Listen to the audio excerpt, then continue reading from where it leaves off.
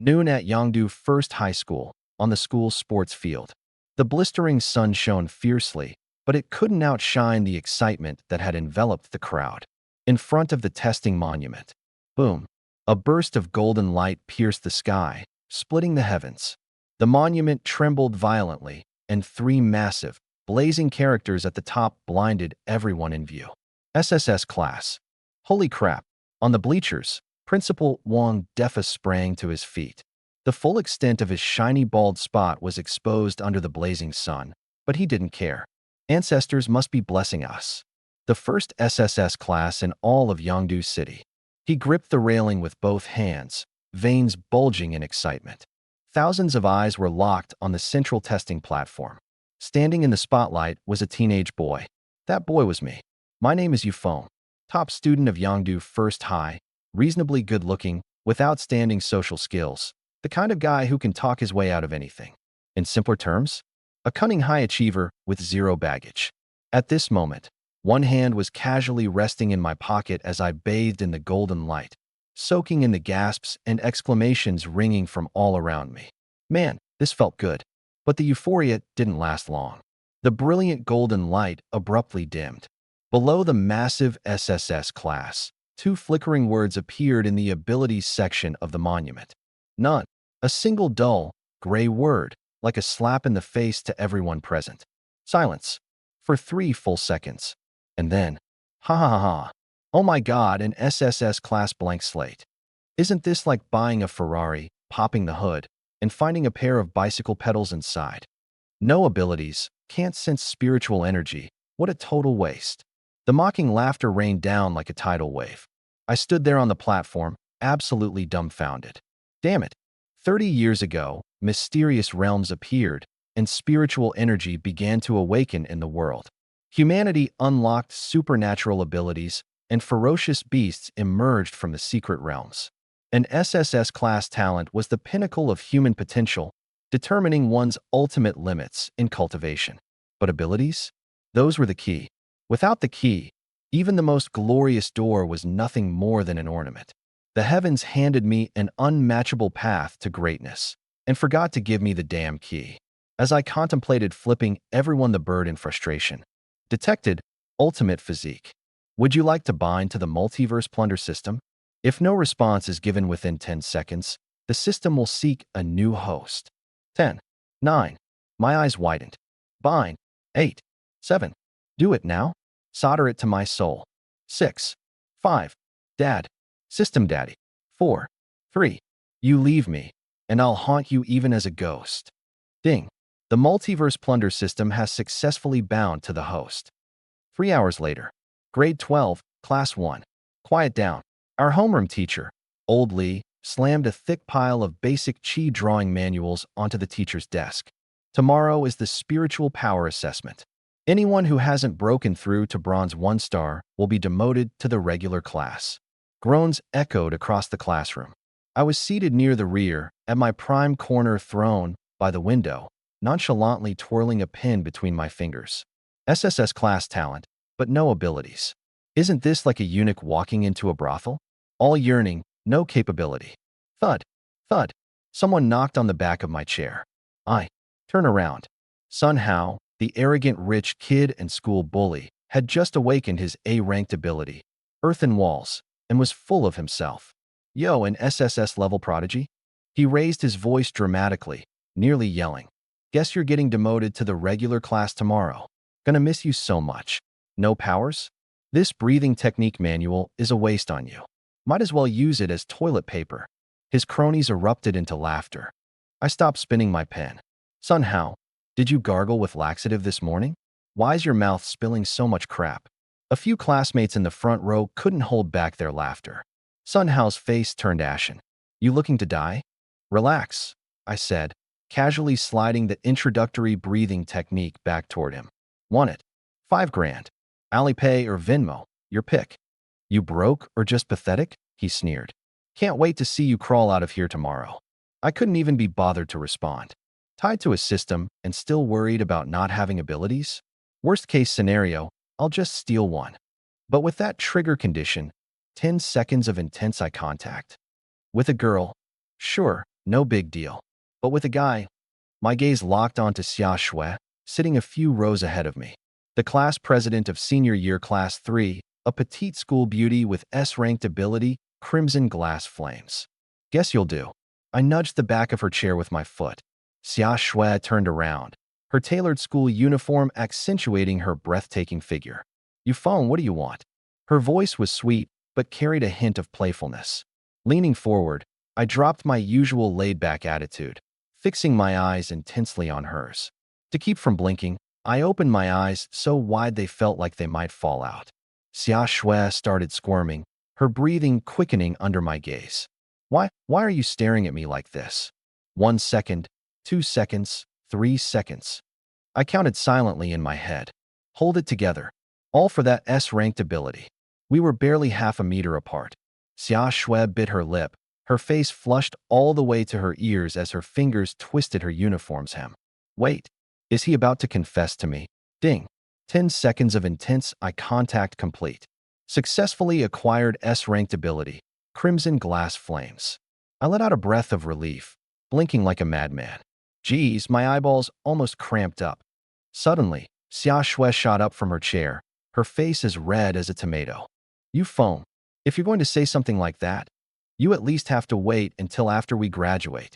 She flung these words at me before burying her face into her arms and slumping back down. My hand, which had been rubbing my strained eyes, froze mid-motion. Huh, I just wanted to bum a light. What's with all this drama? SSRank dunked her head deeper into her arms. What's she even imagining? I'm just after her ability. She's out here thirsting for me? Whatever. I wasn't about to overthink it. System, show me the interface. A glowing screen appeared in front of me. Host, you phone. Cultivation level, none. Talent, SSS level, activated. Ability, crimson glass flames, S-rank. Passive skill, eyes of plunder, basic. Lock eyes with a target for 10 seconds to plunder their ability. Slots, 1/3. Can we tweak these conditions a bit? If it's a gorgeous woman, fine. But if one day I run into a burly, foot-scratching guy with some crazy, overpowered abilities, that's a scene I'd rather not visualize. Ding. First plunder successful. System activated. Beginner's pack has been issued. Open now. Open. Obtained. Concealment technique, beginner level. Can hide your true cultivation. Those 3 tiers above, you cannot see through it. Nice. The ultimate skill for playing weak to crush the strong. Obtained technique, chaos origin art. Spiritual energy attributes can be freely converted. My eyes widened in shock. An all-element mage? Fire today, water tomorrow, lightning master the day after? If I sold this ability, how many downtown condos could I buy with it? I glanced at the shabby beginner chi drawing technique hiding in my desk. Useless junk. Ring ring. The end of school bell blared, and the classroom emptied like wild horses fleeing captivity. I packed my bag slowly and strolled out the school gates, only to be stopped by a group of sketchy-looking figures. Leading the pack was Sun Hao, his oily, acne-covered face trying its best to look intimidating. A cigarette dangled unlit from his mouth. Well, the school's genius you phone. He spat out the cigarette, and his lackeys quickly surrounded me. Hey Hao Ji, the zits on your face lined up like the Big Dipper? Real mystical, I said casually. Sun Hao's face darkened. After tomorrow's ranking test, let's see if you can still stay in the honors class. But today, let me loosen you up first. He rolled up his sleeves, his fist glowing with a faint earthen yellow light. I was just getting ready to test out my scarlet glacial flame. Ahem. Our class teacher, Mr. Lee, stormed over with a stern expression. What's going on here? No studying? Planning a rebellion? Sun Hao's glowing fist instantly dimmed as he plastered on a sycophantic smile. Mr. Lee, just discussing some, study strategies. Study my foot. All of you, get lost and go home. Sun Hao and his cronies scrambled away, but not before glaring daggers at me. Mr. Lee sighed and patted my shoulder. You phone, don't stress too much. Even if you move to a regular class, you can still get into a good college with your grades. Thanks, Mr. Lee. Back in my shabby rental apartment, I locked the door, sat cross-legged on the bed, and whispered, All right, let's do this. Chaos origin art. With the body as the furnace, and the soul as the flame. I closed my eyes and started cultivating. Boom. The air in the room froze. For miles around, spiritual energy began raging, rushing toward me like ravenous wolves. The room whirled with wind, the windows rattling loudly as a water glass toppled over. Boundless energy flooded into me through every pore, not painful, but intoxicating. It was like soaking in a luxurious hot spring. Every bone in my body felt relaxed, almost euphoric. My meridians rapidly expanded. Bronze 1 star, Bronze 2 star, Bronze 3 star. In just 20 minutes, I leveled up 3 tiers. Hell yeah. I opened my eyes, a flicker of crimson flame dancing in them. Meanwhile, in the city center, inside the mayor's office, the mayor suddenly looked up, his pen slipping from his hand. Fall. He rushed to the floor-to-ceiling window, staring intensely in the direction of the inner-city village. There, a massive vortex of spiritual energy churned. Gold level. No. Platinum level powerhouse. Sweat formed on his forehead as his voice quivered. Which war god is passing through Yangdu? Keep in mind, Yangdu is just a county-level city, where a gold-level presence is already rare and elite. Here's the revised version. I snapped my eyes open. Spiritual energy rampaged through my meridians, like thousands of ants gnawing at my flesh. Tingly. Euphoric. At this rate, I'll hit silver level tonight. I thought. Just as I was ready to continue, a sharp tearing pain shot through my meridians. I promptly stopped. I couldn't push harder. My hardware couldn't handle it. Keep going, and I'd blow myself up. I brought up the system panel, beginner concealment technique. In an instant, the method imprinted itself into my mind. With a single thought, my 3-star bronze aura vanished without a trace. To the outside world, I was just me, a nobody. Perfect. Playing the wolf in sheep's clothing game never gets old. The next day, high school senior class 1. As soon as I took my seat, Sun Hao's acne-covered face loomed over me. Big shot you. Are you here to pack up your stuff? He slapped his hand on my desk, sizing me up and down. Not feeling even the faintest aura from me, his lips curled into a mocking grin. So, a whole night spent, and you're still totally blank? Didn't flip a single page of cultivation techniques, huh? Leaning lazily back in my chair, I smirked. How bro, why does your spiritual energy fluctuate so wildly? Is it prostate inflammation? I'd recommend drinking more goji berry tea. Sun Hao's face turned beet red. You little. Tap, tap, tap. Our homeroom teacher, Mr. Lee, stormed into the room, slamming his briefcase onto the podium. Everyone, to the sports field. Time for the spiritual power assessment. Clouds of chalk dust puffed into the air. This test will determine your resource allocation. Show me what you've got. Get moving. You phone, stay back for a bit. Once everyone else was gone, Mr. Lee sighed. You phone, this is the advanced class. Your academic scores are great, but maybe transferring to a regular class to follow the research track might be a better fit for you. Thanks, teacher, but I'd still like to give it a shot. All right, just don't lose heart. On the sports field, the sunlight was blinding. First up, Meng Fan. A scrawny boy stepped forward, placing his hand on the black testing monument. A faint glow emerged. Bronze 1 star. Next, one after another, over a dozen students tested, bronze 1 star across the board. Mr. Lee's face grew progressively darker. Sun Hao, puffing out his chest, Sun Hao swaggered into the lineup. As he passed me, he shoulder-checked me on purpose. Watch closely, this is what real talent looks like. He placed his hand on the monument. Buzz. A warm, earthy glow lit up, bronze 2 stars. Whoa, how bro is insane. A-grade Earth talent. He's guaranteed a spot in a top university. Finally, a smile crept onto Mr. Lee's face. Impressive. Keep up the good work. Sun Hao shot me a smug look, chin raised. I rolled my eyes inwardly. Fan Yi Ruxia. Rolling my eyes. This guy must be high as a kite. His spiritual power is so weak he probably can't even twist a bottle cap off. Xia Shui. The crowd parted on its own. She walked up the stage gracefully, her slender hand resting against the stone tablet. Boom. A wave of scorching heat blasted outward, forcing the students in the front row to step back 2 paces. Crimson flames shot straight into the sky. Bronze 3 star. The entire venue fell silent, only to erupt moments later. Bronze 3 star. SSRank Scarlet Glaze Flame. Unbelievable. Oldly was so excited he dropped his pen. Good. You're in. One of the guaranteed spots is yours. SSRank proudly puffed up her chest, her eyes scanning the crowd. I stroked my chin. The stronger my little SSRank is, the more potent the powers I copied from her become. And last but not least, you foam. All eyes fell on me. SecondsShe started jeering. Just hurry up and get that 0 already. Then scram back to wherever you came from. I sauntered forward. What's the rush? Running late for your next life. I stepped onto the testing platform, then turned towards SecondsShe. How about a bet? If my result's higher than yours, all your cultivation resources belong to me. SecondsShe laughed loudly. You? If you score even a little spiritual power, all my resources are yours. Deal. I placed my palm flat against the stone tablet. Boom. An explosion of heat, even fiercer than before, erupted. The bangs of the boys in the front row singed instantly. What the hell? My hair. The screen flickered wildly. Bronze 3-star. Dead silence. Not a single word broke the tension. Oldly dropped his pen again. He rushed up to the stage, staring at the flickering illusion of flames surrounding me as if he were looking at some kind of monster. Scarlet glaze flame.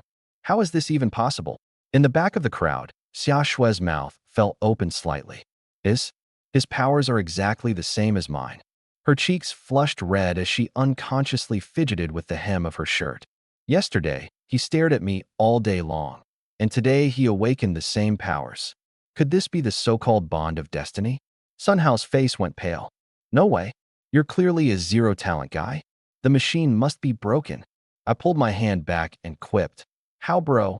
Blaming your constipation on Earth's lack of gravity. Step by step, I descended from the platform. Don't forget the bet. You lost. All your resources are mine now. See, I don't usually hold grudges, but I have one rule. Mess with my money, and I'll chase you to hell to strip every ounce of it from you. How, bro? You're not about to chicken out, right? SecondsShe staggered backward. His chest rose and fell violently, but no words came out. Enough, Oldly shouted, silencing the chaos. He cast me a long, scrutinizing look, suppressing his suspicion. Test's over. If you failed, go get your transfer paperwork handled. If you passed, head to the combat training room now. With that, Oldly turned and strode away. The crowd erupted as they surrounded me. Foam bro, your flame powers are insane. Foam bro, do you need an assistant? I'm free. Completely ignoring them, I walked straight to SecondsShe. How bro? Time to pay up, I said. His face turned white. It was just a joke. Chill out. Let's not. That's too much. A joke. I chuckled. When you told me to get lost earlier, you didn't mention it was a joke. The resource card. Hand it over. School rules prohibit personal fights. I turned to SSRank. Class rep, what's the penalty for unpaid debts? SSRank blushed to the tips of her ears. If the amount involved exceeds 10,000, you can file for enforcement through legal action. I spread my hands. Hear that? With 2,000 resources a month from the advanced class and half a year till graduation, that's about 10 grand. Pay up. You handing it over? Or do I need to help you? SecondsShe shook with anger while his lackeys stood by, silent as statues. Leave some room to maneuver, he growled. Room? I owe you nothing, I replied, extending my hand. Hurry up, or I'll have the class rep draft the legal notice. Fine. You win. SecondsShe dramatically pulled out a shiny silver savings card and slapped it into my hand. But this isn't over. I happily pocketed the card. Thanks, boss. Next time you've got free money to give away, don't forget to call me. And the password? SecondsShe stumbled slightly, then shouted without looking back, 8 8s. I patted my pocket and casually sauntered off to rejoin the rest of the group. The heavy alloy doors of the combat training room groaned as they swung open. The mixed smell of sweat and machine oil hit us squarely. At the center of the arena stood a gleaming steel battle platform, emanating a cold, sharp aura. And on the platform was a beast of a man. He was bald, sporting a full beard, and his black tank top was threatening to explode under the strain of pure muscle. His arms were easily 2 times thicker than my waist. Devil Instructor Zhao Taizhu. There were audible gasps from the crowd. Zhao Taizhu, retired from the Border Special Forces, Silver Triple-Star ranking, with an A-rank ability known as Berserk Grizzly. The guy was practically the Grim Reaper of Yangdu No. 1 High School. Everyone, stand up straight. His roar was enough to leave our eardrums ringing. Awaken an ability, and suddenly you think you're hot stuff? Toss you into a rift, and even low-tier monsters wouldn't bother chewing on you. His thick fingers stabbed accusingly toward the crowd below. Today, I'll show you what real combat means. He fished out a crumpled-up report card, giving it a swift glance. Only 2 of you made bronze triple star. Barely passable. His gaze drifted between SecondsShe and me, pausing for just a second. SecondsShe tilted her chin up, her pigtails bobbing slightly as she cut a side glance toward me. I, on the other hand, was busy picking at my nails, thinking about what to grab for lunch. Zhao Taiju crumpled the report card into a ball and tossed it aside. Having a high rank means nothing if you're soft. Like a greenhouse flower, one touch, and you shatter. He stomped down on the alloy floor, leaving a visible dent. Today's combat training. I'm scaling myself back to bronze 1 star. Who's stepping up? Dead silence. Suddenly, Sunhouse stepped out of line. Sir, I challenge you, phone. The whole class froze. A bronze 2 star challenging a bronze 3 star? Was he out of his mind? Zhao Taiju raised an eyebrow. Gutsy. Approved. Sunhouse spun to glare directly at me, his eyes burning with fury. You phone, you got the guts to take this on? Or are you chickening out? If you're scared, hand over the resource card and yell 3 times, I'm trash. Trash. I rub my ear. Why are you yelling? I'm a loser. We all already know you're a loser. No need to repeat it. You phone. Sunhouse pulled out a sleek black gold card, holding it between 2 fingers with a cocky shake. You love money, don't you?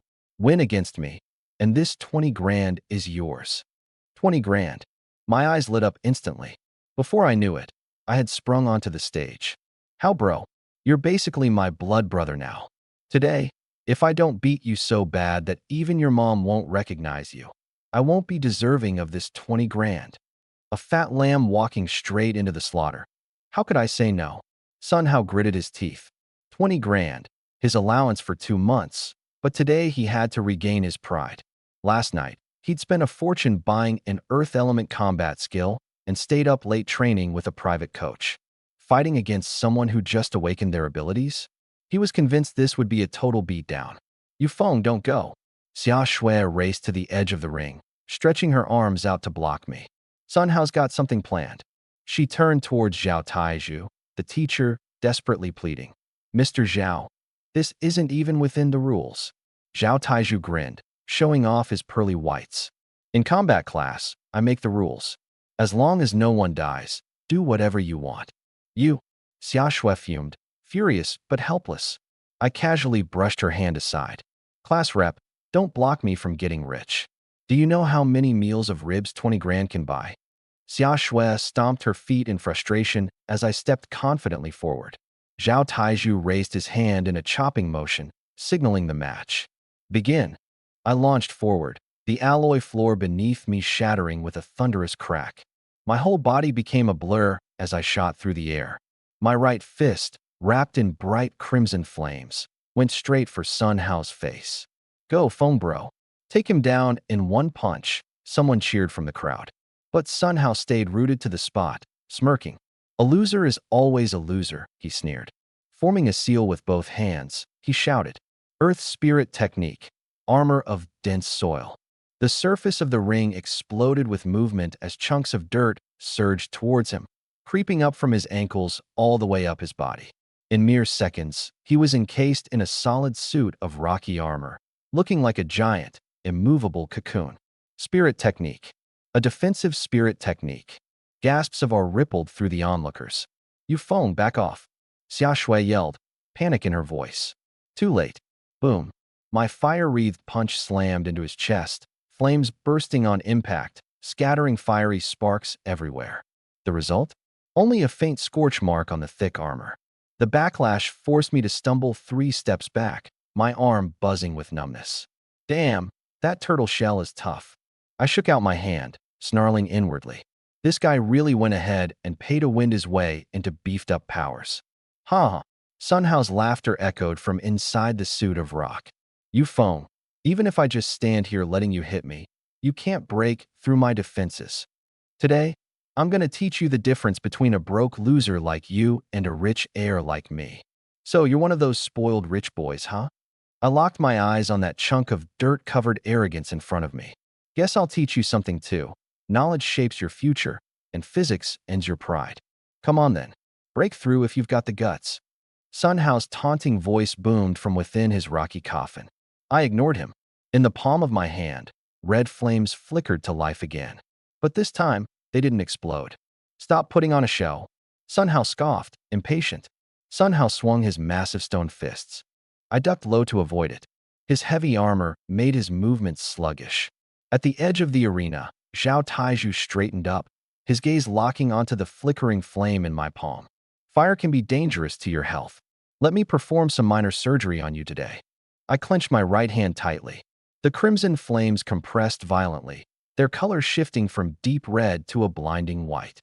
The extreme heat distorted the air around us, and the alloy tiles beneath my feet began to melt. How bro, your delivery is here, catch. I lunged forward, my figure blurring into an afterimage. With my index and middle fingers pressed together, I aimed the piercing white tip directly at the center of the earthen armor on his chest. There was no explosion, just the faint sizzle of high temperatures melting through layers of stone. A blinding white line of fire pierced through over 10 centimeters of solid rock armor. Ah! A blood-curdling scream tore through the air. The rocky armor split apart with a web of charred, blackened cracks across his chest. Crack! Snap! The once impenetrable armor of thick earth collapsed, shattering into burning hot rubble and sand. Sun Hao dropped to his knees with a heavy thud, clutching his chest, tears and snot plastered across his face from the pain. His uniform now sported a coin-sized charred hole, with scorched flesh underneath. The acrid stench of burnt fabric and flesh hung in the air. Overdid it a bit. Guess I overcooked it, I muttered, bending down to grab the black and gold card from his hand, sliding it out with ease. Thanks for the 200,000 nutrition fee. How bro? I said, tucking the card securely into my pocket and patting my chest twice over where it rested. Oh, and don't set the password to 6/8. It's way too easy to crack. Not a sound came from the spectators below the stage. Holy crap, what even just happened? Did he just blow through armor with one finger? What kind of cheat mode is phone running?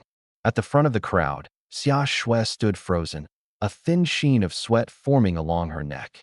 Same power, but how the hell was he using it on this level? Zhao Taiju rubbed his bald head, his eyes glinting sharply. These brats didn't understand. But as an experienced fighter, he sure as hell did. Compressing a flame of such intensity into a thin needle, then sending it inside the armor to compromise its internal structure, breaking it apart from within by targeting its weakest spot? Precision beyond compare. It was control of one's powers at an almost absurdly advanced level. Micromanagement to perfection. And this kid had awakened all of one day ago. Yet he displayed instinctive combat acumen like this. This kid, he's a natural-born killer. Shut it, all of you. Zhao Tieju's thundering roar silenced the entire class, everyone jolting as if struck. He stormed up to the stage, grabbed Sun Hao, 200+ pounds of muscle and dead weight, by the back of the neck with one hand, and lifted him clean off the ground. Then, with a careless toss, he threw him down toward some guys in the crowd. Take him to the infirmary. Stop embarrassing us here. The lackeys scrambled to catch Sun Hao and hauled him off hurriedly, tails between their legs. As he was carried away, Sun Hao glared daggers at me, his teeth grinding audibly in frustration. Zhao Taiju turned back to fix his glare on me instead. I instinctively clutched my pocket. Teacher, this was earned legally. The school doesn't tax student income, right? You think I care about a measly couple bucks? He slapped me hard on the shoulder, making me wince and grit my teeth. Kid, about that flame compression technique just now. Flames? Who taught you? Self-taught. I replied without batting an eye. I guess I'm just that one-in-a-million prodigy. Zhao Taiju burst into laughter, loud and unrestrained. Cocky. I like it. He turned to the crowd below the stage. Listen up. From today on, Yufeng is the combat class representative. If anyone's got a problem with that, come up here and take him down. Not a single person dared to speak up. Even Sun Hao with his pay-to-win powers got taken down with a single strike. Who'd be dumb enough to walk into their own beating? I immediately raised my hand. Excuse me, does being class rep come with a salary? Zhao Tieju's face darkened. Get lost. You got it. Just then, whoa whoa. The air raid sirens pierced the sky. Red warning lights flashed wildly, drenching everyone's faces in crimson. Zhao Tieju's face twisted as he tore off his tank top, scars crisscrossing his chest coming into view. Beast tide alert. Monster attack. Everyone, get to the underground shelter immediately. The crowd descended into chaos. Monsters? At school? How was that even possible? I wiped the grin off my face and looked out the window. The sky had turned blood red. Thick clouds were torn open by a massive rift, and countless dark shadows filled the skies, blocking out the sun. A foul, metallic stench flooded into the classroom as an icy cold engulfed Yindu number 1 high. Stop just standing there like idiots. Zhao Tieju's roar boomed like thunder, shaking dust loose from the ceiling. His massive hand yanked me up by the scruff of my neck, spit flying as he barked. You foam. You take Class 1 to the underground shelter. I'll deal with those beasts outside myself. Choking as my vision dimmed, I clawed at his arm, thicker than my thigh. Damn it. Mr. Zhao, dangerous missions should come with hazard pay. Pay my ass. With a single kick, Zhao Taiju sent the alloy door flying. His 200-pound frame immediately swelled, a raging bear's shadow materializing faintly around him, and he stormed into the crimson storm at the end of the hallway. Rubbing my nearly broken neck, I flipped him off behind his back. Runs faster than anyone else, and still didn't pay up front. I turned back around. Dozens of students from my class were huddled in the corner, teeth chattering so hard the noise overlapped. A bunch of freshly awakened ability users raised in cushy environments. None of them had ever faced a real beast tide before. Stop shivering. If you want to survive, stick with me. I barked, waving my hand as I charged out of the classroom first. The students scrambled to follow, tripping over themselves, their footsteps ragged and chaos filled with stifled sobs. Boom. The ceiling ahead of us exploded, rebar and concrete flying everywhere. Through the dust, a dark figure crashed down heavily onto the floor. It was the size of a young calf, its black fur like needles, its back lined with spiky protrusions. The stench of rotten flesh shot straight to my brain. A bloodthirst demon wolf. Bronze 5-star. It lowered its front legs, its throat rumbling like a wheezing bellows. Its slit pupils locked onto the group of trembling, tender prey. The wave of bloodlust and killing intent was suffocating. The air felt freezing cold. Ah! A girl screamed. The students screamed their lungs out, their bodies collapsing to the ground in terror.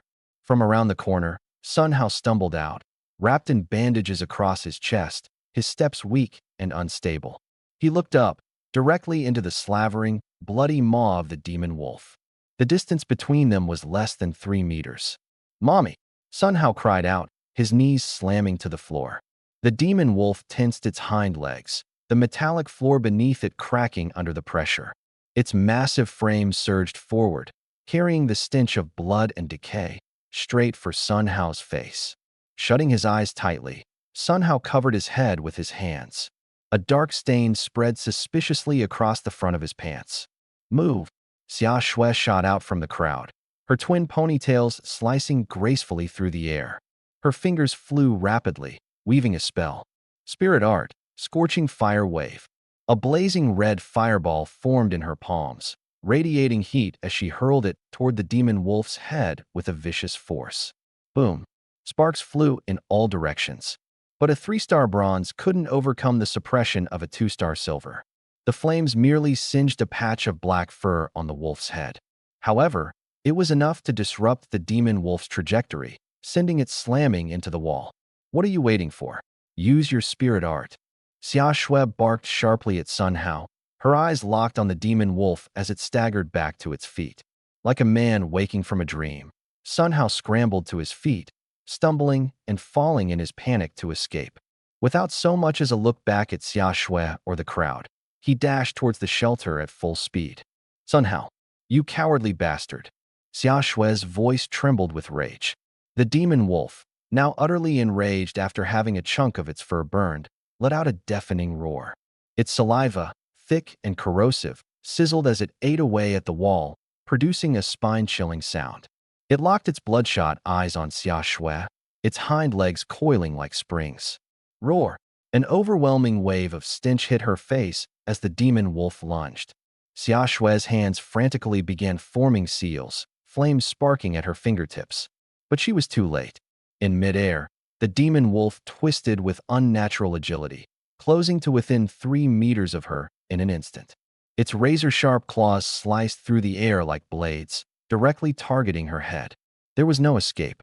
If those claws hit, her head would burst like a watermelon. Class leader, you might want to watch out for showing off too much, or you'll end up as the Bandit King's bride. An annoyingly smug male voice rang out near her ear. Just as the claws were about to connect, a hand jerked Xiaoshui backward by her collar with startling force. Ryup. The claws narrowly missed the tip of her nose, gouging deep scars into the reinforced wall behind her. Xiaoshui tumbled backward into a solid chest, the faint scent of sweat brushing against her nose. You foam, she gasped, her heart racing as she struggled to steady her breath. Class leader, maybe it's time to cut back on your snacking, I said, hauling her up by the back of her collar and dumping her unceremoniously behind me. Dusting off my sleeves, I added, by the way, rescue fees for fighting out of your league? They just doubled. Xiaoshui's face turned beet red. In the middle of all this, you're still thinking about money? Relax. This much tough, but he isn't unkillable. Now haul ass. We're running. Grabbing her by the wrist, I spun on my heel and bolted. The rest of the students quickly followed suit. Ruhar. The demon wolf flew into an uncontrollable rage, ripping its claws free. All 4 of its limbs pounded the ground in relentless pursuit, its massive weight causing tremors to ripple through the floor. It was gaining on us. Quickly, its vile, hot breath prickled at the back of my neck. You foam. It's catching up. Xiaoshui's cry was tinged with panic, on the brink of tears. This isn't working. We're all gonna die like this. Tearfully, Xiaoshui wrenched her wrist free with an unexpected burst of strength. Let me go? I'm the class leader. I'll stay behind and hold it off. Save it for Korean dramas. Enough already. I rolled my eyes and yanked her back by the collar, pulling her behind me. Cold sweat drenched my wrists, and my hands were trembling uncontrollably. That monstrous beast's a bronze 5 stars. You think your squishy little body would even count as a snack? I bellowed at the top of my lungs. Nobody run. We've got dozens of people here, 1 hit each, and we'll smash this thing to pieces. Somehow, your damned turtle shell's the toughest. Get out here and tank the damage. At the hallway's end, Sunhow's silhouette was already bolting away like a pro hurdler, disappearing around the corner in the blink of an eye. Son of a, this guy could give Olympic athletes a run for their money. I cursed under my breath. A stench of blood and wind surged behind me, the monster wolf's claws tearing deep grooves into the floor. The sound of its claws scraping against metal was now within 10 meters. He's useless. I cracked my knuckles, the joints popping loudly. I turned to look at Xiaoshui by my side. Class rep, looks like it's just you and me going down today. I'll be the vanguard. You provide backup and cover for the others to retreat. Xiaoshui froze in place, her eyes fixed on me, standing in front of her, lips trembling slightly. What are you standing there for? Run, I yelled at the students. To my surprise, the mass panic I expected never came. Except for the few who took off with Sun Hao, every single one of the 30-odd students stopped in their tracks. Their legs were shaking, the color drained from their faces, but not one of them turned away. Instead, they pivoted to face the beast. Multicolored energy flickered to life in their trembling palms, illuminating the dim hallway. If Class Rep and Fengji aren't running, why the hell should we? A kid with glasses shouted, his voice cracking under the pressure. Take that bastard down.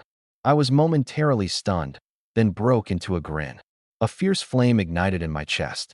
All right then, let's blow this thing to pieces. I laughed, clapping my hands together.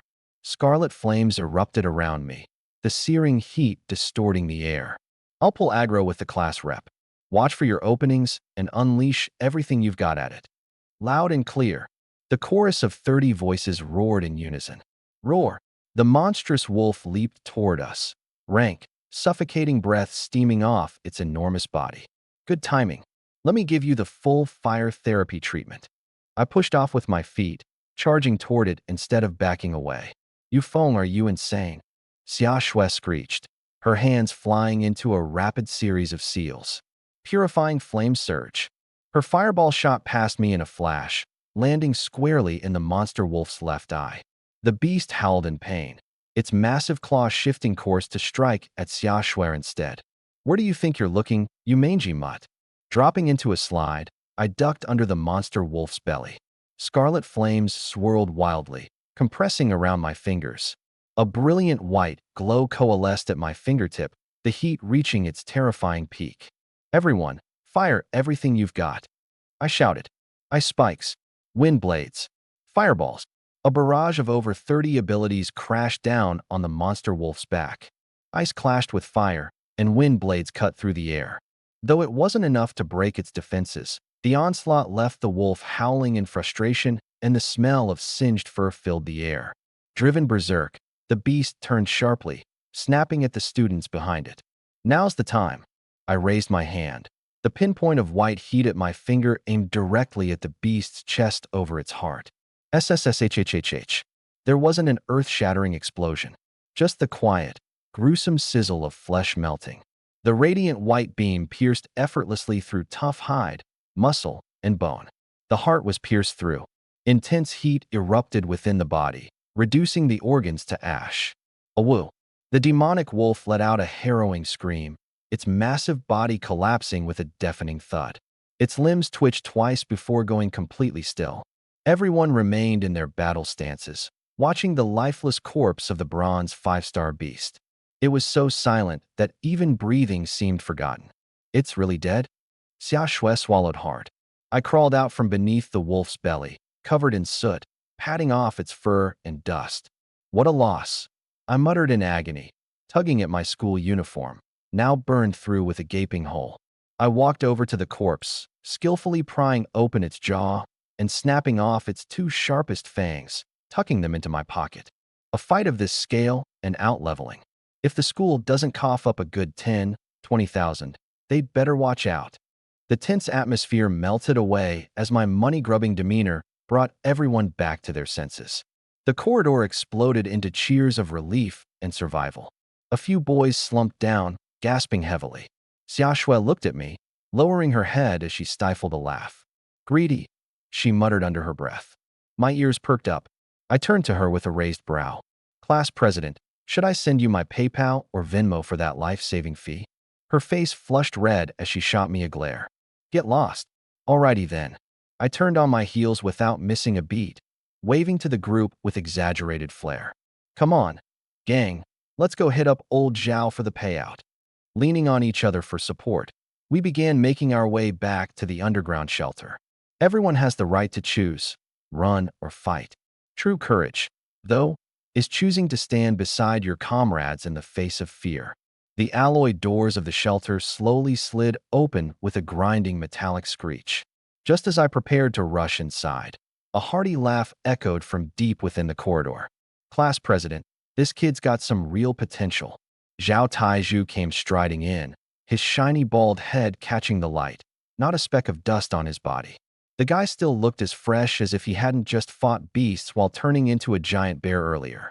At all of 200 pounds, he was grinning like a jolly Buddhist statue. Alongside him was Principal Wang Defa, dressed in a shabby, old-fashioned tunic suit, smiling with his hands clasped behind his back. Behind them stood our homeroom teacher, Mr. Li, glasses glinting under the fluorescent lights. I looked down at the freshly plucked bloody wolf fangs in my hand, then glanced back at the 3 smug foxes standing there, totally unscathed. Tossing the fangs into my pocket with a dramatic motion, I muttered, no way. This was a drill. I could almost feel the words, ultimate sucker, engraved on my forehead. All that sliding, gut slicing, risking my life. It was all unpaid labor for the damn school? Wang Defa stepped forward. This beast tide was a sudden joint assessment organized by the school and the military. All 30 or so of us collapsed in the corridor, stared up at him in unison. The collective groan erupted like a bomb. You're trying to kill us. I already gave my mom my banking pin, man. Old Zhao, you monster. Wang Defa's face darkened. Sun Hao, along with anyone who fled during the chaos. Here's the deal. You're out of the honors class effective immediately. All access to extra resources will be revoked. Right on cue, Medics passed by, pushing stretchers. The moment of impending doom dragged onward. Sun Hao, the mummy, let out a fractured gurgle from his throat upon hearing those words. His eyes rolled back, and he fainted, twitching as he hit the ground. Hold on a second. I raised my hand and squeezed to the front. Principal, this isn't okay. Wang Defa frowned, running away during a critical moment. How can he stay in the elite class? It's not about his determination. I smacked the back of my hand onto my palm in dismay. Sun Hao lost all his cultivation resources to me. If he leaves, I'll lose my steady source of income. Dead silence. Everyone stared at me like I was an alien. Xia Shui covered her face, probably wishing she could dig a hole and bury herself. Old Li's face turned dark. Shut it. That's called gambling. But Wang Defa just laughed. You little money grubber. Don't worry. You won't be treated unfairly. He looked around at the group. Given the outstanding performance of Yu Feng and Xia Shui, each of you will be rewarded with a beginner-level spiritual skill. Additionally, your cultivation resources will be provided at 3 times the standard amount for the elite class. The gloom on my face vanished immediately, replaced by a sunflower-like beam. I straightened my back. You're so generous, Principal. Long live the Principal. Enough. Wang Defa waved his hand. Everyone else, go home and calm down. Yu Feng, Xia Shui, come with me. #### spiritual skill storage room. 3 levels underground. Wang Defa pushed open the vault-like door, revealing rows of glowing glass cabinets. Any one of these jade slips could easily fetch 6 figures on the black market. Pick one each. Don't get greedy. Wang Defa sat down and sipped from his worn enamel tea mug. Xia Shui wandered into the section with fire element skills and eventually chose a technique from a corner, solar shield. A defensive skill, she murmured. Her face was still pale, likely from being scared by that bronze 5-star demon wolf earlier. I skipped the flashy offensive skills and grabbed a faintly red jade slip. Fire agility technique, blazing steps, I said. Xia Shui frowned. Agility techniques are the hardest to master. There are senior students at the silver level who've practiced for over a year and still haven't gotten the hang of it. Old Li nodded. It's safer to choose a more practical offensive skill. I slipped the jade slip into my pocket. If I can't win a fight, running faster is my priority. Survival comes first. In truth, I'd already crunched the numbers in my head. With blazing steps, I could charge at a fat target, lock them down for 10 seconds, then run. It's a god-tier skill for that. Wang Defa set his tea mug down. There's another reason I called you two here. The school is planning to partner with Wulong Academy of Supernatural Abilities to form a talent training camp. Wulong Academy. Xia Shui exclaimed. That's the best private high school in Yangdu. All the students there are either rich or geniuses. Exactly. You two have secured spots in the camp. I plopped onto the couch and kicked my legs up, crossing them. I'm not going. Old Li was taken aback. Why not? This is a once-in-a-lifetime opportunity. A bunch of rich kids who think they're better than everyone. I scoffed. I've got a bad temper, and I hate the rich. If I beat them up and make them cry, their parents will show up in luxury cars, causing a scene and tarnishing our school's reputation. Actually, I was worried that the intensive training would delay my money-making plans. Wang Defa chuckled and said, cut the act.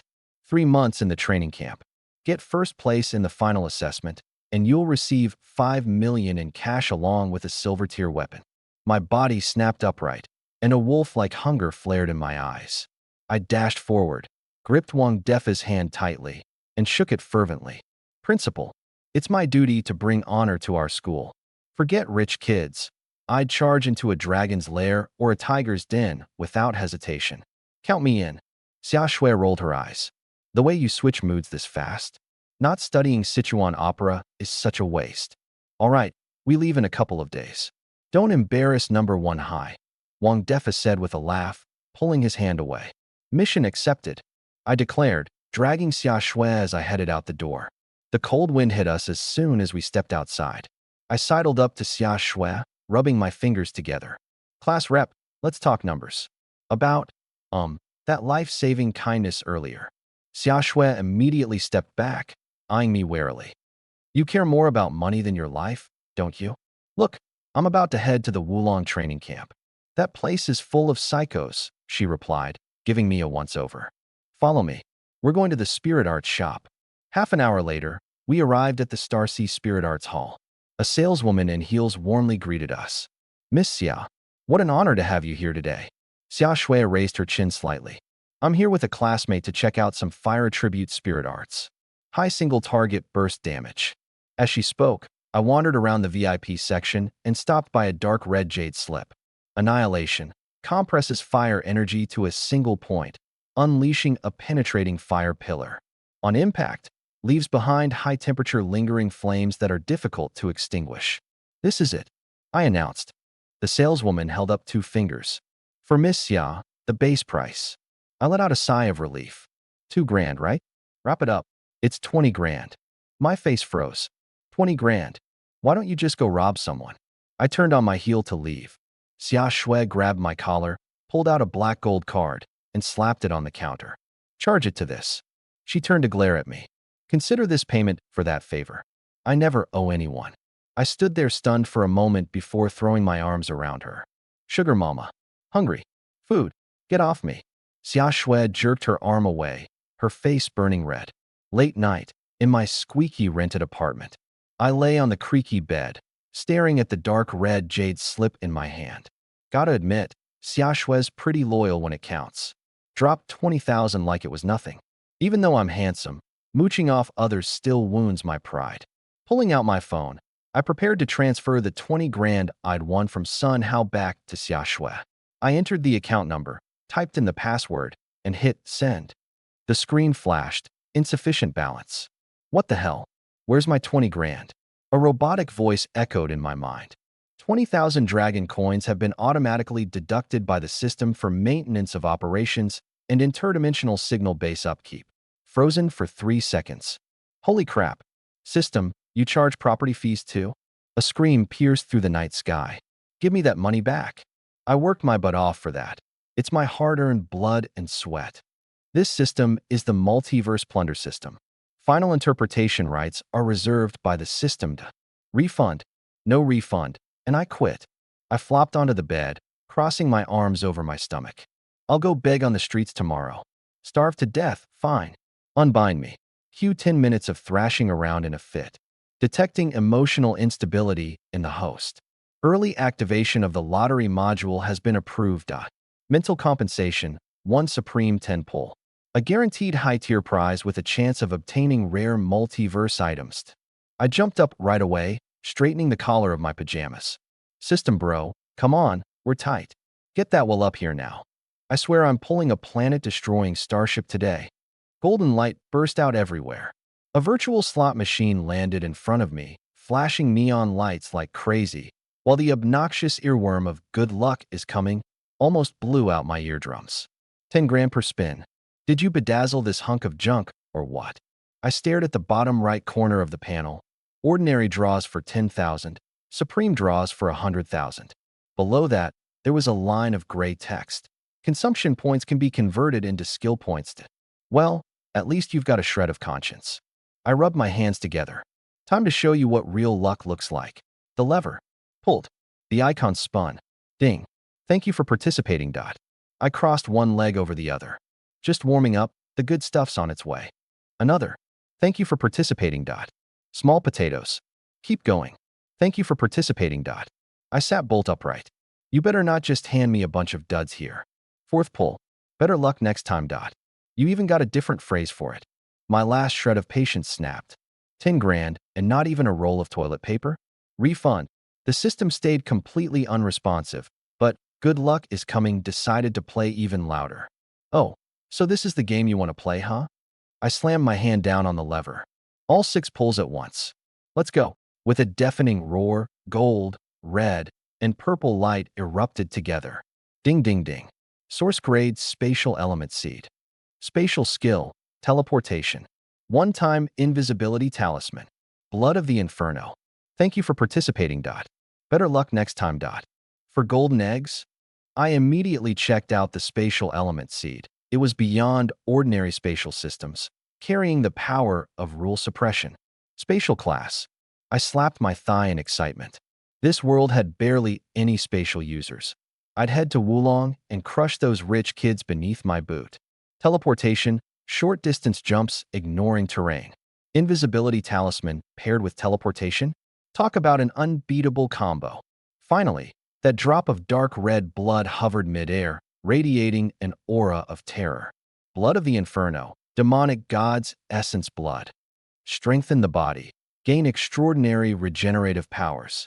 Activate demonic mode, doubling all attributes, but at the cost of sanity. An indestructible cockroach. I chuckled. Guess I can save on medical bills now. First, I'll merge with the spatial element. A silvery seed appeared in my palm, and I slammed it directly into my chest. Warning, source-level elements are overwhelming. The process will be extremely painful. Why didn't you say so early? An excruciating tearing sensation erupted instantly, like countless steel blades shredding through my veins. My vision went dark, and I collapsed to the floor. I have no idea how much time passed before I suddenly bolted upright. The spatial ripples in the air were as clear as water waves. With just a thought, a 1 cubic 100-meter pocket dimension appeared within my perception. A personal portable space? I stuffed a teacup inside, and it vanished. Lifting a hand, it reappeared. Then my gaze fell upon the broken bed. Whoosh, the bed was gone. Guess I won't need shopping bags anymore. Time to deal with the hellblood next. I lifted my head and swallowed. It was like gulping down molten lava, the searing flames surging through my veins and burning right up to my skull.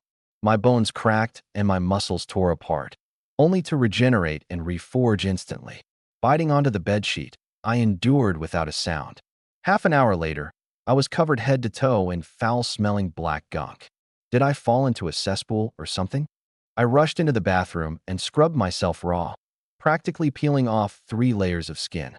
In the mirror, my once frail frame was now packed with defined, explosive muscle. With a body like this, I could start a side gig at some Cougars Club. Next, I mastered all 3 soul skill jade slips. 2 million skill points, spent to max them out immediately. Blink, mastered. Fiery Step, mastered. Ablaze, mastered. Looking at my updated stats page, I grinned triumphantly. Who's ready to wet their pants over this setup? Pulling out an invisibility charm, I mused. Invisibility paired with teleportation. A guy's ultimate dream, right? I held up my phone, fingers hovering over the search bar. Nah, can't waste this ace up my sleeve. I walked over to the window and vaulted out. The moment before hitting the ground. Spatial fold. Whoosh. I landed steadily on the rooftop of an abandoned building, 2 kilometers away. It really worked. I flitted across the night sky, teleporting again and again, from the abandoned building to the TV tower, from the TV tower to the Cross River Bridge. Max range, 3 kilometers. You think anyone could catch me? My phone buzzed. Caller ID. Rich lady with money to burn. You phone. How's your soul skill training coming along? Came Xia Shue's voice. Class monitor checking up on me. Relax, I've pretty much hit divine mastery by now. Cut the nonsense. The school resource cards are out. Go check your account. How much? My eyes lit up. Don't celebrate just yet. Xia Shue's tone turned serious. The Wulong Genius Training Camp. They're filled with monster talents funded by insane wealth. Especially their class monitor, Xiao Yin, a bronze 6-star prodigy wielding a premium silver-level artifact. Bronze 6-star? And with top-tier gear? Yu Feng pouted at the phone. That's it. Take this seriously. Even through the receiver, Xia Shue's voice was dripping with fury. Yeah, I got it. I hung up immediately. Are you kidding me? I'm basically a walking cheat code now. Back home, I eagerly rubbed my hands together as I logged into the school's digital resource interface. 15 bottles of basic catalysts. 3 bottles of basic enhancers. 30,000 academic credits. Those numbers almost made my eyes light up with greed. 30,000 credits. Enough to trade for a full set of bronze-grade armor or to spend an entire month training in the gravity chamber. From my system inventory, I pulled out 2 vials of potion, 1 blue, 1 red. Under the light, the glass shimmered enticingly. On the black market, even a single bottle could fetch thousands. Let's see what this baby can do. The blue one tasted like orange. The red one? Strawberries. I sat cross-legged, closed my eyes, formed a hand seal, and began to channel the Chaos Origin technique, ready for the legendary transformation it promised. 1 minute. 5 minutes. 10 minutes. Nothing happened. I looked inward. The chaos origin technique within me was like a ravenous wolf, completely devouring the meager effects of the potions in an instant. As for the enhancers, my body had just been reforged with hell blood last night. Their energy wasn't even enough to tickle me. My money. I slumped over the bed, desperately trying to shove my fingers down my throat to bring up the potions. All that came out was some sour juice with a mix of orange and strawberry flavors. Thousands, gone just like that. That night, I tossed and turned in bed, haunted by the image of cash sprouting wings and flying away. Dawn came, and I dragged myself into class, dark circles under my eyes, only to be yanked by my collar the moment I stepped in. Teacher, I didn't even have breakfast yet. Old Lee wasn't listening. He dragged me straight into the underground training facility under the combat building. Xiaoshui was already there, her black tactical suit hugging her figure so tightly it drew attention. Why are you so late? She turned her head. I yawned. Doesn't that outfit choke you or something? Her face flushed red, and she raised a leg to kick at me. All right, shut it and stand to attention. Zhao Tieju's booming voice made the floor vibrate. In 3 days, we'll be entering the Crouching Dragon training camp. The rich kids on the other side burn money to boost their levels and hire opponents to spar with. To make sure you don't embarrass first high school, I'll personally whip you into shape over the next 3 days. He tossed 2 metal rings toward us. I caught mine, surprised by its weight. What engagement tokens? Sorry, I'm not into bald dudes. A vein twitched on Zhao Tieju's forehead. Energy sealing restraints. Once you wear them, your spiritual energy will be completely sealed. Xia Shui's face shifted. A true warrior, Zhao Taiju growled, can crush an enemy's throat even with just their bare body. He snapped a ring onto his wrist, and the aura of a silver 3-star suddenly vanished. He twisted his neck, his joints giving off a series of loud cracks. Now I'm just like you. So, who's volunteering to get beaten up first? I'll go first. Xia Shui fastened her wristband, and the fluctuations of her crimson glass flame disappeared instantly. With a sharp call, she powered through her long legs and threw a punch aimed straight at Zhao Tieju's face.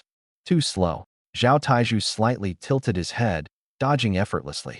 His big hand swept out, and Xia Shui staggered forward awkwardly.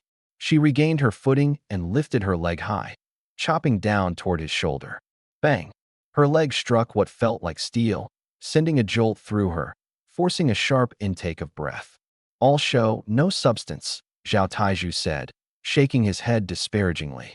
The next 10 minutes were completely one-sided. Sweat dripped down Xia Shui's jawline, soaking the front of her shirt. I can't go on. She gasped, collapsing to the ground and breathing heavily. Your physical fitness is solid, but your skills are garbage. Zhao Taiju turned his wolfish gaze toward me, his eyes glinting as if he'd spotted his next prey. Your turn. He clenched his fists, the cracking of his knuckles echoing ominously. I lazily strapped on my wristband and joked, "Don't hit the face. I'm the school's poster boy, you know. Save it." His fist, the size of a small boulder, tore through the air straight for my chest. Perfect. Time to test the effects of Inferno Blood. Bring it on. I didn't retreat. Instead, I charged forward. My right arm's muscles swelled as I met his punch head-on. Boom. The shockwave from the impact whipped Xia Shui's hair into a frenzy. Zhao Taiju grunted, stumbling back 3 steps, each one leaving a dent in the floor. As for me, I didn't budge an inch. You little. He stared at me like I was some kind of freak. What's wrong, old Zhao? Skipped breakfast, or are you low on? Before I could finish, his face burned red with rage. Oh, you're asking for it now.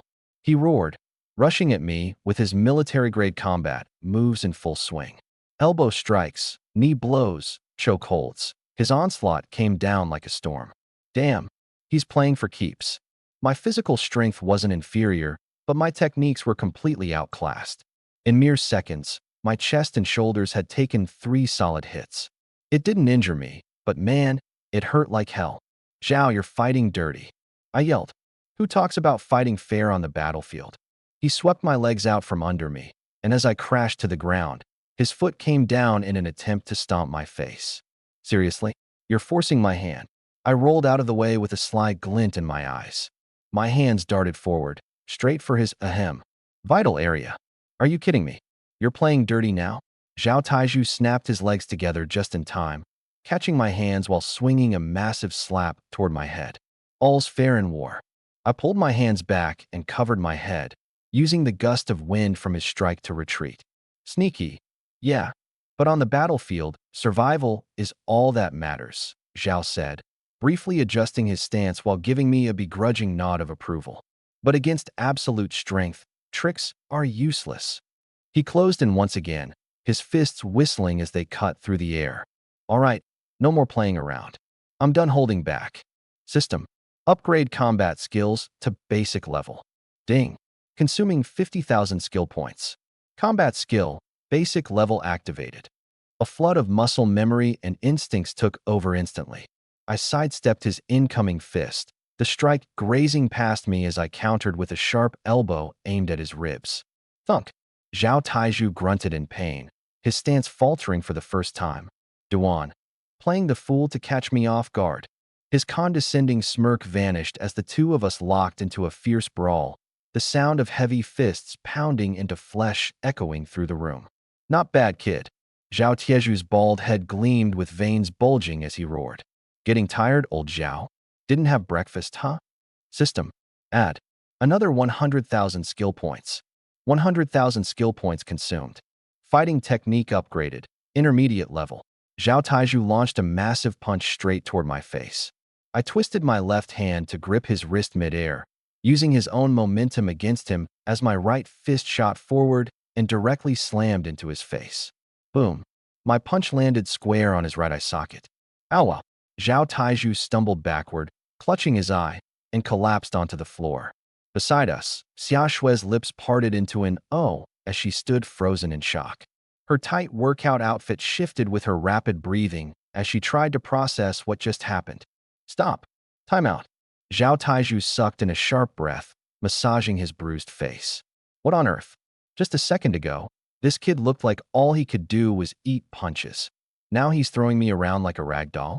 This guy is some kind of monster. Thanks for going easy on me, I said casually, rubbing my hands together. So, would you say I won? Win my ass. Let's take it up a notch. Weapon training. He scrambled to his feet and tossed me a long spear. I'll teach you a lesson you won't forget today. I caught the spear midair. System. Add points to spear mastery. 150,000 skill points consumed.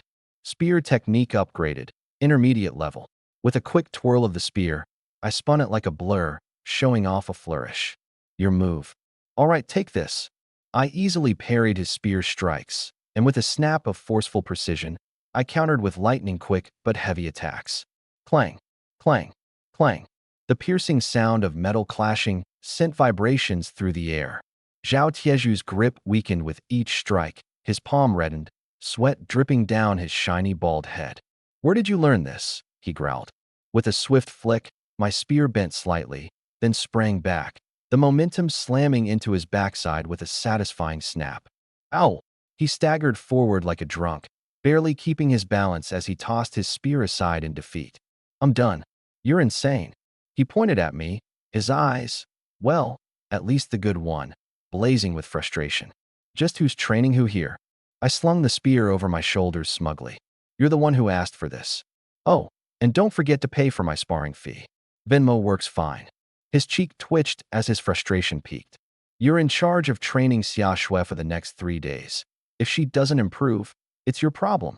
He stormed off toward the elevator but spun back around to shout.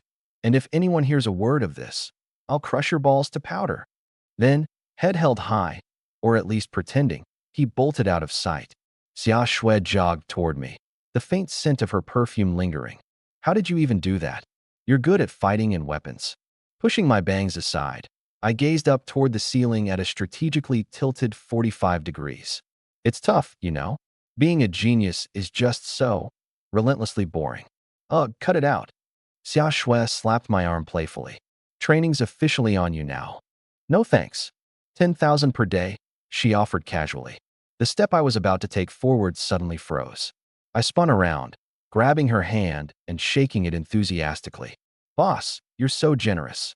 Any training position you like, guaranteed results. She chuckled, her laugh soft and melodic. Come on, class leader's treating you to dinner.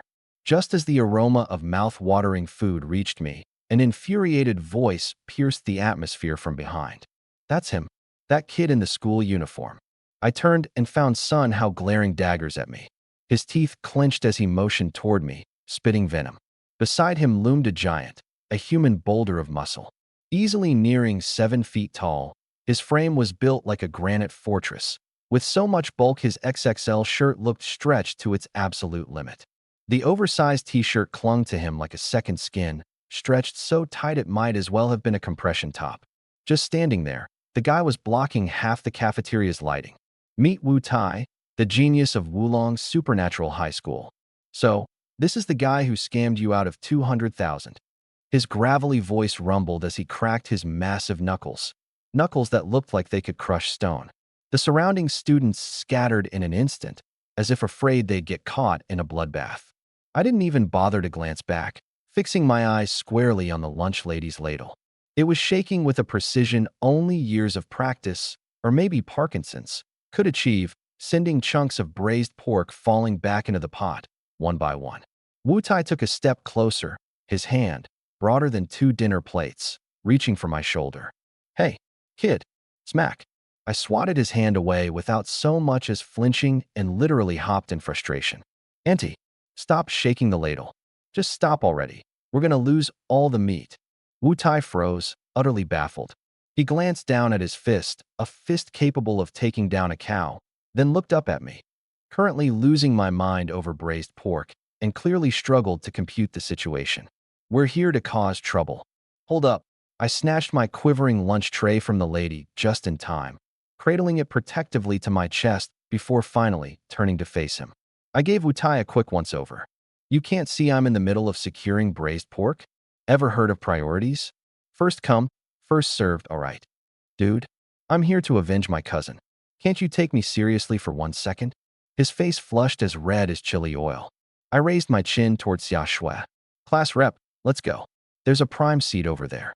Xia Shui struggled to hold back her laughter, covering her mouth as we left Wu Tai and Sun Hao standing there like statues. Cousin, he's completely ignoring you. Sun Hao stomped his foot, nearly foaming at the mouth. Wu Tai rubbed his buzzed hair in confusion. The guy's got nerves of steel. Fine, we'll wait. Let him finish eating. What happened next was bizarre even by cafeteria standards. While Xia Shui and I devoured our meal in peace, Wu Tai stood half a meter away, looming over us like a bodyguard, his eyes locked on my plate. Not even when I shoved the final piece of braised pork into my mouth did he blink. Hick! I let out a satisfied burp, wiping my mouth with deliberate nonchalance. All right, lunch is over. Let's get down to business. Wu Tai cut me off before I could leave. You scammed my cousin out of 200,000, and I'm here to settle the score. If you're a man, come meet me in the ring. Deal. I leisurely cleaned my teeth with a toothpick, drawing it out just to see him squirm. With you? Sure. Square up the participation fee first. I don't work for free. Even dogs wouldn't. You. Wu Tai yanked out a sleek black card lined with gold and slapped it down hard on the table. 500,000. If you lose, you pay the money back and apologize. If you win, the cash is yours. The toothpick in my hand froze midair. In the next second, I surged forward, gripping Wu Tai's wrist as a sunny, inviting smile spread across my face like spring sunshine over melting snow. Tai bro, we're family. Why didn't you say so sooner? Let's not fight over small misunderstandings. Come on, this way. I yanked him toward the combat training building, dragging him faster than I'd rushed for the braised pork. Slow down. I haven't even finished talking. What's there to talk about? Basement level 1, VIP sparring ring, premium acoustics, soft flooring, you name it. I guarantee a top-tier experience. Snow rolled her eyes at me, clearly unimpressed by my shameless money-grubbing expression. Yet, despite herself, the corner of her lips curled up into an amused smirk. Underground VIP fighting ring. Kid, just pay back the 200 grand, apologize, and we'll call it even. Wu Tai loomed over me, speaking down like I was insignificant. That 200K? Gone. Used to pay the system's property fees. Where the heck am I supposed to get it now? And let's be real, any cash that lands in this money grubber's pocket? It's a one-way trip. Besides, let's not forget the extra free 500K bonus I scored. Enough talking. Take this. I stomped the floor, and the alloy panels beneath my feet visibly dented. Bam! A solid punch landed squarely on Wu Tai's left eye, immediately swelling it into a blackened mess. What the hell? You sucker punched me. Wu Tai roared, his fists hammering straight toward my head like twin sledgehammers. Missed me. Oh, come on, this is fun. I taunted him, activating my meteor steps. I blurred into motion, leaving an afterimage as I zipped around to his back. Let me help you loosen up a bit, Iron Guy. With a swift chop of my hand to his thick neck, stars burst into his vision. I'll rip you apart. Wu Tai bellowed, his fists cutting through the air again. But instead of pulling back, I surged forward, grabbing his wrist and using his momentum. The next thing the crowd saw was me flipping this 6 feet 3 inches muscular beast over my head. Boom. Wu Tai slammed into the ground, hard enough to send tremors rippling through the entire arena. He scrambled back up like some unstoppable tank, charging straight at me. Problem for him. With meteor steps maxed out, I was slipperier than a greased eel. He couldn't even graze the edge of my shirt. All the while, he was burning stamina, panting heavily now. Gotta hand it to you, kid. Wu Tai admitted, wiping sweat off his brow. You've got some moves. Guess I'll have to get serious now. Suddenly, his bones popped and cracked. His already muscular physique started swelling, expanding to a towering 9 feet tall. Dark green, scaly dragon-like armor began tearing through his skin. A thick, heavy dragon tail lashed once, shattering the cage's metal railing next to us. His power surged, the sheer pressure shook the room. Iron Spine Dragon Beast transformation, partial dragon form, had begun. And that wasn't all. Skill Dragon Roar. A deafening shockwave burst out, the sonic ripples sweeping through the arena. My ears rang painfully, and my body stiffened in response. Out of the corner of my eye, I saw his massive dragon claw, tearing through the air, zeroing in on my chest. With no time to think, I bit down hard on my tongue. The intense pain jolted me back to clarity, letting me twist out of the way just in time. Seriously, I winced, with a voice that loud, you should moonlight as a town crier. Facing a 3-meter-tall half-dragon Goliath, I couldn't help but feel my lips curve into a wicked grin. Back in the day, Wu Song killed a tiger. Tonight, Yu Feng kills a dragon. Whoosh. Scarlet flames erupted in my palm, intensifying into a blazing inferno. Ability, Ashen Annihilation. The firestorm hissed and shrieked as it collided against Wu Tai's dragon scales, forcing him to skid backward, clawing trenches of scorched earth into the floor beneath him. I frowned. His armor-like scales remained unbroken. Damn, too tough. Even Ashen Annihilation couldn't pierce it. As Wu Tai clutched his chest, feeling the residual heat sear his skin, he prepared to counterattack. But before he could, my figure disappeared. Yo, Iron Dude. Back here. I reappeared at his 6 o'clock with another blazing strike of Ashen Annihilation. Boom. The impact sent Wu flying, his feet actually leaving the ground. Show him who's boss, cousin. Sun Hao yelled like an idiot from the audience. Wu Tai's mind screamed in frustration, boss my ass. I'm freaking airborne right now. Desperate to regain control, he tried shifting his weight midair. Too bad for him.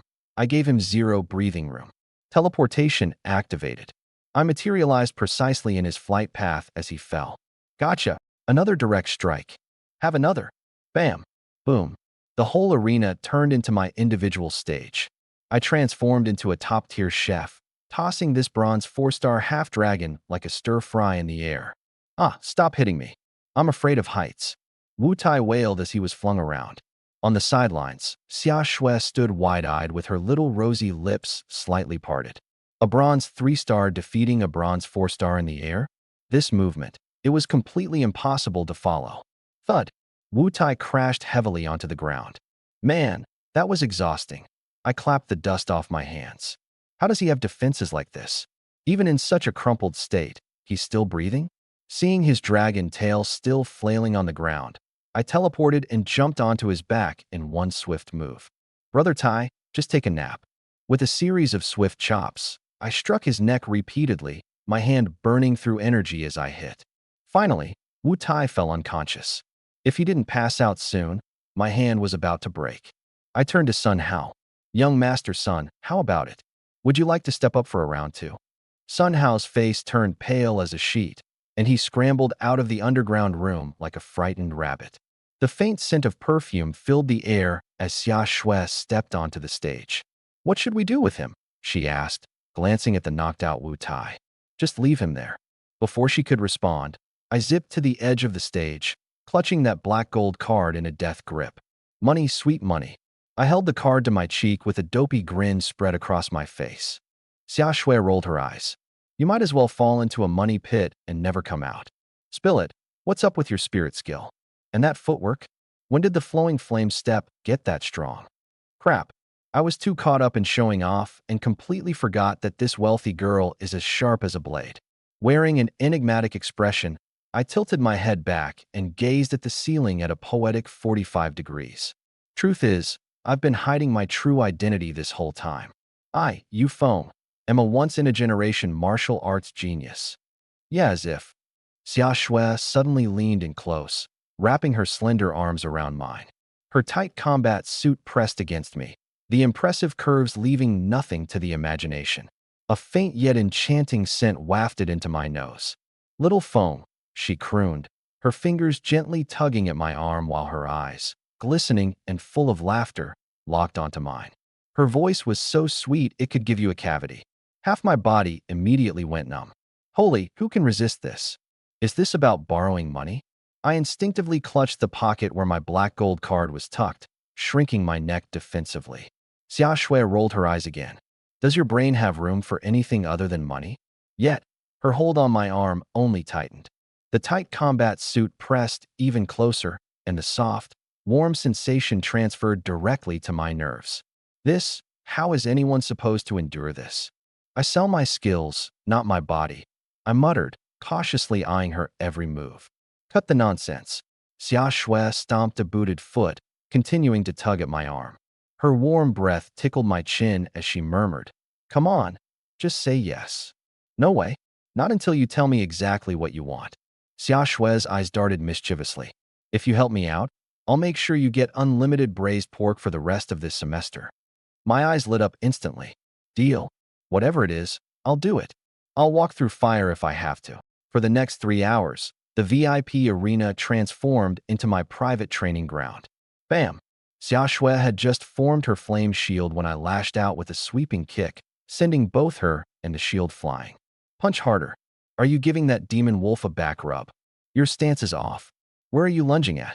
Relying on my perfected flowing fire step and intermediate level combat techniques, I kept Xia Shui spinning in circles, mercilessly training her without holding back. By evening, the two of us were drenched in sweat as we walked out of the practical combat building. 5 minutes later, Wu Tai, who had been passed out, opened a sliver of his eye to make sure the coast was clear before scrambling to his feet. I played dead for 2 hours just to avoid that lunatic dragging me into another session. The wisdom of adulthood. He hobbled away on shaky legs. The old district of Yangdu was bathed in the soft glow of the setting sun, casting golden light over the dilapidated apartment buildings. Humming a tune, I climbed the stairs up to the top floor, having just pocketed 500,000 and earned myself a semester's worth of braised pork. Life couldn't get any better. Just as I was about to insert my key into the lock, I froze. The keyhole was vertical. I have OCD. I always leave the lock horizontal when I lock the door. Someone had been here. I pulled out an invisibility charm and slapped it on my forehead. Stealth mode on. In a flash, I teleported straight into the living room. There were no signs of any disturbance. A neat freak thief, perhaps? The sound of running water came from the bathroom. I teleported inside, and then froze. Standing under the shower was a blonde foreign woman with her back to me. Water cascaded down her fair skin, glimmering under the light and accentuating her smooth, radiant figure. Suddenly, she spun around, her murderous gaze locking onto my position. Clamping my hand over my nose, I didn't dare to breathe. After staring intently for a moment, she turned back, just as I exhaled in relief. Binding thorn vines. A giant, seductive flower sprouted from the ground, thorny vines snapping up and tying my invisible self into a tight bundle. The woman grabbed a towel, draped it over herself, then pressed a blade against my throat. Cancel your ability, she commanded. Fighting back tears, I revealed myself. Miss, this is a misunderstanding. I thought my house was being robbed. Glaring at the ceiling, the outdated fan, and finally at her, I added, wait a second, this is my house. You broke in, used my water, and are now wearing my towel. And you're threatening me with a knife? Do you even hear yourself? The woman, clearly stunned, froze mid-motion. She had assumed I was an assassin sent to eliminate her. Turns out she had broken into someone else's home. This is your house. Her icy voice sent chills down my spine.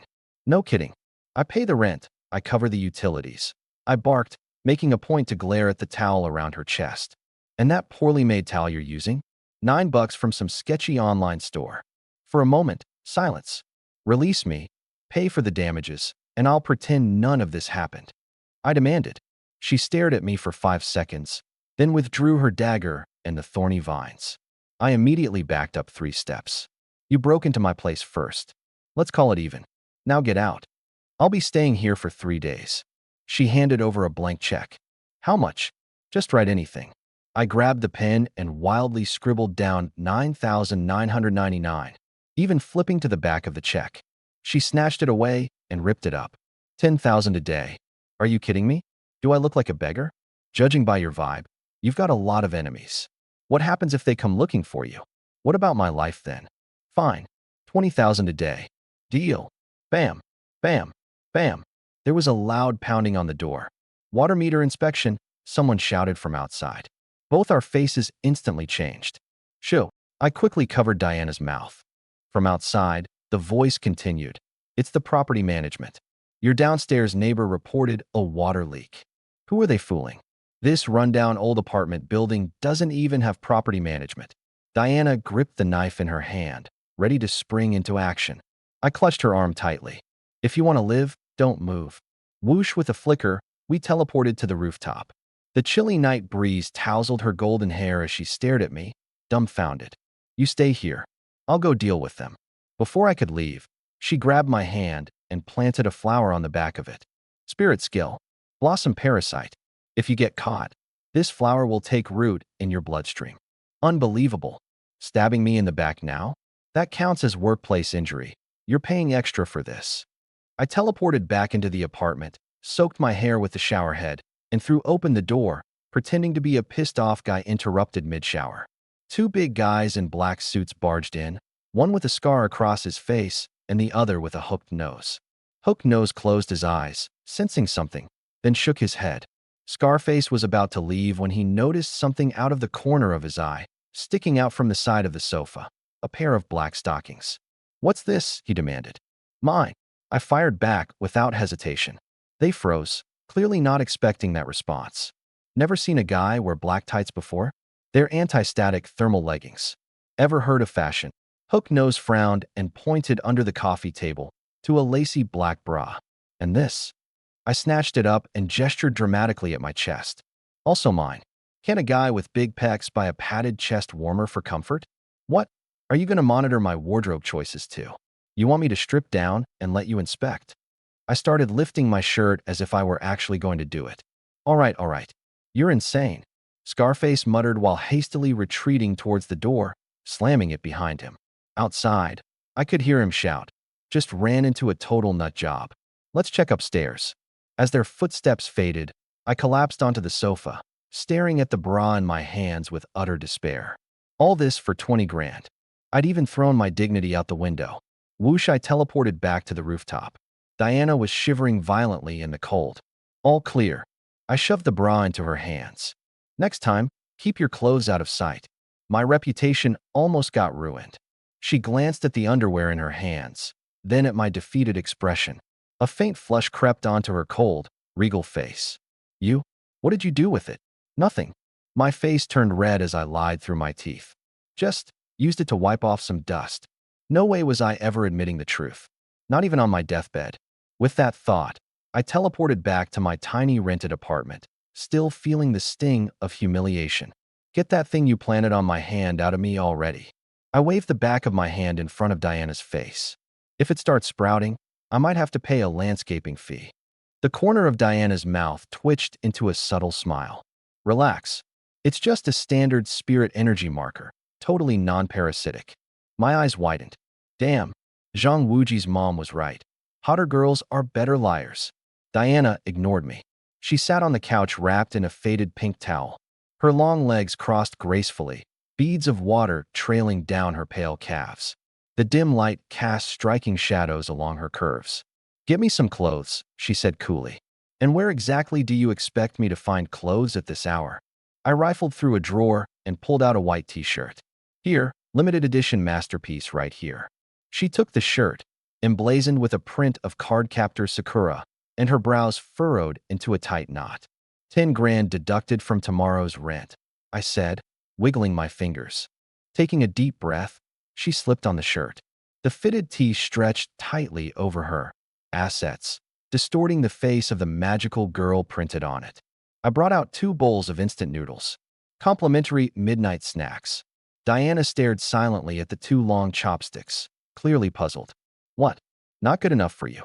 I knocked the chopsticks against the edge of the bowl. "Top-tier stuff. Master Kong's braised beef noodles topped with 2 extra eggs." She looked up, her blue eyes flickering with something almost embarrassed. "I don't know how to use these." "Seriously?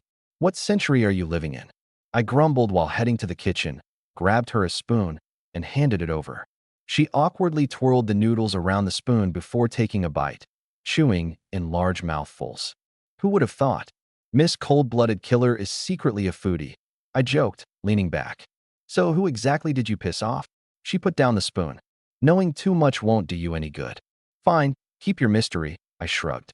"Anyway, you already paid. For the next 3 days, your safety's my problem. But don't bring your trouble to the school. Mess things up, and I'll report you to the cops." Diana gave me a strange look. "You're still in school?" "What? Don't I look like it?" I puffed my chest. "Top-tier student and combat class rep of Yongdu High's elite program. Future superstar of the supernatural world." Her lips twitched, but she didn't respond. After we ate, I tossed her a SpongeBob summer blanket. "You're on the couch. I'll take the bed. And don't even think about wandering around at night. I've got surveillance cameras all over this place." They were actually just plastic models to scare off thieves. For once, Diana didn't argue. She curled up on the couch and shut her eyes. That night, I tossed and turned. Who could sleep knowing there's a killer on their couch? If she sleepwalks and offs me by mistake, 2 grand wouldn't even cover the cost of my funeral. With dark circles under my eyes, I lasted until morning. Sunlight spilled in through the window cracks. Diana was still on the couch, hair cascading in golden brown waves, her breathing soft and steady. I crept around to freshen up, then dashed off to school. The moment I walked into the classroom, a soft flowery scent hit me. SSRank leaned in curiously like a little detective, her nose almost touching my clothes. "What are you doing?" "Sniffing around like a dog." I leaned back in reflex. She scrunched her nose, took a deep sniff, and raised an eyebrow. "What is that smell on you? Why does it smell like women's perfume?" My heart skipped a beat. This rich girl has a dog's nose. "What women's perfume? That's just mosquito repellent." "The rose-scented kind," I blurted out. "Really?" SSRank didn't look entirely convinced. "Stop smelling me anymore, and I'll start charging." I quickly tried to change the subject. "Oomph." "As if," she retorted, pulling an old, yellowed book out of her bag and shoving it into my hands. "Here, take this." "What is it?" "Martial arts manual." "The school's beginner-level chi cultivation manual is useless for where you're at right now," she said, turning her head away. Her ears turned slightly red. "This is the Scarlet Flame manual. I took it from my family's treasure vault." I froze for a moment, the coarse texture of the manual and the lingering warmth from her palms sinking in. Looking at this sharp-tongued but soft-hearted rich girl, I felt a deep warmth stir within me. Ever since I was 8 and my parents disappeared, I'd tasted all kinds of hardships.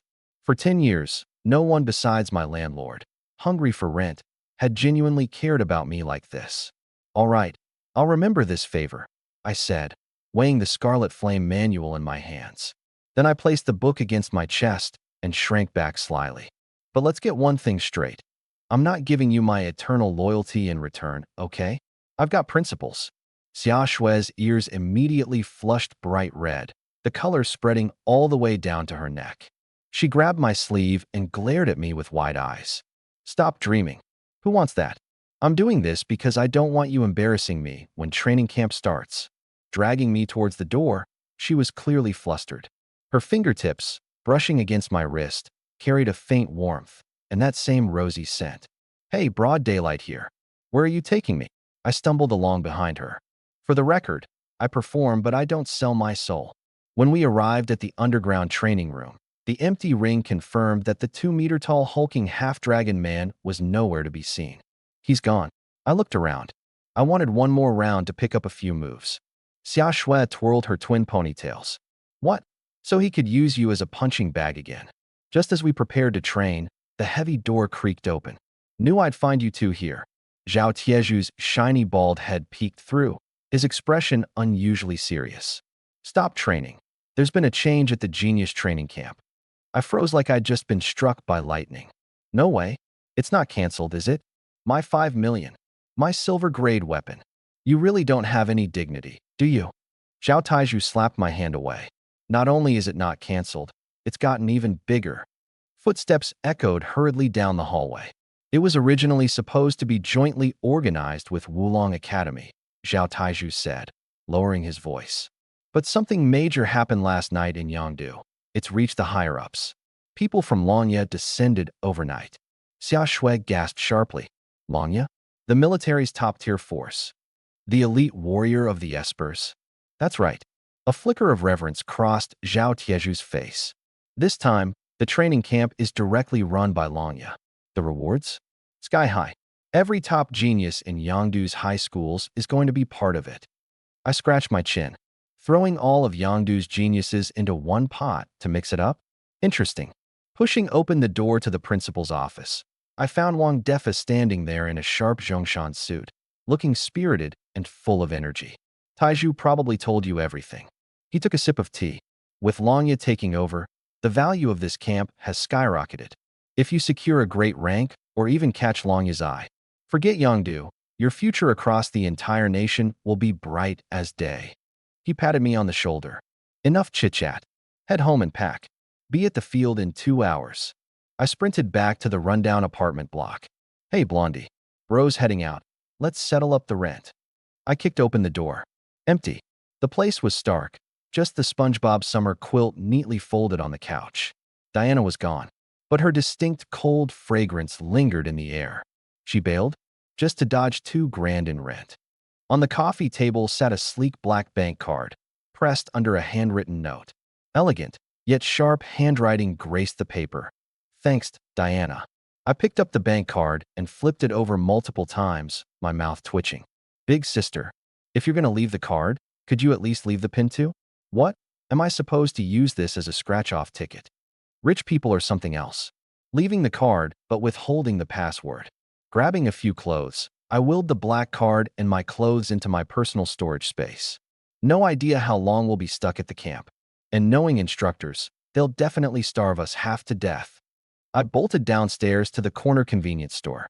30 minutes later, gazing at my stash of self-heating hot pots, instant noodles, and compressed biscuits stacked high in my portable space, I clapped my hands in satisfaction. I'm set. Worst case, I can flip these to rich kids and make a killing.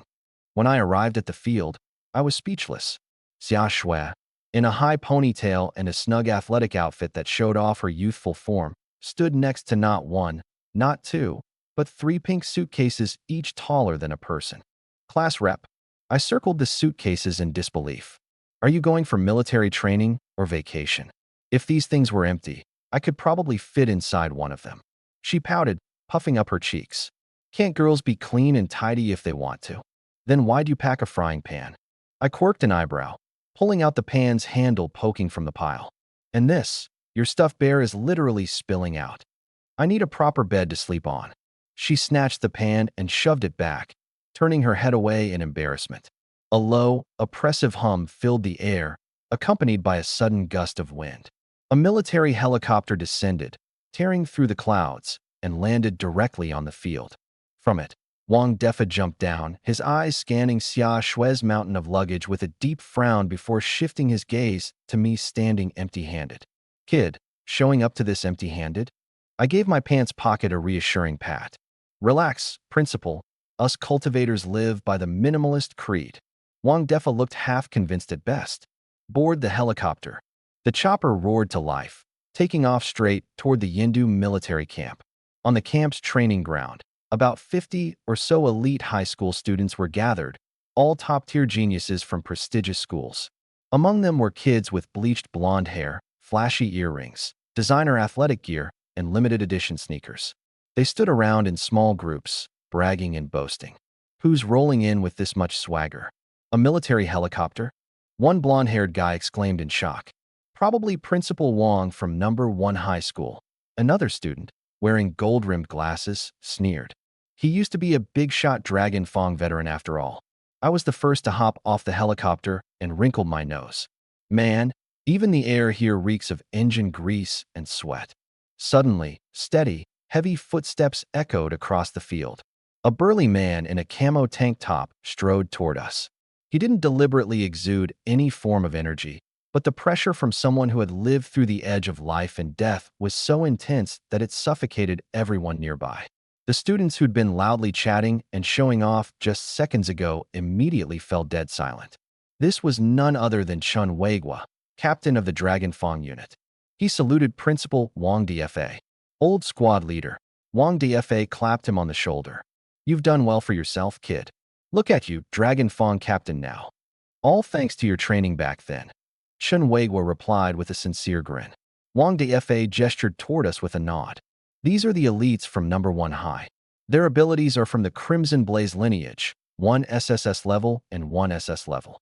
Chun Weigua's eyes briefly flashed with surprise, his gaze cutting through us like a knife. But let me clear the air right now. Wang Dfa's face turned stern. Don't you dare give them special treatment because of me. Train them hard. Break them if you have to. You know my style, old squad leader. Chun Weigua bared his teeth in a chilling grin. In my territory, dragons bow, and tigers lie low, no matter their background or talent. Once Wang Dfa left, Chun Weigua turned back to face us, any trace of his earlier friendliness replaced by razor-sharp coldness. His eyes stopped on a pink luggage case clutched tightly by a girl named SSRank. All of you, listen up. His roar was like a sudden clap of thunder. Target your luggage. You have 1 minute. Anything unnecessary, like snacks, makeup, electronics, or toys, throw it all out. Only essentials like a change of clothes and toiletries are allowed. If I find any prohibited items after a minute, you're out of the training camp. The group erupted into chaos. Are you serious? My limited edition skincare products. My entire suitcase is filled with high-grade supplements. SSRank looked pale as a sheet, clutching her pink suitcase like her life depended on it. Meanwhile, I had my hands casually shoved in my pockets, barely holding back laughter. Thankfully, I'd planned ahead. Everything I needed was stashed away in my personal storage space. Winner move, ultimate advantage. I was just about ready to sit back and enjoy the show when I felt Chun Weigua's sharp gaze snap right to me. In a flash, he stormed over and loomed over me, his eyes locking onto my empty hands. What's so funny? He demanded. Then his finger jabbed in my direction. You? Hands empty? Step forward. Seriously? I was just here to watch the drama unfold, and now I was the target? Suppressing the urge to groan, I stepped out from the group, standing tall and straight. Chinwei, the commander, looked down at me from above. Where's your gear? You here for a sightseeing tour of the base? I casually reached back and whipped out a flat, beat-up tactical pack, gave it 2 hard pats, and a puff of dust rose into the air. Reporting to the instructor. Not much stuff, just a few spare clothes for a quick change. Traveling light and always ready for combat. Chun Weigua narrowed his eyes and stared at me for 3 long seconds. I stood at attention, chest out. Special training isn't a vacation. Bringing extra stuff is just unnecessary baggage. Fall in, he barked. Yes, sir. I snapped back into formation quick as lightning, internally grinning from ear to ear. Try to mess with me? Please. My dimensional storage is packed with enough self-heating meals and energy bars to open a mini-mart. Chun Weigua turned to address everyone on the field. Everything you've got, except the clothes on your backs. Dump it all in the open space. 5 minutes. The training grounds instantly exploded into chaos. What? These are custom skincare products. Instructor, This is my box of premium nutrient packs. Without them, I'll have no energy. But the oppressive aura of a high-level 7-star commander came crashing down like a hammer. The air grew thick, almost suffocating. The most vocal rich kids instantly buckled at the knees, collapsing to the ground in fear. "Follow orders," he thundered. "Anyone who disobeys is out of this training camp." SSRank's eyes turned red as she reluctantly nudged 3 pastel pink suitcases forward, turning back every couple of steps like she was parting with her soul. My teddy bear. My face cream. Within a minute, the edge of the training grounds had turned into a mountain of luxury goods. Seizing the moment while everyone's attention was elsewhere, I edged towards SSRank's suitcases, focusing my thoughts. Showing. The 3 pink suitcases vanished into my dimensional storage. I quickly scanned nearby valuables: Blondie's metal lockbox, the rich kid's high-grade energy bars. Got it. Got it. All of it, got it. The most expensive supplements and gear disappeared into my space in a flash. Jackpot. Once we're in the barracks, I'm flipping all these premium supplies back to these suckers at 10 times the price. SSRank noticed her suitcases were gone and was about to yelp, but I clamped a hand over her mouth. "Chill. I'm holding onto your stuff for you." 5 minutes later, each soldier was handed a black metallic wristband. "Put it on," barked an officer. I flipped the black energy-suppressing band over, inspecting it, then clasped it tight onto my wrist. Click. Immediately, my energy was locked down, completely suppressed. I couldn't control even a sliver of it. A wave of weakness swept over me, and I could see the same pale expressions on the faces of the coddled prodigies around me. Blondie dropped down, sitting on the ground. My powers. I can't feel my energy. Chunwagwa bared his teeth in a menacing grin. Now, all of you are just regular people. He pointed toward the chain of mountains in the distance. See that peak? 20-kilometer cross-country run. 20 minutes. Anyone who can't make it, get out. The field went deathly silent. Then the screams began. 20 kilometers in 20 minutes. Even world-class sprinters can't do that. Chunwagwa marched up and stood in front of Blondie. You're superhumans. Even with your energy sealed, your bodies are stronger than average people. If you can't do it, leave now. Countdown starts. Run. As soon as the words left him, I launched myself off the ground, bolting forward like a shot. 20 kilometers in 20 minutes? That old bear acts like we're oxen or something. Though I couldn't resist complaining, my speed was nothing short of extraordinary. With a body rebuilt from infernal blood, my musculoskeletal system was insanely powerful. Even without applying any spiritual energy, my raw physical strength practically made me a human wrecking ball. In the blink of an eye, I charged ahead, leaving the group of spoiled rich kids far behind. You phone. Why the hell are you running so fast? SSRank called out from behind me, trying her best to keep up, sweat dripping off her chin onto the dirt. I shot a mischievous grin over my shoulder and picked up my pace even more. Breathing heavily in the distance, the blonde guy gasped. This dude's a freak, right? His spiritual power's sealed, and he's still running like that. Chunwagwa tailed us in a rugged military jeep, eyes locked on my relentless stride. This kid, what a monster of a physique the old squad leader sent over. The mountain path grew increasingly treacherous. I wiped dirt off my face, barely winded, and started calculating my next money-making scheme as I ran. Soon, these entitled heirs would be thirsting for their lives. No way the military camp would provide drinks. Luckily, in my personal spatial storage, I had 10 whole cases of bottled water. Selling them at 10,000 per bottle doesn't sound unreasonable, does it? And those high-grade nutrient supplements I acquired. 50,000 a pop seems fair. This wasn't just a training camp. This was my ticket to wealth. Feeling more hyped the more I thought about it, my feet hit the trail faster and harder, making that grueling 20 kilometers feel like a supply run. When I crossed the finish line, I wasn't even out of breath. The military base's gate loomed ahead. As I fiddled with the suppression cuff on my wrist, I realized my spiritual power was completely sealed. My spatial abilities? Nothing but a black hole. I tried reaching out to my personal spatial reserve. Nothing. Like a pebble sunk into the ocean. My face darkened. All the stuff I'd stashed, nutrient supplements, extra supplies, SSRank's luggage, everything was still in there. Hey, system buddy, can we cut a deal? This damn wristband blocked my spatial power. Help me transfer the goods out. Detected, Spatial ability locked. System inventory unaffected. Transfer items for 10,000 dragon coins. 10,000. Your delivery fees worse than highway robbery. The system responded with stony silence. Take it or leave it. I gritted my teeth. Fine, transfer it. 10,000 dragon coins deducted. Item successfully transferred. I found a flat boulder nearby, using my bag as cover. With a quick thought, several bottles of water tumbled out onto the rock. On a scrap of cardboard, I scribbled my masterpiece in bold strokes. Military base exclusive. Honest and fair. No IOUs. Well, okay, IOUs allowed. The screech of tires broke the moment as Chun Weigua's jeep skidded to a halt beside the finish line. He stormed over, his face dark as a storm cloud. "What the hell are you doing?" "Snapping off a lazy salute," I replied, reporting to the instructor. "Providing paid logistical support services, sir." "Where the hell did you get this stuff?" "This isn't. Didn't I tell you to throw all that stuff away before we started?" I patted my nearly flat backpack. "Instructor, I worked hard to bring this up here.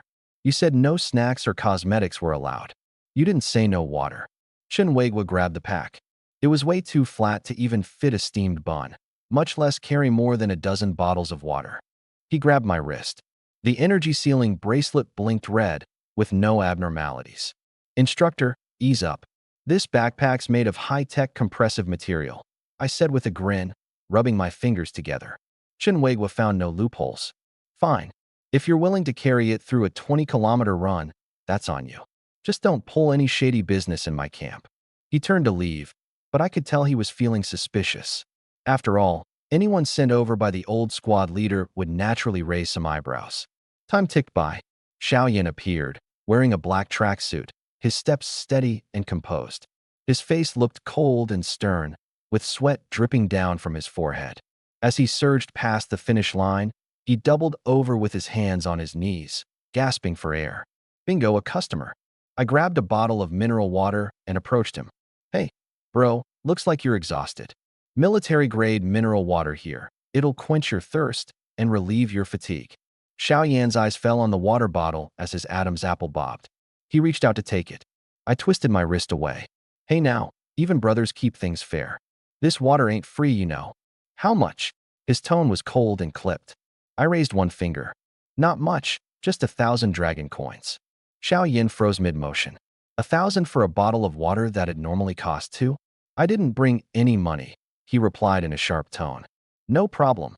I cheerfully pulled out a promissory note and a red ink pad. "Just sign on the dotted line and stamp your fingerprint." Xiao Yan's face darkened.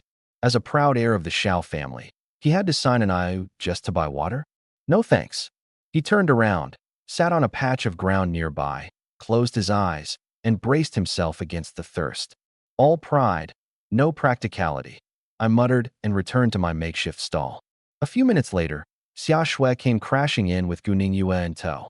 Gu Ningyue, dressed in a form-fitting combat suit with her long hair tied in a ponytail, boasted an ethereal beauty with her delicate features and cool aura. Sweat dripped off both women, and their faces were pale from exhaustion. They collapsed onto the ground, panting heavily. Xia Shui's eyes instantly latched onto the water bottles next to me, lighting up like beacons. She lunged forward, snatched a bottle, and downed it in one go. "Ah!" She moaned contentedly and quickly handed another bottle to Gu Ningyue. "Hurry, Ningyue, drink up. I'm dying of thirst here." Gu Ningyue softly thanked her and sipped modestly, her gaze drifting toward me, puzzled. How come this guy didn't look tired at all, when everyone else's energy was sealed? I extended my hand slowly. "Ladies, drinking water costs money. It's the law of nature. 1 bottle for 1,000. 2 bottles for 2,000. Since we're all acquaintances, I'll give you a deal. 2,000 plus 1 to include a delivery fee." Xia Shui nearly spit out her water. 1,000 for a bottle? Why don't you just rob a bank?" "Because robbing banks doesn't pay nearly as fast," I replied matter-of-factly. "Do you know what I risked to bring these up? You know the saying, the rarer something is, the more valuable it becomes, right? I don't have any money. My phone's been confiscated." "No money? Then write an IOU." I handed her a pen and paper. "No money, just one life to give." Xia Shui shoved the empty bottle into my arms, acting shamelessly. I looked at her, completely unfazed and with that dead pig not afraid of boiling water expression. My eyes rolled to the back of my head in pure frustration. Class president, drinking without paying is basically freeloading, isn't it? Xiaoshui's face flushed red. Who's freeloading off you? She suddenly pulled Gu Ningyue by the arm. This is my bestie, Gu Ningyue, the school beauty of Wulong High. I'll introduce her to you as payment for the water. Gu Ningyue stumbled slightly from the tug, her cool and elegant face momentarily betraying a hint of surprise. She gave a slight nod to acknowledge me. I glanced over at Gu Ningyue. Long legs, impeccable grace, truly a stunning beauty. But I'm not the type to be swayed by superficial interests. Can beauty fill my stomach? Can beauty be exchanged for money? No deal. A pretty girl isn't the same as cash. I pulled out my battered notebook and uncapped a marker with my teeth. This will go on the record. Xiaoshui from class 3-1, grade 12. Yangdu High consumed 2 bottles of mineral water. Total, 2,001 yuan. Payment due after the training session. Late payments incur a daily interest rate of 5%. Greedy much? Why don't you just dive into a pile of cash and live there? Xiaoshui huffed, dragging Gu Ningyue away. Gu Ningyue glanced back at me, a hint of amusement flickering in her beautiful eyes. This Yufeng, he's kind of interesting. Not long after, the rest of the group arrived. Leading the pack was Blondie, followed by a group of spoiled rich kids stumbling like zombies across the finish line, collapsing in a chaotic heap of exhaustion, groaning all around. I hopped down from my rock, holding a water bottle in each hand, knocking them together theatrically. Get it while it's hot, or rather cold. Military-grade mineral water, straight from the source. 1 sip freshens you up, 2 sips banish fatigue, and 3 sips. I'm not saying it'll make you immortal, but hey, who knows? Dozens of eyes locked onto my water bottles, glowing with a desperate green light. Blondie struggled to his feet. Bro, hook me up with a bottle. He reached for one, but I was quicker, snatching it back to guard my goods. Get in line. Everyone line up. 1 bottle costs 5 grand. No cash. Sign an IOU and leave a thumbprint. Chaos erupted instantly. 5 grand. Are you freaking insane? The same bottle's 2 yuan at the store, and you're charging 5,000? I held my ground, wearing a serious face. Bro, those are ground-level prices. We're at a military camp 1,000 meters above sea level. I didn't just bring you water. I brought you hope. If you think it's too expensive, I think you're too broke. Next, let the big spenders step up. Blondie cracked under the pressure, grabbing the pen and paper. Fine, fine, I'll sign. Just give me the water. Once someone caved, the whole line of rich kids followed suit. 5 grand for a bottle? Fine. At this point, their lives depended on it. A line started forming at my makeshift booth. Left hand stacking IOUs, right hand handing out water. I beamed with pride, grinning ear to ear. Make sure the thumbprints are nice and clear. Chew, don't even think about dodging your debt. In just a few minutes, a thick stack of IOUs piled up, easily worth hundreds of thousands. Jackpot. This isn't military training. It's a money-printing machine. Chen Weiguo blew his whistle. 20 minutes are up. Everyone assemble. More than 50 students groaned as they lined up in a loose formation. 3 are still lagging behind. They're disqualified on the spot. In the distance, 3 figures could be seen scrambling up the hill, eventually collapsing to the ground, crying and begging for mercy. With a wave of Chen Weiguo's hand, a couple of soldiers dragged the hapless trio down the hill. Their desperate cries faded as they were carried off. See that base behind me? Chen Weiguo pointed to a cluster of heavily fortified buildings surrounded by high walls. That's where you'll spend the next few months. The military built this for one purpose: forged in flames, ground in hell. If anyone thinks they can't handle it, leave now. Silence. Dead silence. No one left. Everyone understood the weight of this special training. Staying meant limitless opportunities, an unimaginable future. Good. At least you have a shred of backbone left. Everyone listen up. Right face. Eyes forward. March to the base entrance. The massive metal gate slid open, revealing a futuristic complex with training grounds that spanned across the area. I walked somewhere in the middle of the group, my fingers lightly tapping the stack of IOUs in my pocket. As long as there's money involved, I'm all in, no questions asked. Walking ahead, Chen Weiguo spoke over his shoulder as he led the way. Here, There are no young masters or princesses, only the strong and the weak. Your family connections? Worthless here. And the money in your pocket? Useless trash. My hand froze in my pocket, clutching the IOUs. In this place, power speaks. And your survival depends on one thing: points. Rank first, and you get 10 times the resources every day. Second through fifth, 5 times. Sixth to 10th, 3 times. And the rest of you? You get the bare minimum. Shenhuigua's words cut like knives, each syllable piercing deeper. In here, points are your life. Eating, sleeping, training, you trade points for everything. No points, you'll be lucky to get scrap water from the mess. 10 times the resources. Those 4 words hung heavy in the air, making every single breath thick with tension. 3 months. That was more than enough time for a nobody to become somebody. Xia Shui's knuckles turned white, flames practically burning in her eyes. At the back of the line, I was already running numbers in my head, my fingers twitching as they rested against the thick stack of IOUs in my pocket. Points for resources. Resources sell for cash. The math was simple. Points were basically cash. And if it's 10 times the cash? Hell yeah, sign me up. A loud, obnoxious voice broke through the crowd. Huang Mao. Of course, it had to be him. Instructor, how do we earn points? Shenhuigua didn't answer. Instead, he turned and pointed to a building behind him. It was a dome-like structure, glowing with faint blue energy lines. As the alloy doors crept open, a suffocating pressure rolled out. The first test will determine your initial points and living quarters. The gravity training room. The deeper you push yourself, the greater the gravity becomes. Let's see the limit of your physical endurance. The first place gets 1,000 points for the first place. Second place gets 500, third place 200. From the fourth onward, each position loses 10 points. And the last place student? Points deducted.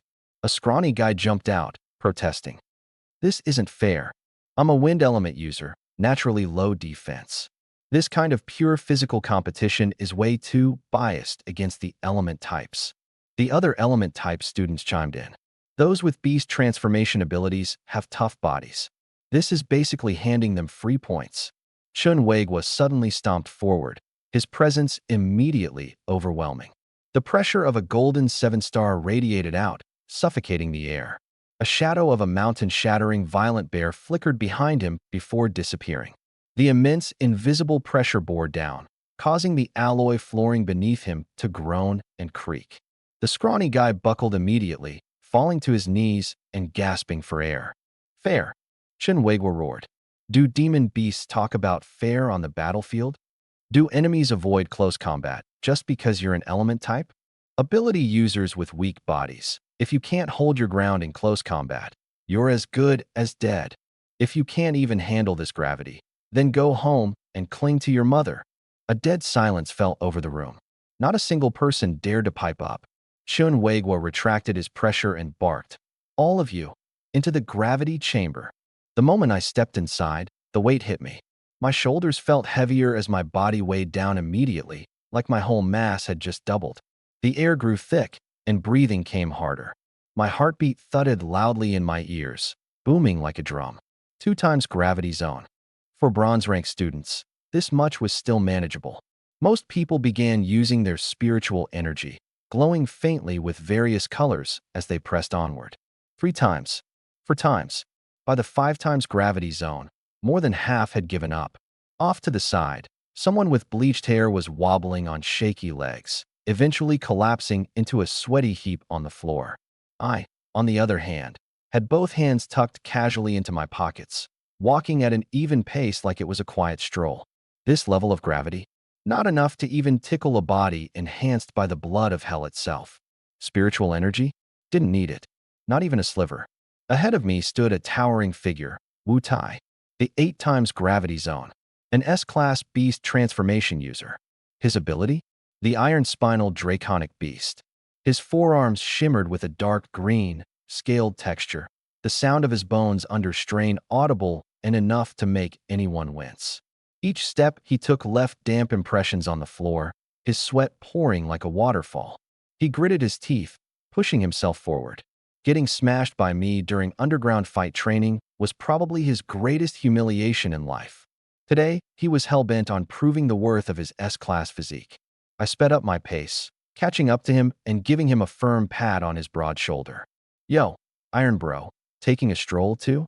The sudden clap on his back almost made Wu Tai choke on his breath, his knees buckling slightly as he fought not to collapse. He steadied himself and shot me a glance. When our eyes met, his pupils nearly popped out in shock.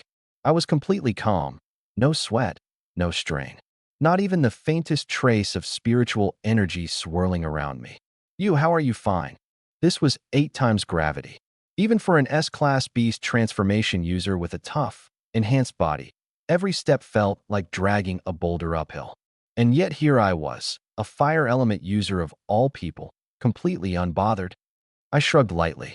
Maybe because I'm disciplined. You know, daily routine. 100 push-ups, 100 squats, a 10-kilometer run. I shot him a teasing look. Iron Bro, you might want to step it up a bit with that body of yours. With that, I clasped my hands behind my back and continued my leisurely walk, humming a little tune. Wu Tai stood frozen in place, his brain ringing with static. Is this really a mortal human body? Tenfold zone. Still standing, single digits.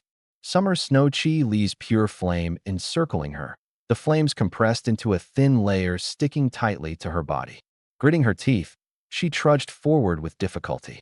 Beside her, Gu Ningyue's frosty blossoms bloomed, sharing part of her burden.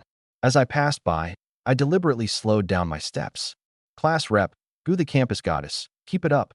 Don't forget you owe me 2001. If your points get docked, how are you going to pay me back? Summer Snow ground her teeth, absolutely livid. Scram. If she weren't out of strength, she'd have smacked me with a flame blast for being a greedy pain. I chuckled and moved forward. At the front, Xiao Yan. 12-fold zone. Raging flames coiled around him, the heated air distorting and rippling. He stopped momentarily to steady his breathing. 12-fold. The highest on the field. First place, 1,000 points, locked in. Footsteps echoed behind him. Xiao Yan turned his head. There I was, yawning as I casually strolled past him. Steps light, still having the mind to glance around curiously. Xiao Yan was stunned. 12 times gravity.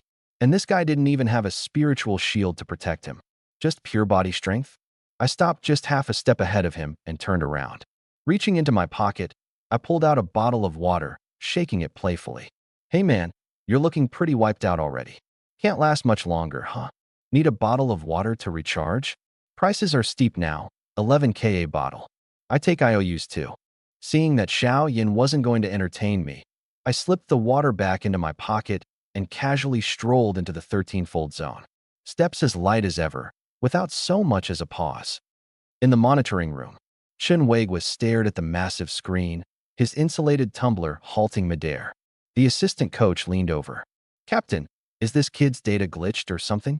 No supernatural ability used. 0 spiritual power fluctuations. Bronze tier, 3 stars. Carrying 13-fold gravity with just his physical body? Even a bronze tier, 9-star strength type couldn't pull this off, could they? Chen Weiguo put the cup down, eyes glued to the screen. Lift the restrictions on the gravity chamber zone. The assistant coach's eyes widened in shock. Captain, lifting the restrictions means the gravity will keep stacking up. If someone dies, no one's gonna die. Chen Weiguo interrupted firmly. I just want to see how far this kid's body can go. Inside the gravity chamber, I'd only taken a couple of steps when the weight in the air grew heavier. The alloy flooring let out a piercing screech under the pressure. 13-fold, 14-fold, 15-fold. The gravity kept climbing. Xiao Yan dropped onto one knee under the crushing weight, his palms bracing against the floor, his fiery shield flickering erratically. Wu Tai let out a pained grunt in the 11-fold zone, veins bulging, as he was flattened to the ground. Summer Snow and Gu Ningyue had been completely pinned down. Even twitching a finger was out of the question.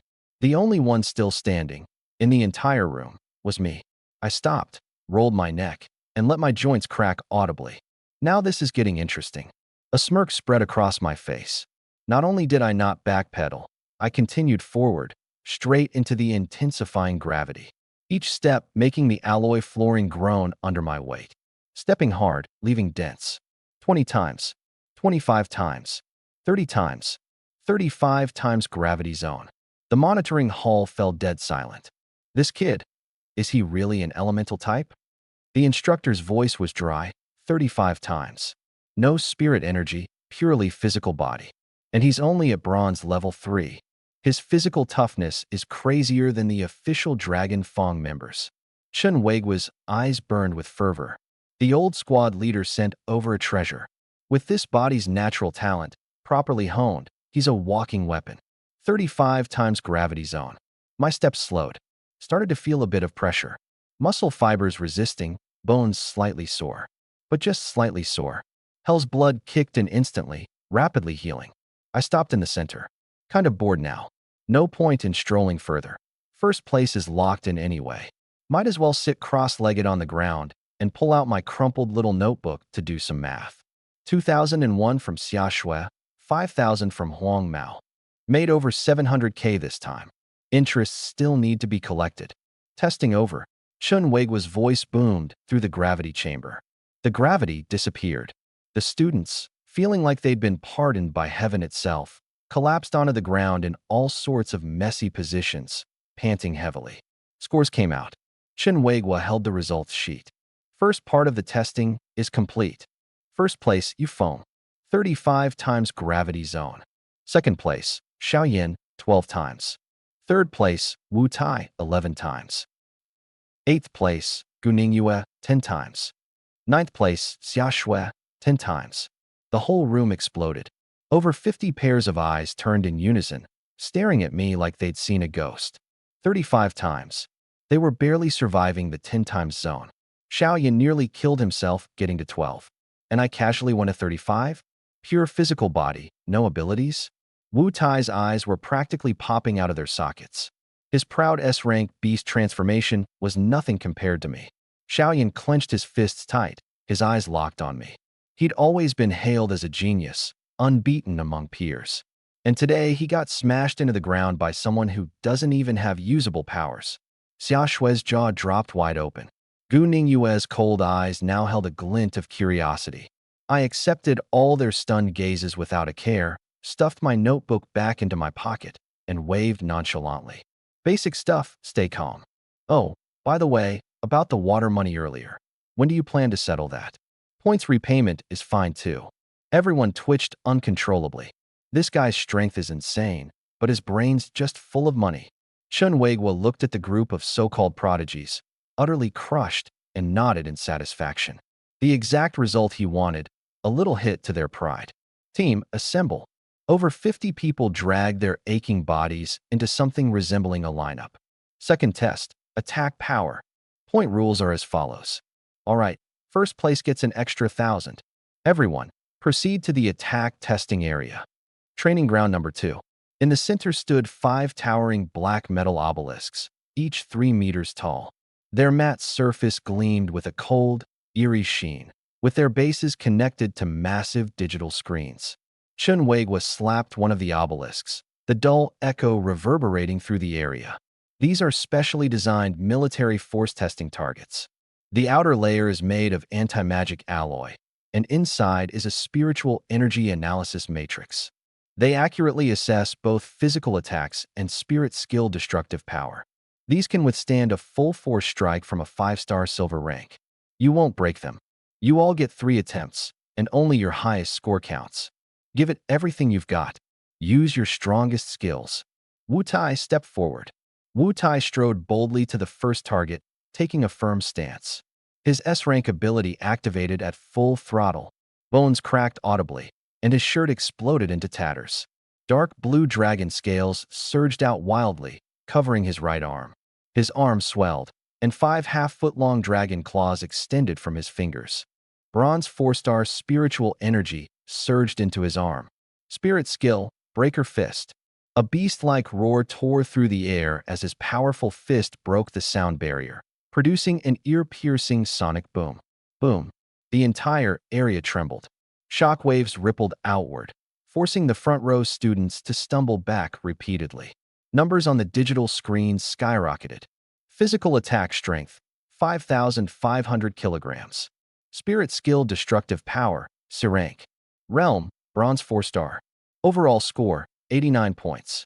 5.5 tons of punching power? He could punch through an elephant. This S-rank beast transformation is insane. Wu Tai stepped back into line, shaking his hand. Next, Xiao Yan. The crowd fell silent. Xiao Yan casually strolled over to the second target. An SS-rank ability, Scorching Sun Heartfire. The overwhelming might of a bronze 6-star radiated from him. Golden flames burst to life in his palm. The intense heat seemed to drain the surrounding air, causing space itself to distort. Spirit skill, Flame Blast. With deliberate ease, he pressed his palm onto the obelisk. Boom! A massive golden pillar of fire erupted, engulfing the target. The shockwave radiated in a fan shape, blowing over the front row students. Their hair singed and frizzled. The flames continued to burn for 5 whole seconds before dissipating. The anti-magic alloy surface bore a faint, dark red scorch mark, an astonishing sight. Physical attack strength, 2,100 kilograms. Spirit skill destructive power, A rank. Realm, bronze 6-star. Overall score, 95 points. The crowd went deathly silent. A rank destructive power. A bronze rank pulling off an A rank attack? That's beyond its tier. 95 points. First place is locked in. No one's topping that. Xiaoyan pulled back his hand, his breathing completely steady. As he turned, his gaze cut through the crowd, landing directly at the back, on me. He had lost the endurance test earlier, but for the attack test, it was all about spiritual energy and abilities. Someone like me, with 0 detectable energy fluctuations, had no chance of competing, right? Xia Shui scoffed as she brushed past me. What's there to be so smug about?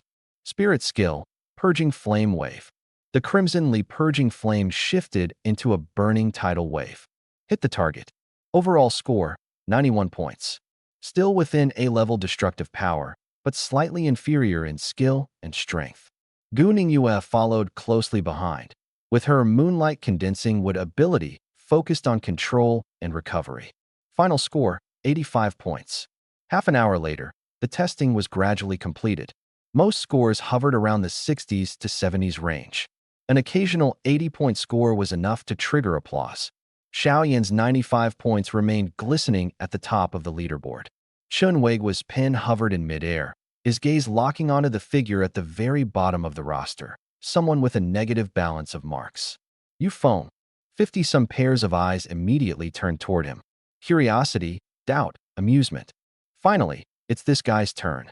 The gravity chamber's impressive, sure, but he hasn't even used supernatural abilities. Probably just raw physical awakening. Pure physical strength? What's the use in that? Without spirit art enhancement, the best he can manage is C-level destructive power at most. Xiao Yan's A-level is right there. What's he gonna do? Headbutt it. I carefully folded the IOU and tucked it into my pocket, patting it twice before getting up leisurely. I sauntered over to target 4. No fighting stance, no activation of spiritual energy. I circled the black metal monolith twice, even reaching out to tap the surface with my knuckles. Clang, clang. Chen Weigua, watching my nonchalant demeanor, broke his usual stoicism and actually reminded me, don't hold back. Your physical strength is remarkable. Let's see your full power output. I stopped, turned to look at him, and rubbed my thumb and index finger together. Coach, is this thing expensive? Chen Weigua was momentarily stunned.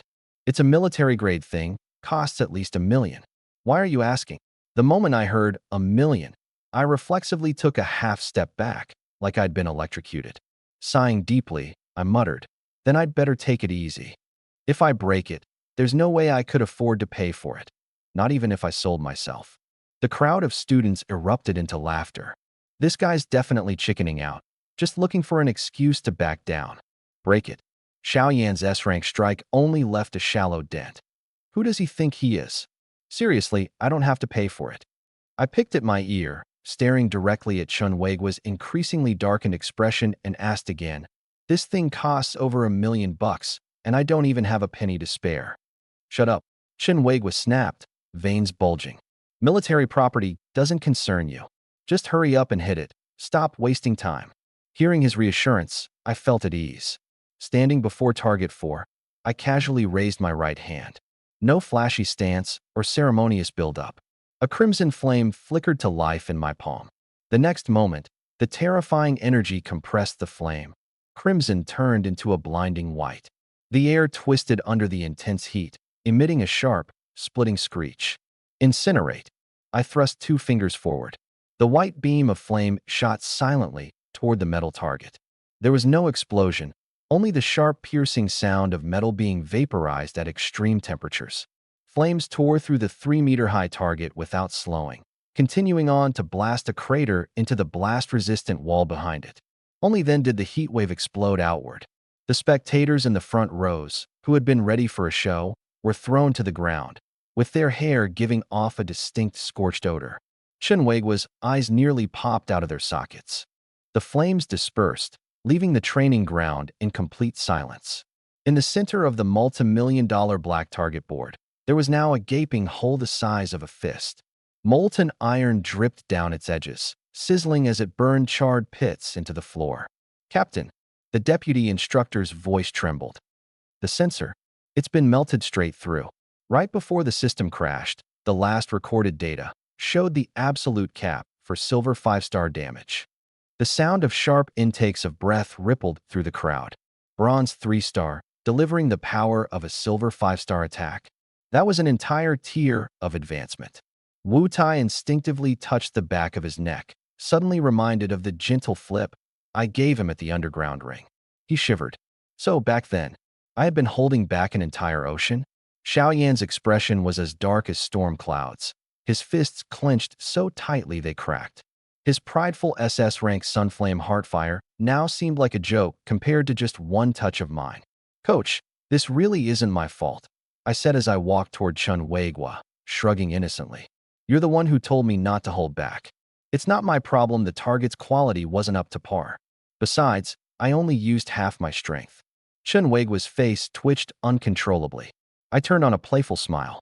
"By the way, are you guys still keeping that wrecked target? If not, I've got a buddy in the recycling business. Anti-magic alloy fetches a good price. How about we split the profits 70/30ths? Get out," Chenhuegua bellowed. I quickly ducked back into the lineup, muttering under my breath, "Fine, be that way. Waste of resources." Chenhuegua took a deep breath, visibly trying to rein in his temper. "The attack power trials are over. First place, you foam. Second place, Xiaoyan." He handed out black metallic cards. "These are your identity and contribution point cards. They'll track your points." I glanced down at mine. 2,500 points. Pretty solid. Every point counts when it comes to resources. Now for the housing assignments. Chenhuegua scanned the group. First place gets exclusive use of Villa 1. Ranks 2 through 10 will each have single apartments. The rest of you, 8-person dormitories. Wails of despair swept through the crowd. I raised my hand.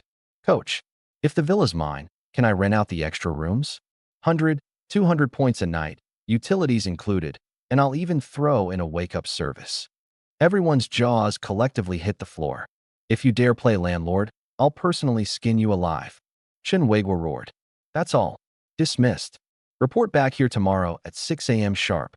The group dispersed, and I hummed a little tune as I strolled toward my new villa. Pushing open the solid wood door, I froze. Damn, the military really knows how to live. A massive LCD screen took up half the wall. The open-concept kitchen was fully equipped, and upstairs were 4 spacious, south-facing bedrooms. Not to mention the heated outdoor pool. I stretched out my arms. Now this is living. 3 seconds later, my face fell. So many empty rooms. If I rent out each one for 200 points a night, that's 6 rooms. 1,200 points daily. Chenhuegua, you stubborn old geezer. Blocking someone's path to wealth, huh? I paced around, my heart breaking. Every empty bed felt like points with wings, flying away. In the single apartment zone, Xiaoshui had just taken off her coat when a knock came at the door. She opened it, and her smile instantly vanished. Standing at the door was Xiao Yin, clad in high-end casual wear, holding an upscale nutrition drink. "Xiaoshui, I came to check on you." "Who gave you the right to call me Xiaoshui?" Xiaoshui shot back coldly. "Do you think we're that close? Stop bothering me." Bang!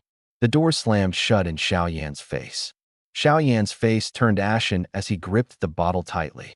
"Xiaoshui, one day you'll be begging me on your knees." Gu Ningyue knocked and stepped inside. Xiao Yan came by again. She chuckled softly. So annoying. Xia Shui was fuming. This is all my dad's fault for setting up that ridiculous engagement. He's not a bad catch, Guning Yue remarked. If you like him so much, you can have him. Xia Shui rolled her eyes. He doesn't like me for who I am. He's after my family background and my SSS level talent. Suddenly, she stood up. Let's go grab my stuff from Yu Feng's villa. How did he even get them up there? Guning Yue was puzzled. Who knows, but we'll find out. The two followed the signs and eventually stopped in front of Core Zone Villa Number 1. Looking at the brightly lit, luxurious building, Xia Shui muttered enviously. Talk about a massive upgrade in treatment. She stepped up and banged on the door. You phone. Open up. The door creaked open. I stood there in floral shorts, holding a bowl of instant noodles, slurping them loudly. Who's knocking at this hour? Seeing Xia Shui and Guning Yue, I smirked. Oh, well, if it isn't class leader herself and the lovely campus Belle. What brings you here? Xia Shui recoiled, pinching her nose in disgust. Living in such a fancy villa, and you're eating instant noodles?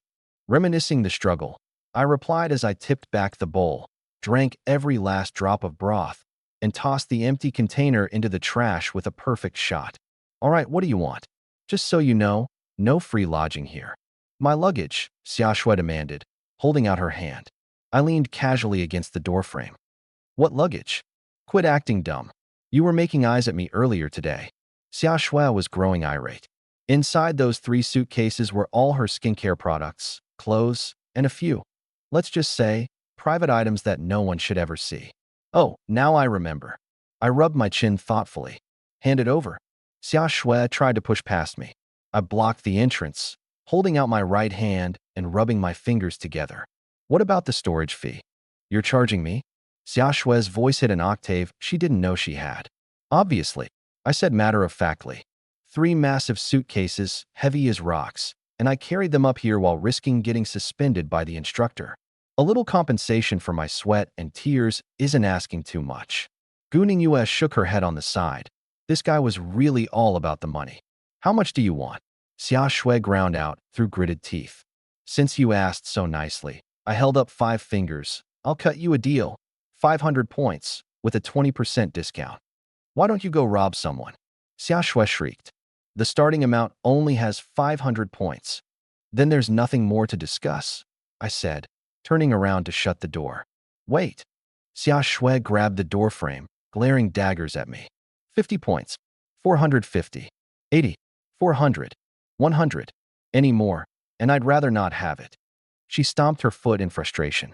I swiftly pulled out my points card. Deal. Pay first, get the goods later. The notification for a successful transfer chimed, and I nodded in satisfaction. Come on in.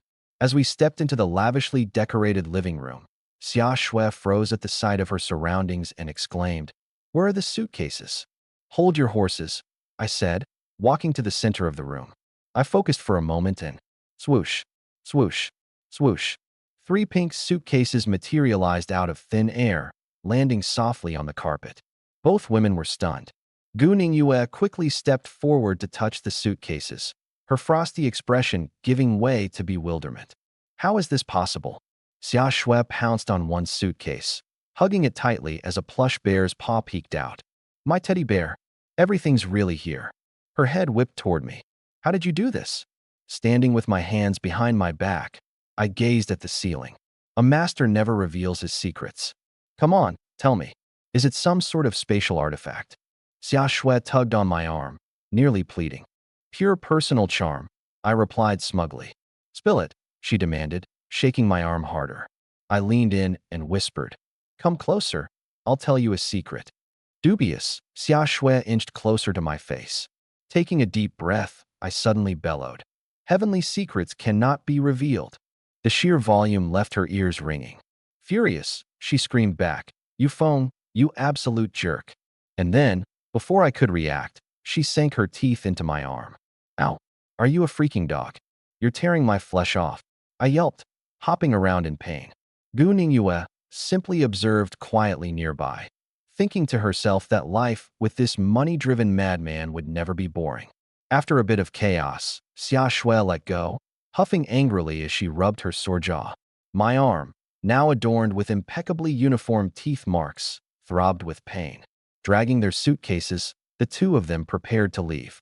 At the door, Xia Shui suddenly paused. "Hey, no refunds," I replied instantly, clutching my pocket like a hawk. She rolled her eyes dramatically before darting off into the night with her suitcase. Guning Yue gave me a small nod and followed after her. I closed the door and prepared to head to bed. But right as I stepped forward, I froze. Lying there on the carpet was a piece of black lace fabric. I picked it up, holding it closer to the light to get a better look. Right in the center, it featured an adorably dumb cartoon bear print. This thing, if I return it tomorrow, how much hush money could I get? In her dorm, Xia Shui was counting her belongings when she froze. The hidden compartment at the bottom of her suitcase was empty. That piece of intimate clothing with the bear print was gone. Her face flushed a deep red as an image of me holding it flashed through her mind. Without a second thought, she bolted out the door. Bang, bang, bang. Don't. The villa gate was being pounded so loudly it could wake the dead. I lazily opened the door, smirking. Well, class president, back so soon. Feeling that the 100-point exchange was a bit light. Give it back. Xia Shui gasped for air, her cheeks still tinged with faint redness from the rush. Give what back? I feigned ignorance. Pushing past me and slipping under my arm, she stormed into the living room, rummaging around with purpose. Turning back, she fixed me with a ferocious glare. The thing that fell out of my suitcase.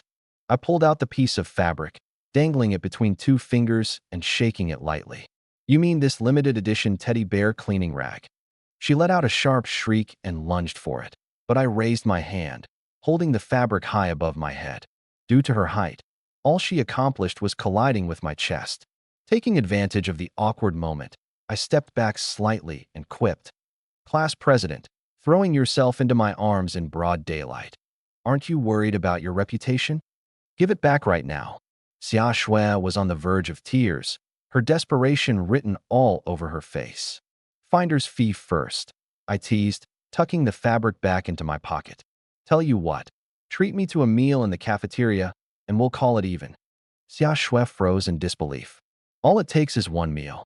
I'm nothing if not honest in my dealings," I said, patting my chest righteously. But in my mind, the math was clear. Those 2,500 points were reserved for cultivation resources. For daily expenses, I'd mooch where I could. Fine. Starve for all I care, she huffed before rolling her eyes and storming out. On the way to the cafeteria, I noticed a familiar figure spinning in circles ahead. I pointed. "Hey, class president, isn't that your bestie?" Gu Ningyue was standing under a signpost, looking around before inexplicably heading in the wrong direction. Xia Shui grabbed her hand just in time. "Ningyue, the cafeteria's this way." Gu Ningyue's cheeks flushed unnaturally as she stammered. I was familiarizing myself with the layout and planning the defensive measures. "Defensive measures that include heading toward the men's restroom?" I said, exposing her without hesitation. She glanced at the nearby pipe emblem denoting the restroom and turned scarlet, silently following Xia Shui like a guilty shadow. In the cafeteria, I grabbed a tray and stared at the unappetizing fare piled onto it. A murky, dark mush and suspiciously glowing green meat sat before me. My smile froze. I stabbed at the mush with my spoon. It jiggled ominously, the resilience causing it to bounce right back at me. "Class president, is this meant to be eaten or used for patching walls?" I asked, my voice tinged with caution. Xia Shui bit into a piece of the green-tinged meat and immediately grimaced, her expression scrunched up adorably. "It's awful. So tough, stringy, and fishy too. Guess we're better off with compressed biscuits back in the dorm," she said, standing up without a second thought. Just then, Xiao Yin swaggered in, flanked by his usual lackeys, cutting off our path. He shot me a cold, venomous glare before quickly softening his expression into a refined smile. "Xiao Shui, the cafeteria food doesn't suit your tastes, does it?" From behind his back, he produced a sleek silver thermal lunchbox. I exchanged some points with the instructors to get this braised pork from their private kitchen. As he opened the lid, the enticing aroma wafted out, grabbing the attention of every hungry student nearby. Many swallowed hard, visibly envious. Without so much as sparing it a glance, Xia Shui slid her left arm tightly around mine. her right arm hooking around Gu Ningyue. "Move," she snapped. Xiao Yan's polite facade cracked, his grin faltering as his eyes zeroed in on where Xia Shui was clutching my arm. His breathing turned heavy, barely restrained rage flashing across his face. My arm. A gentle touch came my way as I leaned into Summer Snow's ear and whispered, "Using me as a shield? That costs extra." She gave me a sharp pinch. "Move it. Good dogs don't block the way." Summer Snow grabbed the two of us and barged past the hanger-ons, leaving without even a backward glance. Xiao Yan stood frozen in place, laughter and jeers rippling around him, his face twisted with rage and jealousy. "You phone." After leaving the cafeteria, the three of us walked silently back to Villa Number 1. Summer Snow flopped right onto the leather couch, both hands clutching her now flat stomach, cheeks puffed up like a pufferfish.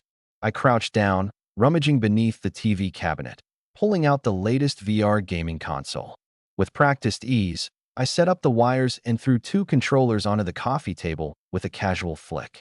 "Fighting game. Loser runs errands tomorrow," I taunted, lifting my chin provocatively. "Up for it." Summer Snow snatched a controller like it was a duel to the death, eyes blazing. "Bring it on. I'll show you just what a queen's wrath looks like."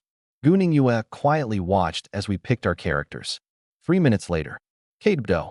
Huge red letters crashed onto the screen as Summer Snow's female fighter got pinned in the corner by my hulking tank warrior, comboed to death without so much as a chance to retaliate. "You cheated. You weren't supposed to use the special move." Summer Snow angrily tossed the controller onto the couch. Sitting cross-legged on the carpet, I smirked mischievously.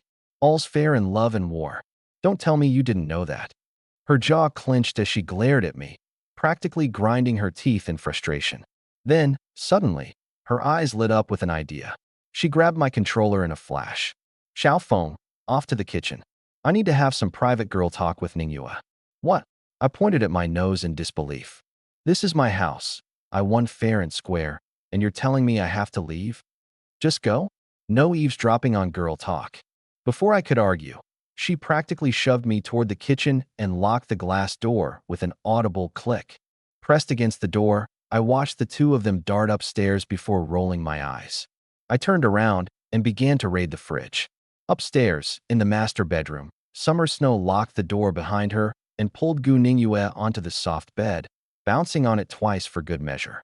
"Ningyue, am I your bestie?" She leaned in, eyes sparkling. Gu Ningyue nodded. "Then if your bestie's in trouble, would you help her out?" "What kind of trouble?" Dropping her voice, Summer Snow said, "Let's just move in here." Gu Ningyue froze. "Move here? But we're girls, and he's a guy? That's kinda inappropriate." "Inappropriate?" Summer Snow scoffed, waving dismissively. "There are so many rooms. We'll take the second floor. He stays on the first. There's a heated pool, private bathrooms, and most importantly," she slapped the mattress emphatically, "this bed is, like, 1,000 times comfier than our wooden plank ones." Gu Ningyue softly countered. "You're trying to avoid Xiao Yan, aren't you?" Summer Snow's face flushed red at being called out, but she still doubled down desperately. "That guy is so annoying. If he lives in a single room, I bet he'll come knocking every day. Why don't you stay alone then?" Xia Shui tugged at Gu Ningyue's sleeve. "Me? Living alone in a guy's house? That's so awkward. With you here, we can look out for each other." Gu Ningyue sighed, pinching Xia Shui's cheek. "You really are a handful. You're the best, Ningyue." Xia Shui gave her a big bear hug.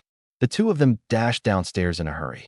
I was leaning against the kitchen counter, munching on an apple when I saw them coming down.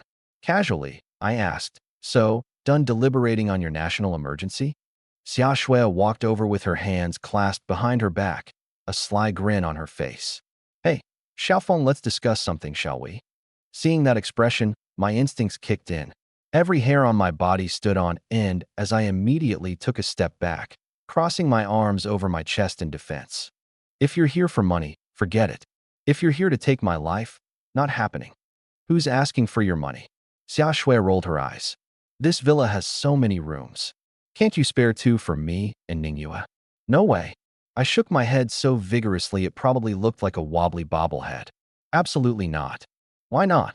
A single guy and 2 girls living together?" What about my pure and innocent reputation as the upstanding bachelor of the century? I clutched my chest dramatically. Xia Shui nearly choked. What reputation? You don't have one to begin with. Besides, I appealed to the rules. Shinweigwa just warned me that renting out rooms is strictly forbidden. If I let you both stay and he finds out, I'm toast. Xia Shui's eyes sparkled with mischief, and she quickly switched tactics. The instructor banned renting out rooms. But he didn't say anything about letting people crash for free. If we're not paying rent, technically we're not breaking any rules. I put the apple down, crossing my arms. No rent? So, tell me, exactly what's in it for me? The privilege of you eating all my food? Running up my utilities? Xia Shui grabbed my arm, pulling out her trump card. Ningyue here is secretly a master chef. I'm talking better than 5-star restaurant level. My hand froze midair. You've tasted the horror show that is the cafeteria food. Xia Shui leaned in and whispered like a devil tempting me. Do you really want to survive on that every day? Let us stay, and Ningyue will handle 3 meals a day. Food's on us. Gu Ningyue's cheeks turned slightly pink. Xia Shui had just completely sold her out. My eyes lit up as a flurry of calculations ran through my head. Cafeteria meals cost 5 to 10 points each. 3 meals a day, a whole month. That's hundreds of points. But with a private chef, not only could I save a ton, but I could finally escape the mystery meat and burnt bits they called food. It was a steal. I threw the apple aside and clasped their hands with both of mine, shaking vigorously, my expression brimming with sincerity. Bosses, please, you must stay. Free rent. Utilities included. I'll wash the dishes. Xia Shui wrinkled her nose and pulled her hand back in disgust. Now that's more like it. Let's go, Ningyue. Time to grab our luggage. And just like that, the two beauties set up camp in Villa Number 1. They picked the 2 best-lit rooms on the 2nd floor, and I naturally opted for the guest room on the 1st floor. Late at night, on the 2nd floor, Xia Shui and Gu Ningyue had changed into silk pajamas and were lying side by side on the large bed. Xiao Shui, spill the truth. Gu Ningyue propped her chin with a hand as she turned to face her. Do you have a thing for Yufeng? With a sheet mask on her face, Xia Shui's hand trembled. What? Nonsense. Don't even try to deny it. Your ears turn red every time someone mentions him. Gu Ningyue poked her on the side of her face. You're indifferent to other guys, but when it comes to him, you're practically glowing with care. You even stole the ancestral Crimson Flame manual to give to him. Xia Shui ripped off her face mask, her cheeks burning. That was an investment. He ranked first on both lists today, even beating Xiao Yan. It's called making friends with a stock that's bound to rise. Oh, a rising stock, Gu Ningyue teased. When he charged you holding fees, this stock didn't exactly go easy on you. The stingy bastard. Xia Shui gritted her teeth. Once I'm strong enough to take him down, I'll rob him of every coin. Huh? With what skills? The guy's walking around the gravity chamber like it's a stroll through the park. The 2 girls playfully wrestled and laughed on the bed. Meanwhile, in the 1st floor guest room, I was sitting cross-legged on the bed, madly running the Chaos Origin manual. Spiritual energy surged like waves, rushing into my pores and converging in my dantian through my meridians. Boom. A deep, muffled explosion echoed inside me. Bronze 4-star. I broke through. I flexed my wrists, and my knuckles popped audibly. Glancing at my phone, it was just past midnight. Since I've got some time to kill, might as well draw a lottery to spice things up. Over the past few days, I had earned quite a bit, plus I'd snagged that black gold card from Sunhao. Financially, I was pretty well off. System, top up 300,000. Recharge successful. Balance, 300,000 dragon coins. Rubbing my hands together, I pulled up the slot machine interface. Supreme draws are a money pit. Let's go the budget route today. Regular draw, 10,000 per pull, 30 pulls. The lever pulled itself, and the icon spun wildly. Thank you for participating. Better luck next time. Thank you for participating. The string of empty results kept rolling in, and my expression grew darker with every failed pull. Did they nerf the rates or something? 30 pulls without even hitting the pity rewards. The first set of 10, completely empty. The second set of 10, still nothing. Clutching my chest, I groaned inwardly. That's 200,000. The number of ribs I could have bought with that. Last set of 10. If nothing drops, I'm uninstalling this stupid system.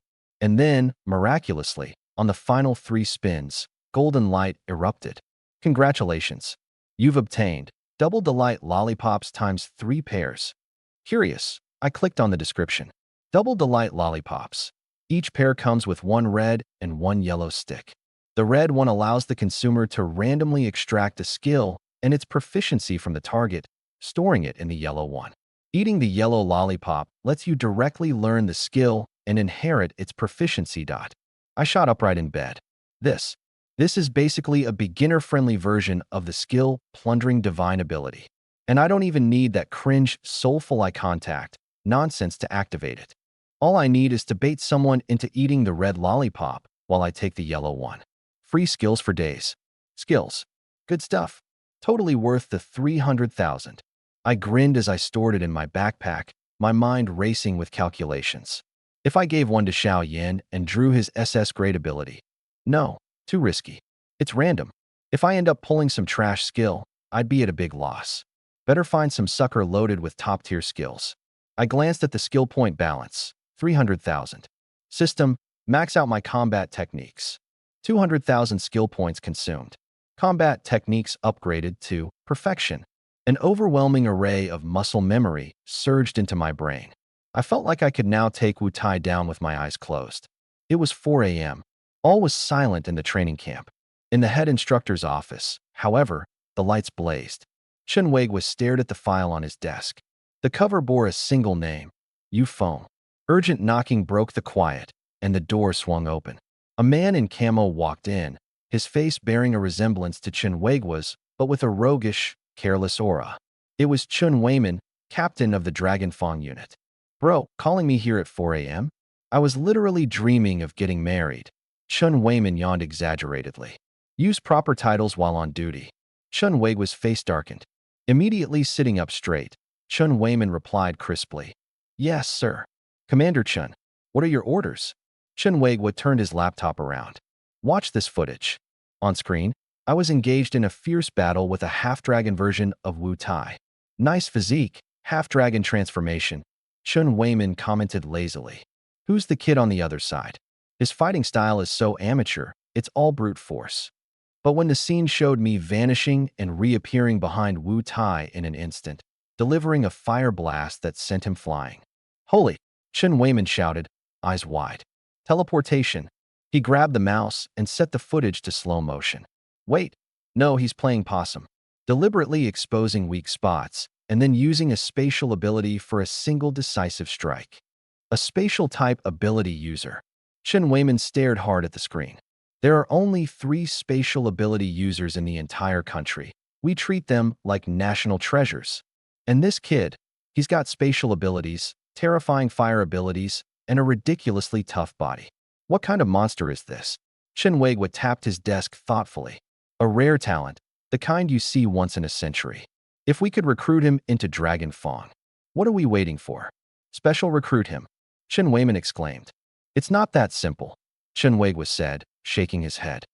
No matter how talented he is, without the right mindset, he's a disaster waiting to happen. This kid's head is filled with nothing but money. 0 sense of military discipline. He explained the antics I had pulled earlier that day. He was doing calculations even under 35x gravity. When he broke the strength testing device, his first response was to ask how much it was worth per pound as scrap. Chen Weiman froze for a second. That, sounds pretty grounded. Grounded? Chen Weiguo snorted coldly. He's just another money-obsessed rogue. We need to grind that attitude out of him. Tomorrow, during the physical combat training, you'll take him on personally. Scout him out, test his limits. Remember, don't hold back. Chen Weiman grinned, revealing a row of sharp, white teeth, and flexed his wrists. Don't worry, breaking in the tough ones is my specialty. I'll make sure he understands that even the best talent is nothing in front of absolute combat skills. He was brimming with confidence, already imagining how to grind this so-called genius recruit into the ground. What he didn't realize was that the teenager in Villa No. 1, who was dreaming of making a fortune, had just maxed out his hand-to-hand combat skills to perfection. The sharp sound of the morning bugle tore through the fog. More than 50 genius recruits gathered instantly. After a night of rest, most of their weariness had faded. I shuffled to the back of the line, lazily dragging my training shoes and yawning. While everyone else sprinted to their spots, I chose to stroll. No choice. I've got to keep a low profile in life and a high profile in sales. Xia Shui and Gu Ningyue stood at the front. The two girls, having slept comfortably on luxury mattresses in their villas, had radiant and glowing skin. In the crowd of dusty-faced recruits, they stood out like pearls among stones. Xiao Yan's gaze swept through the crowd, locking on to Xia Shui, and he strode over with purpose. Xiao Shui, where were you last night? His voice was hushed, but the accusatory tone was undeniable. I knocked on your door forever and got no answer. Xia Shui rolled her eyes. Do I need to report to you where I sleep? What are you, the Coast Guard? Xiao Yan's chest heaved as his frustration bubbled to the surface, about to lash out. Silence. Chen Weiguo's thunderous roar cut through the air. The noise instantly died down. Today, we're doing team combat drills. He scanned the recruits with an imposing presence. Now form your teams. Maximum of 10 people, minimum of 3. You've got 5 minutes. Keep in mind, this will determine your team's standing and the resources allocated to you in the training camp. The moment his words landed, the crowd burst into chaos. Teaming up meant finding the strongest allies, of course. Xiao Yan, being an SS-ranked ability user and placing second on yesterday's power rankings, was immediately swarmed. He didn't spare a glance at the group around him. Instead, he walked directly to Xia Shui with a smile carefully softening his face. Xiao Shui, let's form a team. With me, we'll guarantee first place in the combat drills. Xia Shui stepped back 2 paces, grabbing Gu Ningyue with one hand and tugging on me, who had been trying to sneak off to look for new customers, with the other. Thanks, but no thanks. She raised her chin, voice crisp and clear. It'll be me, Ningyue, and Yufeng. We'll be a team of 3. Xiao Yan's expression twisted instantly. Yufeng again. Yesterday, he stole the limelight, stole first place, and now he's after his fiancée too. Yufeng, don't push your luck. If you know what's good for you, back off. I was just brainstorming ways to sell my double joy lollipops to high-ranking ability users when his outburst startled me. I casually shook my ear as if he were just noisy background. And who do you think you are? The class leader herself invited me to join. What an honor. And what are you barking about over there for? Did someone forget to put you on a leash? Rope? Scared off all my big clients, huh? You gonna compensate me for that? Muffled laughter rippled through the crowd. Boom. The SS-level blaze sunfire energy exploded, with scorching heat waves spreading outward, forcing the surrounding trainees to retreat repeatedly. Listen up, all of you. Xiao Yan turned to face the crowd, his voice cold and commanding. Anyone who dares to team up with you foam? You're going against me, Xiao Yan. You're going against the mighty Xiao family of Langia. Think carefully about the consequences in the supernatural world. The threat was as blatant as it gets. The Xiao family of Langia. Shake the ground with just a stomp, a colossal power of the province. Those trainees who initially wanted to cozy up to me instantly backed off. Eyes quickly shifted away to avoid any association. Messing with me? At most, you'll get a beating. Messing with the Xiao family? Your future's done for. I shrugged nonchalantly. A bunch of broke cowards. Class monitor, Ningyu, the 3 of us are enough. Bringing them along would just mean splitting the points. A losing deal, no thanks. Thud, thud. Heavy footsteps approached. Wu Tai pushed through the wall of people and stopped right in front of me. Towering over 2 meters tall with a solid, iron-strong frame, he scratched his buzz-cut head and spoke earnestly. Brother Foam, can I join your team? The crowd collectively gasped.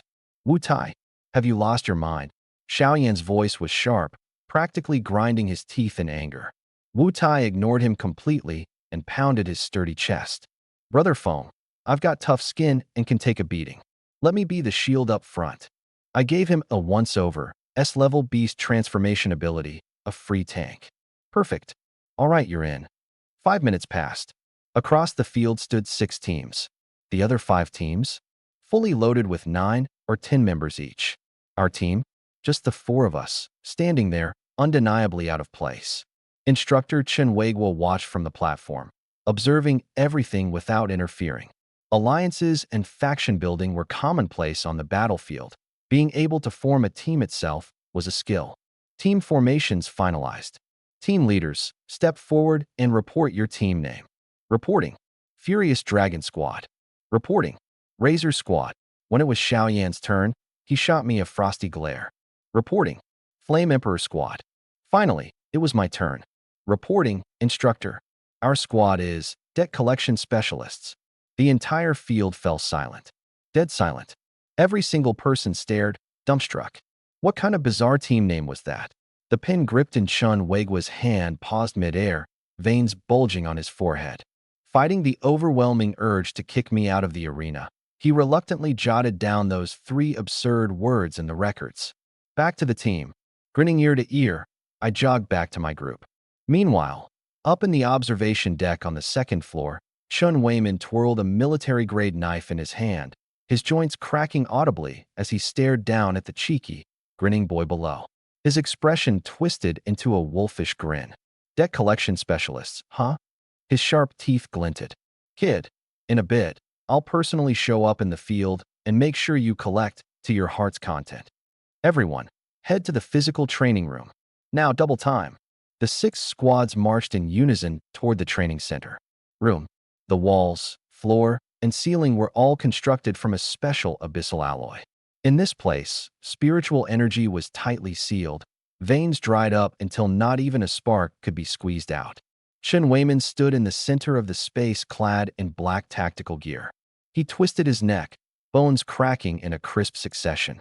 I'm Deputy Instructor Chun Weiman, he announced, his sharp eyes scanning the pale-faced trainees. A grin spread across his face, revealing pearly white teeth. The rules are simple. Attack me as a team, 1 squad at a time. Everyone here is a normal human. The only language we're speaking is the language of fists. The longer you last, the higher your ranking. First place gets 500 points for the whole team. 500 points. My head snapped up, my eyes practically glowing. How many racks of ribs could that trade for? How many days' rent could it cover? I started frantically calculating with my fingers. 2nd place, 300 points. 3rd place, 100 points. 4th and 5th, Chun Weiman's voice turned chilly, 0 points. He paused, his cold gaze locking in. And last place, minus 100 points for the whole team. A stifled gasp rippled through the crowd. Points were the currency of survival here. Losing 100 meant 2 weeks of gnawing on stale, sour black bread buns. Shush. Instinctively, 40 or 50 pairs of eyes darted toward us. Our 4-person professional debt collection squad. The math was simple. Other teams had no fewer than 9 members. We only had 4. With powers sealed, we were reduced to raw physical combat. For people couldn't possibly outlast 10. And 2 of our 4, mena-based girls. Yufeng's team is doomed, dead last for sure. Serves him right. Who told him to piss off young Master Xiao? Gu Ningyue's face tightened as she tugged on Xia Shue's sleeve. Xiao Xue, it's just us 4. You and I are elemental types. We don't even have the stamina to run 800 meters. We'll definitely be dead weight. Xia Shui, ever defiant against the odds, gripped her hand in return. What's there to fear? We've got Xiaofeng. He'll flatten this black-faced instructor solo. Wu Tai thumped his barrel chest, the sound echoing with a deep thud-thud. Feng Ji's fists are harder than a sledgehammer. And hey, I'll be up front. You girls just hang back. Honestly, I didn't hear a word of their chatter. My focus was elsewhere, entirely consumed by the thought of losing 100 points. Messing with my money? That's messing with my life. Begin. Huanglong Squad, you're up. 9 boys roared to boost their courage and charged in together. Chun Weiman didn't move a muscle. Only when the first fist was mere inches from his face did he sidestep swiftly and chop the guy's neck with his hand. Thud. The first one hit the ground. He ducked under 2 clumsy swings, his legs snapping forward like a whip. Crack. The sound of bones breaking echoed as 2 more collapsed. His silver-level 9-star physique, honed by countless life-and-death battles, made quick work of students who'd never even seen a battlefield. It wasn't a fight. It was a slaughter. In under 3 minutes, the Huanglong Squad was sprawled on the ground, groaning in pain. Next, the same story repeated with the next 3 teams, if not worse. The longest they could last was only a minute and a half, with the record being just 10 minutes. I strolled along the sidelines and discreetly pulled out a Band-Aid I swiped from the convenience store earlier. Squatting in front of a guy cradling his face in his hands and groaning in pain, I showed it off. Yo, bro, injuries like that must hurt like hell, right? Custom-made Band-Aid. Only 50 dragon coins each. No cheating here. I even take Venmo. The guy was so mad he nearly cursed me out right then and there. You phone. Get out of here. Chen Weigua barked sharply. I pouted and shoved the Band-Aid back in my pocket. Team Flame Emperor, step forward. Xiao Yin led 9 tough-looking guys onto the field. He swiftly laid out his plan. Li Chong, Zhao Gang, flank to the left. Wang Fei, you're on the right. The rest of you, straight down the middle with me. Remember, don't engage head-on. Stall him for as long as possible. Yes, sir. The 9 spread out, encircling Chun Weiman. Xiao Yin glanced briefly at Xia Shui out of the corner of his eye, cheeks puffing slightly. He had to win this competition, no matter what, for the sole purpose of humiliating me. Go! Xiao Yin charged first, assuming a combat stance and throwing a straight jab aimed directly at Chen Weiman's face. Chen Weiman raised an eyebrow, amused. Interesting. He stepped in to meet the blow, blocking with his left arm, then sent a hard punch towards Xiao Yan's gut with his right fist. Bam! Xiao Yan crossed both arms in a desperate attempt to counter the attack, but was sent sliding back 3 or 4 meters. The impact radiated sheer pain through his entire body. Chen Weiman turned his attention to the other members nearby, pouncing like a tiger into a flock of sheep. With a few gut-wrenching screams, 3 of them were sent flying into the wall with loud thuds. Gritting his teeth, Xiao Yan charged again. His body, toughened over the years by rare medicinal herbs, managed to withstand Chen Weiman's devastating attacks, clinging relentlessly to him. 10 minutes passed. 20. 30. On the field, only Xiao Yan was left standing, his breaths heavy and labored. His training uniform was in tatters, his left eye swollen and bruised, and blood trickled from the corner of his mouth. Not bad, but this is where it ends. Chen Weiman blurred into motion, closing the distance in an instant. Xiao Yan felt a crushing weight on his chest as he was sent flying back 7 or 8 meters, his body slamming into the ground with a dull thud. 30 minutes. Xiao Xiao is incredible. No kidding, definitely an SS-level talent. This guy's sure to be number 1. Xiao Yan staggered to his feet, wiped the blood from his face, and straightened his posture. His eyes turned towards Xia Shui, hoping to catch a glimmer of admiration. But Xia Shui just rolled her eyes dramatically before turning away to talk to Gu Ningyue. Xiao Yan's face darkened. His frustration boiled up, nearly making him cough blood. His gaze then shifted to me, shooting daggers. This guy couldn't wait to see me get pummeled into pulp. Chen Weiman dusted off his hands, then locked his eyes onto me with a menacing grin. The last team, the debt collection squad, stepped forward. With a roar, Wu Tai bellowed and stomped hard on the ground. As his massive body prepared to lunge forward, a hand grabbed the scruff of his collar. Kriawak. The enormous figure, over 2 meters tall and weighing hundreds of pounds, was abruptly frozen in place. Even the reinforced alloy floor beneath his feet had 2 pale indentations from the halted momentum. I let go of him and casually patted my wrist. You heading up there to hand them a free win? I swept my eyes briefly towards Xia Shui and Gu Ningyue, curious about their reaction. Month. You 3, don't go anywhere. Xia Shui panicked. You're going alone? Xiao Feng, he's a silver 9-star. I ignored her. I'd just dumped a massive amount of points into maxing out my combat skills. Fighting a sealed power silver 9-star? I'd hardly need assistance. What if they got hurt? Who'd be covering their medical bills? Dragging my training shoes against the ground, I stopped 3 meters in front of Chen Weiman. Chen Weiman looked me over, cracking his neck as the joints popped loudly. Kid, you made quite the show in the gravity room yesterday. Let's see how many punches you can take today. He bent his knees slightly, thigh muscles bulging, stretching his combat uniform taut. The whole place went silent. You could hear a pin drop. When he beat the crap out of Xiao Yan earlier, the assistant coach didn't even bother to take up a defensive stance. But now, facing me, he actually shifted into the opening pose of military-style combat. I stuffed my hands in my pockets, my shoulders relaxed. Coach, let's clear something up first. Speak. I raised a finger, pointing right at his nose. If I don't hold back and end up injuring you. I rubbed my fingers together, signaling money. Will the camp cover the medical and lost wages? I'm broke. Won't pay a dime out of pocket. The entire training hall went dead silent. Even the stopwatch in Chun Weigua's hand nearly slipped out. Chen Weiman was so enraged he ended up laughing. Good. Very good. With a sudden burst of force from his right foot, the alloy floor emitted a muffled roar and caved in half an inch. If you can even touch a corner of my shirt, I'll give you 100,000 dragon coins out of my own pocket. 100,000. My eyelids snapped open, and I straightened my back. This wasn't just a coach. He was a walking ATM. Chun Weiman launched himself from the ground, tearing through the air with a deafening sonic boom aimed directly at my face. Pure physical strength displaced the air. The gust whipped the faces of the front row students, stinging their skin. I whipped my hands out of my pockets, stepping directly toward the incoming punch. Bang! Chen Weiman's sweep kick came fast and vicious. I didn't dodge. It landed square on my right arm. The crack of skin and muscle colliding burst loudly through the air. Both of us stumbled back 3 meters, leaving scorched black skid marks on the ground. Chen Weiman shook out his slightly numbed leg. Damn, those are some solid bones. He came at me again, this time with fists darting like shadows, aiming solely at vulnerable spots. I didn't back down. Instead, I advanced.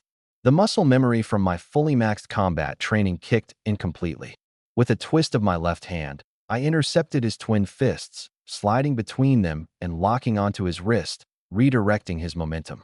Chen Weiman's strike missed its mark, leaving him slightly overbalanced. I clasped my right hand into a blade shape, driving it toward the soft cartilage under his ribs. Bang! Bang! Bang!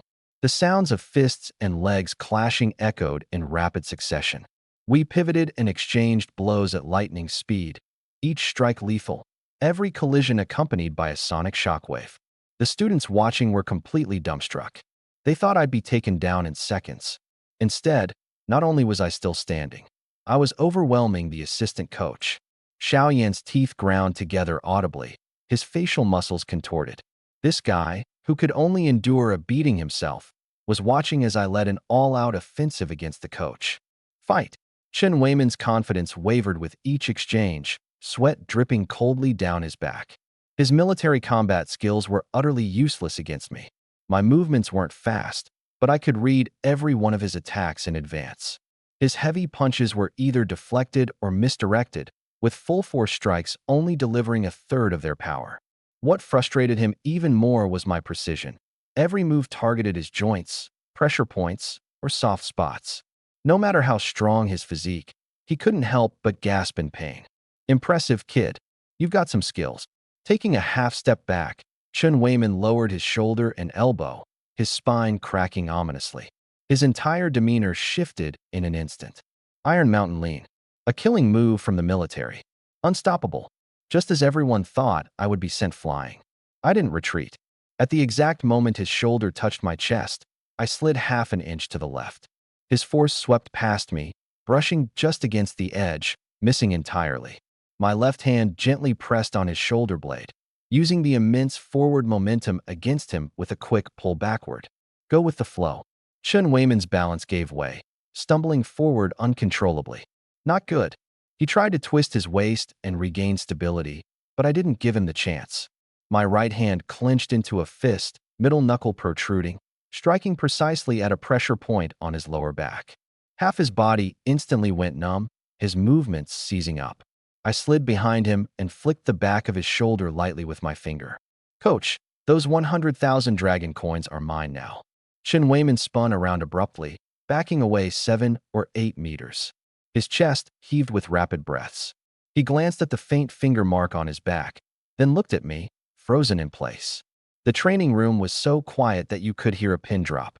Xiaoyan's eyes nearly popped out of his skull, a strange sound escaping his throat. Chen Weigua's stopwatch fell to the floor, shattering. What just happened?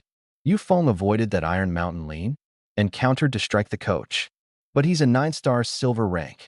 The trainees erupted in disbelief, questioning everything they knew. Chen Weiman's face grew heavy. Where did you learn that fighting technique? For just a brief moment, he felt like he wasn't facing a student but a grandmaster with decades of experience in the art. I patted my pocket. Coach, that's classified. So, are you transferring those 100,000 dragon coins now or settling later? The muscles in Chun Wayman's face twitched. That was half a year's worth of his stipend. A deal's a deal. He gritted his teeth, setting himself into a proper fighting stance. I underestimated you earlier, but this time I'm not holding back. He lowered his center of gravity, raised his guard, and began closing the distance with deliberate steps. The most cautious approach. With his 9-star silver-level physique far surpassing mine, as long as he didn't leave an opening, sheer endurance would guarantee his win. I sighed. Coach, that's going to take too long. For 500 points, I need to finish this quickly. I launched myself forward. Good kid. You've got guts. Chun Wayman lunged across 3 meters in a single step, the floor groaning under the pressure. With all his 9-star silver strength, he packed everything into a devastating right punch. The air seemed to shriek. That punch was coming straight for my face. Pure, unadulterated violence, like a steamroller barreling forward. Xiaoyan stood by with a cold smirk on his face, waiting for the show to implode on me. The sheer force of the wind from the punch whipped my bangs into a dance of chaos. Just as the fist was about to collide with my nose, I slightly bent my knees, tilted my upper body down and to the right. The punch whistled past, grazing the top of my head. Chun Wayman missed, his chest wide open, vulnerable. I grabbed his wrist with my left hand and locked his elbow with my right. Pushed hard, swiveled my hips, and pressed downward. Leverage versus brute force. Chun Wayman stumbled forward, entirely off balance. I capitalized on the opening, brought my knee up. Thud. My knee drove straight into his chin. Chun Wayman's head snapped back. He staggered, retreating with a loud clatter of teeth. Blood dripped down from his nose, splattering past his philtrum. The training room fell completely silent. Holy crap. Someone whispered an expletive under their breath. Xiaoyan's mocking smile froze on his face. White-silver 9-star vice instructor, knocked bloody with a single exchange. Chun Wayman wiped his nose with the back of his hand. He stared at the streak of blood, his brain buzzing like a short-circuiting light bulb. I'm gonna break every bone in your goddamn body today. Abandoning defense entirely, he swung both fists wildly, leaving faint afterimages in the air as he hammered toward my head like a storm. Faced with such clumsy, brute force, turtle punches, I didn't even bother creating distance. I danced in and out of his swings, my footwork razor-sharp. Sidestepping left, tilting right, dodging low. Each of his punches scraped harmlessly against empty air, brushing my clothes as they passed. Instructor, is that all you've got? Honestly, your punches feel like cotton candy. Did you forget to have breakfast today? Oops, you missed again. I'm over here. By the way, have those 10 grand ready for me yet? Cash, Venmo, PayPal, I'm flexible. Or should I draft up an IOU for you? Chun Wayman's face flushed red as steam poured out of his figurative ears. Infuriated, his form deteriorated, and his punches grew sloppier by the second. I waited, bided my time. Once his rhythm fully unraveled, I sidestepped another sloppy haymaker and backhanded him. Smack. The sound echoed, crisp and unmistakable. A red, hand-shaped imprint blossomed across his left cheek. His head turned sharply from the force of the slap. You dare slap my face? His bloodshot eyes were locked on me, his voice a low, beastly growl. I shrugged nonchalantly. Instructor, this is live combat training. Fists and hands don't have eyes, you know. And anyway, camp rules never said slapping the face would deduct points. But if you're feeling shortchanged, hey, we can call it even at 8,000. I didn't give him another second to come up with a retort. It was time to finish this. My mastery of advanced combat techniques ignited to their full potential. No flashy tricks, just brutal, efficient, lethal precision. Elbows, knees, knuckles. Every inch of my body turned into a weapon. 1-inch punch to the orbital socket. Elbow strike to the ribs. Chun Wayman doubled over in pure agony. I seized the back of his skull, pulling him downward. At the same time, I drove my knee up. Thwack. The front of his skull crashed brutally into my knee. He was disoriented, swaying like a felled tree caught mid-fall, unable to even lift his arms to guard anymore. His so-called white-silver 9-star physique, once a source of pride, turned out to be nothing more than brittle paper against pinpoint strikes to his weak spots. Standing to the side, Chun Waygua's expression darkened into a scowl blacker than midnight. This was beyond humiliating. What was supposed to be a lesson meant to knock me down a peg instead ended with his own younger brother being used as nothing more than a punching bag. And Xiaoyan, his body trembled slightly. That so-called proud fighting foundation of his. To me, it's child's play. He fought desperately for 30 minutes and thought of himself as a genius. But I didn't even break a sweat. I treated the instructor like a punching bag. Wu Tai thumped his chest in excitement. Brother Feng, you're legendary. Brother Feng, you're unbeatable. Xia Shui and Gu Ningyue exchanged glances, their eyes filled with shock. 10 minutes later, Chen Weiman was completely drained of energy. His eyes were swollen like walnuts, blood dripped from the corner of his mouth, and his cheeks were puffed up. He honestly resembled a pig's head. His punches were so slow that even an old grandma could have dodged them. I swept my right leg across. Chen Weiman hit the ground hard. In an instant, I dashed forward, pinning him to the floor with my knee on his chest. My right fist stopped just half an inch from the tip of his nose. A little more, and his nose would have shattered. Instructor, good match. I smiled sweetly, looking down at the bruised and battered face of Chen Weiman. Now, about that 10 grand. Time to settle up? Chen Weiman gasped for breath, struggling to push me off. But my knee? It didn't move. It might as well have been a mountain. I give up. He squeezed the words out through gritted teeth. I instantly withdrew my fist and stood up, casually dusting off my pant leg. Turning toward Chen Weigua, I grinned. Chief Instructor, how long did my squad hold out? We've got to be first place, right? I rubbed my fingers together, my eyes practically sparkling. 500 points and the 10,000 bucks. Are you sending it via Venmo or straight to my bank account? Chen Weigua stomped into the field, his face dark as a storm cloud. He kicked Chen Weiman hard on the backside. Useless. His own little brother, face swollen like a pig's head, lying there groaning, hardly recognizable, even to his mother. Chen Weigua glared at me, his molars audibly grinding. End of the match. He practically spat the words through his teeth. The debt-collecting squad, he inhaled sharply, not only made it to the end, but also defeated the vice instructor. First place. Everyone on the squad gets 500 points. Silence. Pure, deafening silence. 2 seconds later, the whole crowd erupted. All eyes practically popped out of their sockets, darting between me and that lump of meat on the ground. A high schooler just wiped the floor with a silver 9-star instructor? At the back of the crowd, Xiaoyan clenched his fists so hard they cracked, drawing blood as his nails dug into his palms. He had endured a brutal beating for half an hour, used up every last trump card, thinking he'd steal the show. Now, complete humiliation. I shuffled my way over to Chen Weigua, my hands rubbing together enthusiastically. Chief Instructor, the points are one thing. But about that 10K? Medical bills, Chen Weigua snapped, sneering. Med pods and specialty drugs. All of it adds up to 10 grand. We're even. My smile vanished instantly. Chief Instructor, that's cheating. He was the one who said it. Touch his shirt, and he'd cough up 10,000. Everyone here heard it. Chen Weigua clasped his hands behind his back, wearing the calm, thick-skinned smirk of someone who couldn't care less. I didn't hear anything. The great chief instructor of Dragon Fong Resort, covering up in public, huh? Can't take it, can you? I hollered at the top of my lungs. Let's all judge for ourselves. Dragon Fong owes us salaries. Chen Weigua's forehead veins bulged as he angrily whipped out his pistol and slammed it down on the equipment rack. Bang. Yell one more time, I'll shoot you dead. I threw my hands up, backing off a good 3 steps. Fine. No need to get so tense. My voice wasn't too loud or too soft, just enough for the entire crowd to hear. I'll tell you what though, when lights are out tonight, I'll take your dorm door off its hinges and sell it as scrap metal. Might as well clean out your belongings while I'm at it. Chen Weigua stumbled, nearly falling over. What kind of bandit did I recruit here? I spun around and walked right up to Summer Snow and the others, extending a hand.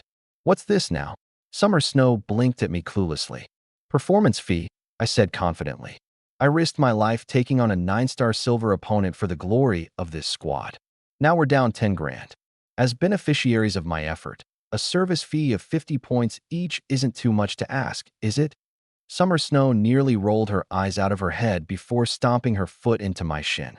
Forget it. No money. Take my life instead. Wu Tai, our lovable goofball, pulled out his points card without hesitation. Wind, I got you. Go ahead and take it. I snatched the card. Swipe. 50 points, right in the bag. See? Now this is what I call understanding. I cast Summer Snow a sidelong smirk. Unlike someone who benefits for free and still has the nerve to act righteous about it. You foam. I'm gonna bite you to death. Summer Snow lunged at me. Noon. The trainees dragged their worn-out bodies towards the dining hall, practically falling apart. After a grueling morning of high-intensity combat without any powers, everyone was utterly drained. I brought Summer Snow and Gu Ningyue back to Villa Number 1, collapsing directly onto the leather sofa. I'm beat. That instructor sure is tough. Even my hand aches from hitting him. Summer Snow shot me a glare. Oh, you're tired? You turned that instructor into a pig head. He's still soaking in the medical pod right now.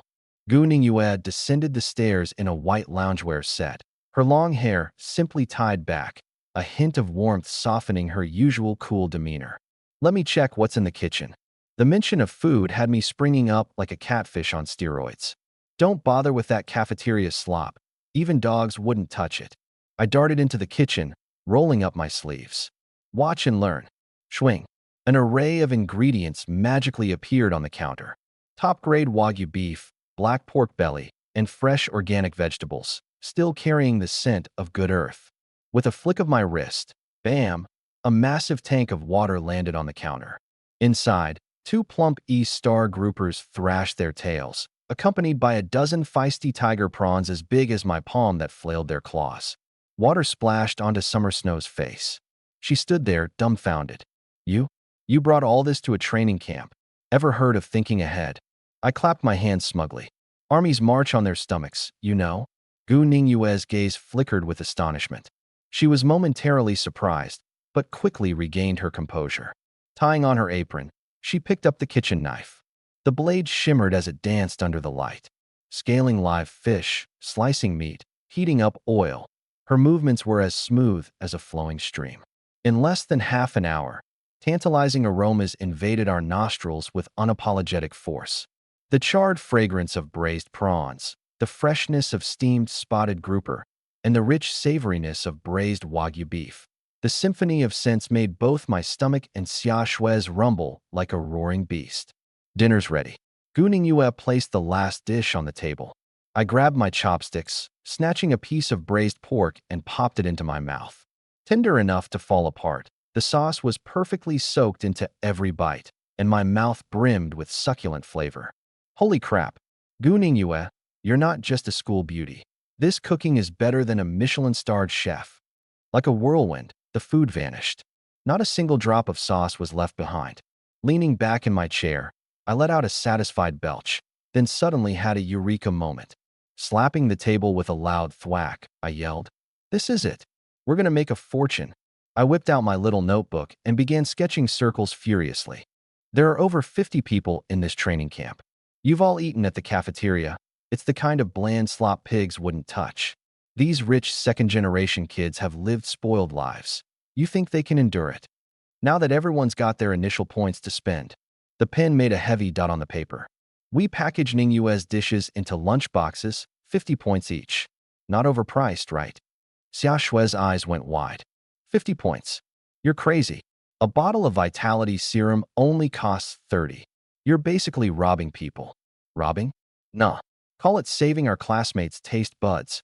I stroked my chin thoughtfully. Once the afternoon training ends, and they're starving, basically crawling on the floor from hunger, I'll walk by waving some braised pork under their noses. I bet they won't last a minute before caving. Just as I was mapping out our lunchbox empire, a loud bang rattled the front door. Who's there? Come to collect protection fees. I shuffled to the door in my slippers.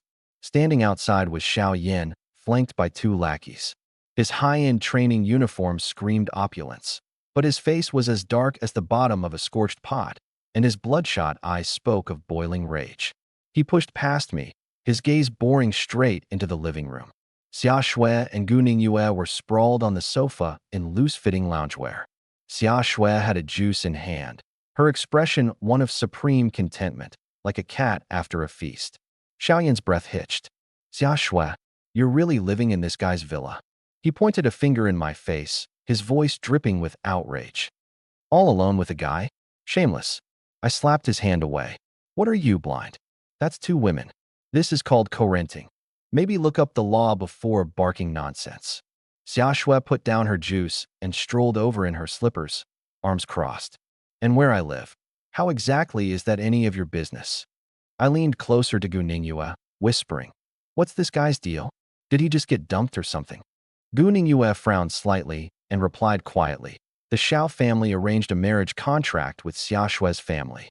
She transferred to Yangdu High to avoid him. Oh, I gave an exaggerated nod of realization. Victim of an arranged marriage. No wonder the class rep looks at him like he's a cockroach. Xiaoyan's temples throbbed in anger. Veins popped on his forehead. Xiaoshui, you're my fiancé. You're coming with me. He reached out to grab Xiaoshui. Xiaoshui didn't move to dodge. Instead, she yanked me by the collar and pulled me close. I stumbled, losing my balance. What came next was warm, soft.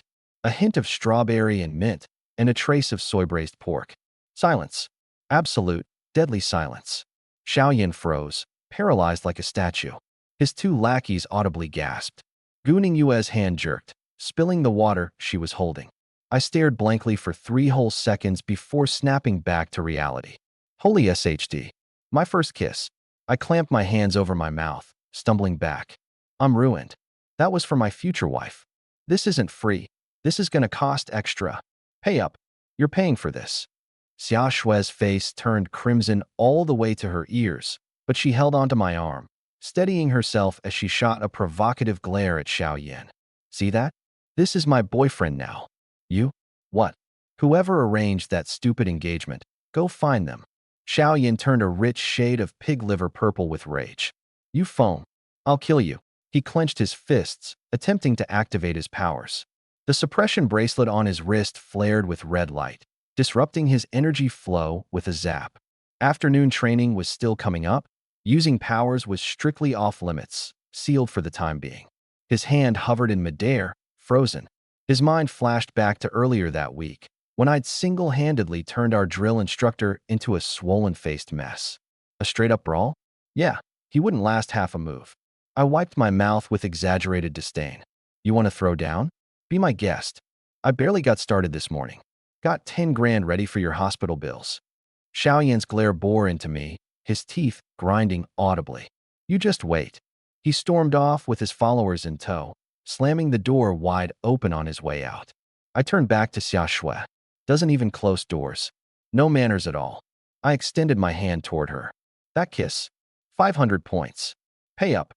Xiaoshui stomped down hard on my foot, grinding her heel for good measure. Go to hell, you money-grubbing cheat. I hopped around on one leg, clutching my poor foot like it was life or death. That was my first kiss. And stomping my foot? That's extra, workplace injury. 50 points for workers' comp. Gu Ningyue sighed as she walked toward the kitchen. Enough playing around. Aren't you supposed to be selling boxed meals? Suddenly, my foot didn't hurt anymore. Oh, right. Money doesn't make itself. Half an hour later, I was pushing a cart loaded with 50 meal boxes. We weren't even 100 feet from the cafeteria before the fragrant smell swept through the air like an ambush. Ugh, it's that synthetic paste again.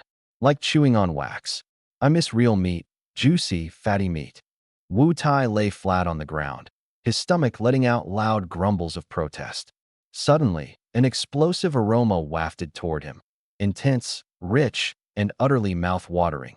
The smell of braised premium Wagyu beef, infused with a meticulously crafted secret sauce. Wu Tai shot upright. Wait, am I hallucinating?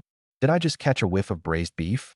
I rolled up with the food cart, dramatically lifting a corner of the insulating cover. The smell hit like a tidal wave. Gulp. Someone, who even cares who, swallowed their saliva audibly. Pulling out a megaphone for maximum effect, I launched my sales pitch. Special Training Camp Deluxe Boxed Meals. Featuring red-braised premium marbled Wagyu beef, steamed high-grade Eastern Star grouper, and succulent, oil-braised prawns. Handmade with love. Not like the cafeteria's synthetic muck. The crowd went wild. A mob of dozens surged forward, eyes gleaming green with hunger. Boss foam. Wu Tai squeezed to the front of the line. I smacked his hand away and smiled while pulling out a card reader. 50 points per serving, no credit allowed. The crowd erupted. 50 points? You might as well rob us. I shrugged. Think it's too expensive? Go eat synthetic paste. This is premium ingredients with the school Belle's touch. 50 points gets you quality worth every bite. To demonstrate, I opened a box in front of everyone, picked up a piece of meat, and popped it into my mouth, chewing loudly for effect. Wow, this meat is so tender it just melts in your mouth. The onlookers' eyes filled with envy. I want one, someone finally caved. And just like that, the floodgates opened. Me too. I'll pay 60, just give it to me first. I held up the card reader, grinning ear to ear. Queue up. There's enough for everyone. Xiao Yin stood on the outskirts of the crowd, the smell of meat making his stomach rumble involuntarily. He touched his points card, took a step forward, and then stopped. Buying food from Yufeng? That would be harder to swallow than death. I spotted him easily and grabbed a megaphone. Young Master Xiao, how about a serving? For Xiao Shui's sake, I'll give you a 19% discount. Leaving the cafeteria, Xiao Yin grew more and more frustrated. In all his life, he'd never suffered such humiliation. His S-rank superpower, his pride and joy, was useless under the camp's rules. Watching Xia Shui and that guy cozying up, only for the guy to start a monopolistic business in front of the entire camp? It was infuriating. Can't beat him head-on. Then I'll use the rules to crush him. Xiao Yin stormed straight to the administrative office. As he rounded a corner, he nearly bumped into Chun Weiman, who was holding an ice pack to his face. Instructor. Xiao Yin snapped to attention, giving a textbook-perfect salute.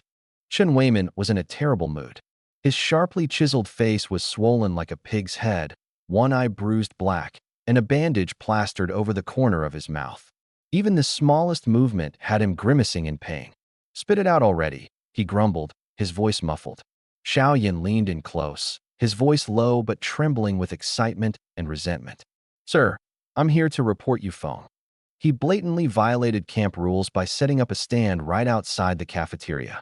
He's selling unauthorized food at 50 points per serving. It's creating chaos. I request immediate disciplinary action. Confiscate his tools. Dock all his points. Chun Weiman froze, his hand suspended midair. Selling food. He stared blankly for 2 seconds before his voice shot up, only for the movement to tug at his injuries, making him wince and suck in a sharp breath. Where the hell did he get food? Xiao Yin eagerly recounted the scene. Yufeng shouting through a megaphone, counting points in public, every ludicrous detail he could recall. Chun Weiman's eye twitched violently, his brain buzzing in disbelief. What kind of lunatic was this? Just earlier, this punk had flattened a rank silver level 9 like him into the dirt, and now he was monopolizing the canteen economy? Was this training camp or a business expo for him? All right, I get it. Scram. Chun Weiman waved him off. Chun Weiman waved his hand irritably. He tossed aside the ice pack and hobbled to push open the door to the chief instructor's office. Inside the smoke-filled office, Chun Wei was sat behind a large desk. A cigarette burned halfway down between his fingers, its ash falling in soft plumes. Chun Weiman dragged a chair over and sat down, wincing from the pain. Chun Wei was stubbed out the cigarette, his gaze sweeping twice over his younger brother's bruised and battered face. I thought you were always bragging about beating 10 men by yourself. And now you can't even handle a high school kid with no powers? Worse yet, you got pinned to the ground and extorted for 100,000 in medical fees. You've embarrassed Lanya thoroughly. Chun Weiman exploded on the spot, riled up. Brother, do you think that kid is just some ordinary high schooler? Pull up the surveillance footage and take a good look. That fighting style. You don't get there without decades of life or death combat experience. Every move was lethal, every strike aimed straight for my weak points. When I went for a roundhouse kick, it felt like I hit a steel plate. That's no typical student. He's a hardened veteran. Chun Weigwa tapped at his keyboard, and the large screen on the wall began playing the battle footage, slowed down to 1/3 speed. His brows furrowed tighter and tighter. Although Yufeng's movements appeared casual, his dodges were perfectly timed, and every counterattack exploited the precise moment when Chun Weiman's strength had been exhausted, but his next move not yet formed. This wasn't just fast reflexes. This was an absolute mastery over the rhythm of combat. Chun Weiman pointed at Yufeng's strange, fluid footwork on the screen. Look right here. His body flexibility and explosive power completely surpassed the limits of the bronze rank. He dropped his voice, speaking almost in a whisper. What's more, That kid is hiding a spatial ability. We need to report this immediately. Chun Weigwa leaned back in his chair, drumming his fingers on the desk, deep in thought. A spatial ability. That's no small matter. There were only a handful of registered spatial ability users in the entire Dragon Nation. Even Commander-in-Chief Tian Tian of Yinlong held her top-tier position thanks to her spatial powers. If Yangdu really had a naturally unregistered spatial ability prodigy, it would catch the attention of the highest levels of the military. We can't confirm it just from the video. We can't submit a report based on speculation. Chun Weigwa stood up and began pacing. If we're wrong, the boss lady will skin the two of us alive. Chun Weiman swallowed hard. The mere mention of her made this otherwise tough man shiver. So what do we do? Just ask him outright. That kid's slippery as hell. Asking won't get us anywhere. Chun Weigwa stopped pacing, placed both hands on the desk, and a sharp glint flickered in his eyes. Cancel this afternoon's physical training. Switch it to squad combat drills. No limits on abilities. No limits. Chun Weiman blinked, stunned. It's only the second day, and you want to go all in? These spoiled rich kids could seriously lose it and cause trouble. You can't grow a towering tree in a greenhouse. Chun Weigwa snorted coldly.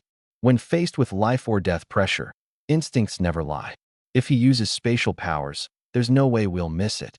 Chun Weiman grinned, but the movement tugged at his injuries, and he grimaced again. That's ruthless. Let Xiao Yan versus Yufeng. Just earlier, Xiao Yan had come to report something. There's no way these two are on good terms.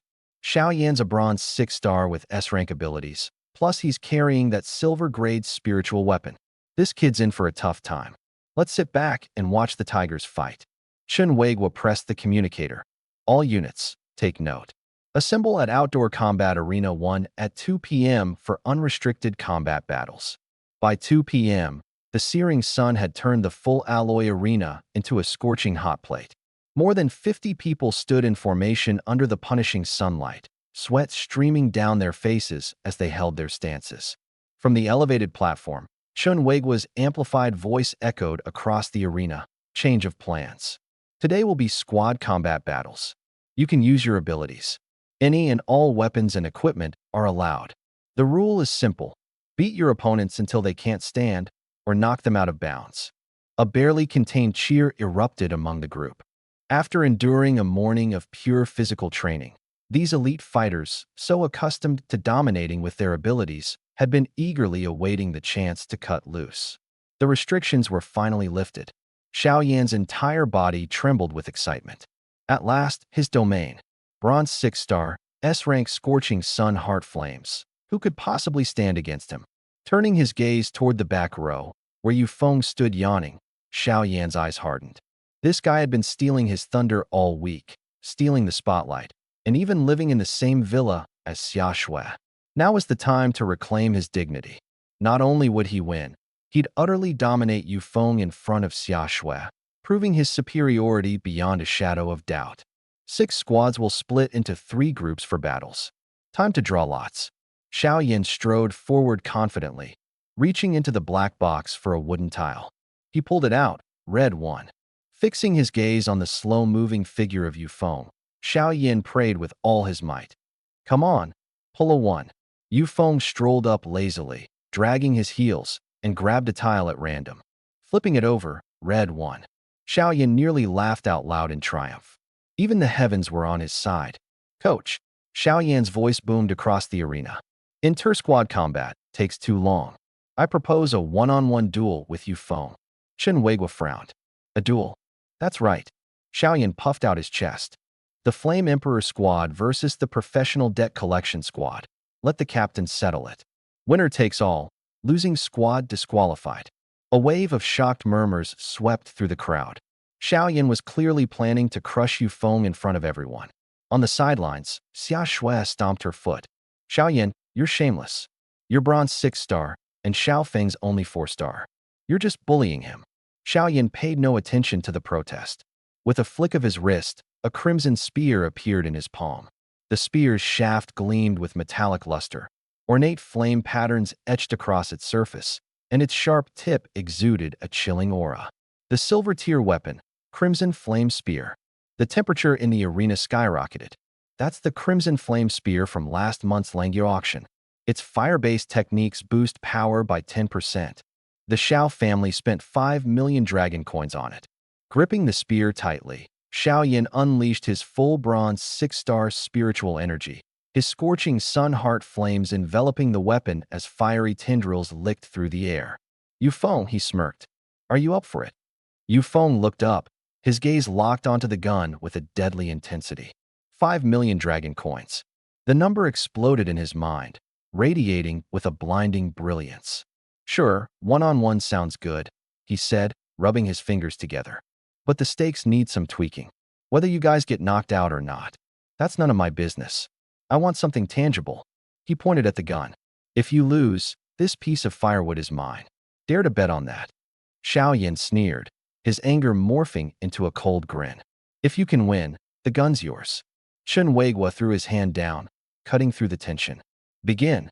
Xiaoyan transformed into a blazing red streak, charging straight for Yufeng. Die. Both hands gripping the gun, he lunged like a dragon striking. Flames erupted from his weapon, forming a fireball the size of a millstone. Spirit skill, flame burst. With the amplification of a silvery-grade spirit weapon, the attack grew terrifyingly destructive. Heat waves rolled forth. Yufeng, hands casually stuffed in his pockets, stood still, the fireball poised to hit him square in the face. At the very last second, his feet ignited and flickered with a flash of firelight. Flowing fire step. His body slid 3 meters away, bending physics to his will. Boom. The flame burst left a charred shallow crater, sparks flying everywhere. TSK, can't even hit me. Yufeng dusted off his pants. Young Master Xiao, your aim's trash. Been spending too much time in fancy clubs? Your hands are shaking like crazy. Xiaoyan's face flushed with blood as rage overtook him. He swept the long gun for another flame burst. Yufeng floated through the chaos with his flowing fire step, dodging effortlessly. Missed again. And again. Is this what your PE teacher taught you? 5 mil on that gun. What a waste of a good weapon. Xiaoyan's eyes went bloodshot as he unleashed a storm of attacks. Fireballs exploded one after another, deafening roars filling the air.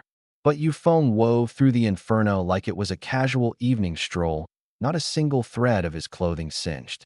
The scene had devolved into pure absurdity. By the time Xiaoyan had missed over a dozen shots, his spiritual energy was nearly drained. He paused, panting heavily. Stifled chuckles rippled through the crowd, fueling his spiraling fury. Yufeng, are you just gonna dodge forever? This is called strategic retreat. Ever heard of war tactics? Yufeng shrugged nonchalantly. Stand still if you've got guts.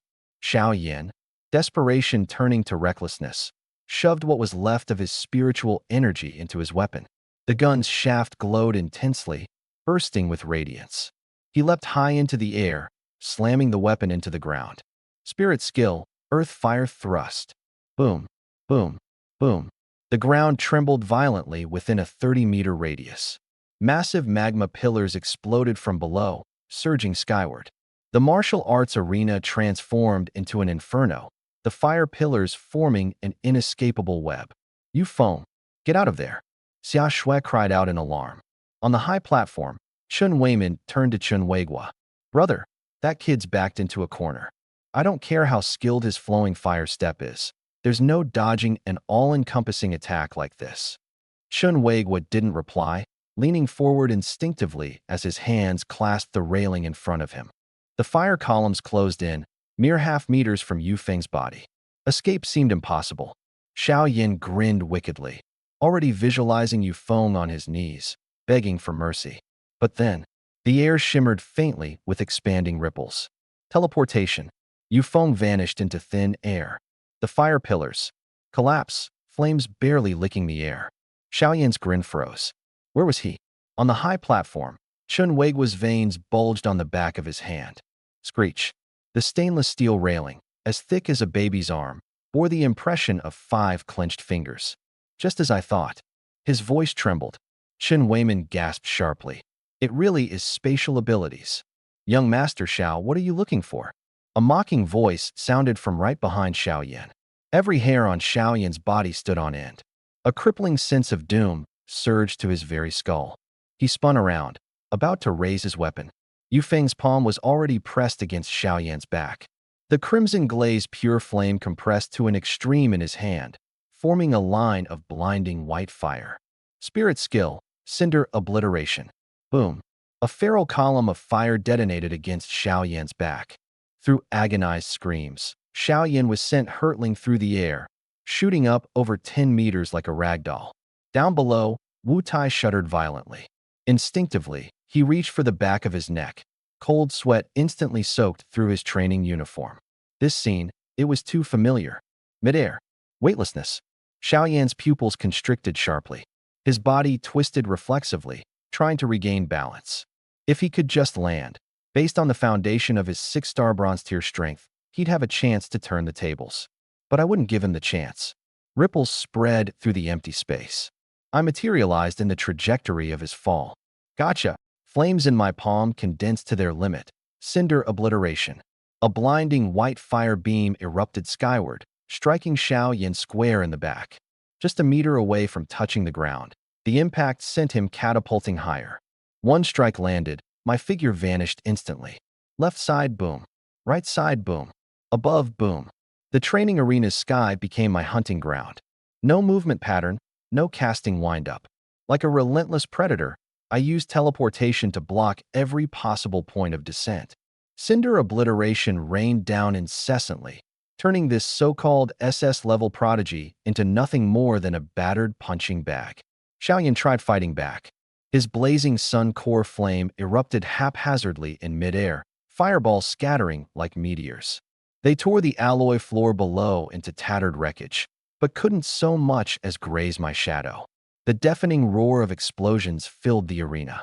The group of rich second-generation elites craned their necks skyward, mouths agape like strangled ducks, unable to utter a single sound. Wu Tai instinctively took 2 steps back, his face pale as a sheet. On the high platform, the Chun brothers exchanged a glance, raw exhilaration in their eyes. Spatial distortions. Chen Weiman's voice shook. This has to be a spatial ability user. Chen Weigua drew a deep breath. Any spatial ability user who matures becomes an unstoppable killing machine. This kid not only has spatial powers, but has fused them perfectly with fire. Monster. Midair.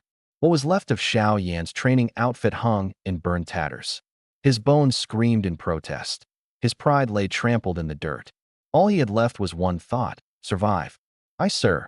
Before the words even fell, I appeared right in front of him. "What? You want me to use a bit of force?" I cracked a grin, and with a swift motion, my right fist smashed into his jaw. The sheer power of perfected combat techniques exploded. Crack. His jawbone shattered. Bloodied teeth mixed with unfinished words were forcibly swallowed back down his throat. Ugh! The excruciating pain weakened Xiaoyan's grip. The Crimson Flame Spear. Yes, that 5 million credit, silver tier spiritual weapon, spun out of his hand, plummeting toward the ground. This is it. The moment I was waiting for. Blink. I teleported and precisely appeared beneath the falling spear. My hand clasped its scorching shaft firmly. 5 million secured. With just a thought, the spear vanished into my personal storage space. I landed lightly on my feet, dusted my hands off, and casually strolled back to my squad with an innocent expression, whistling as I looked up at the sky. Thud. The supportless Xiaoyan crashed to the ground like a discarded rag doll. He twitched twice before passing out cold. Silence. Everyone stared at the charred, crumpled mess of a person on the ground, their minds blank with disbelief. Bronze tier 6 stars, SS level superpower, and a silver tier weapon, taken down by a bronze tier 4-star in a one-sided beatdown. Chen Weigua suddenly snapped back to reality and leapt down from the platform. Medics. Get the advanced healing pod over here. Military medics scrambled to carry the unconscious Xiaoyan away with surgical precision. Chen Weigua strode over to me with his face stiffened in disapproval. Kid, that was way too heavy-handed. I put on my most innocent and wronged face. Chief Instructor, don't pin this on me. He's the one who wanted a duel, and he made the first move. This was self-defense, perfectly legitimate self-defense. I raised both hands in mock surrender.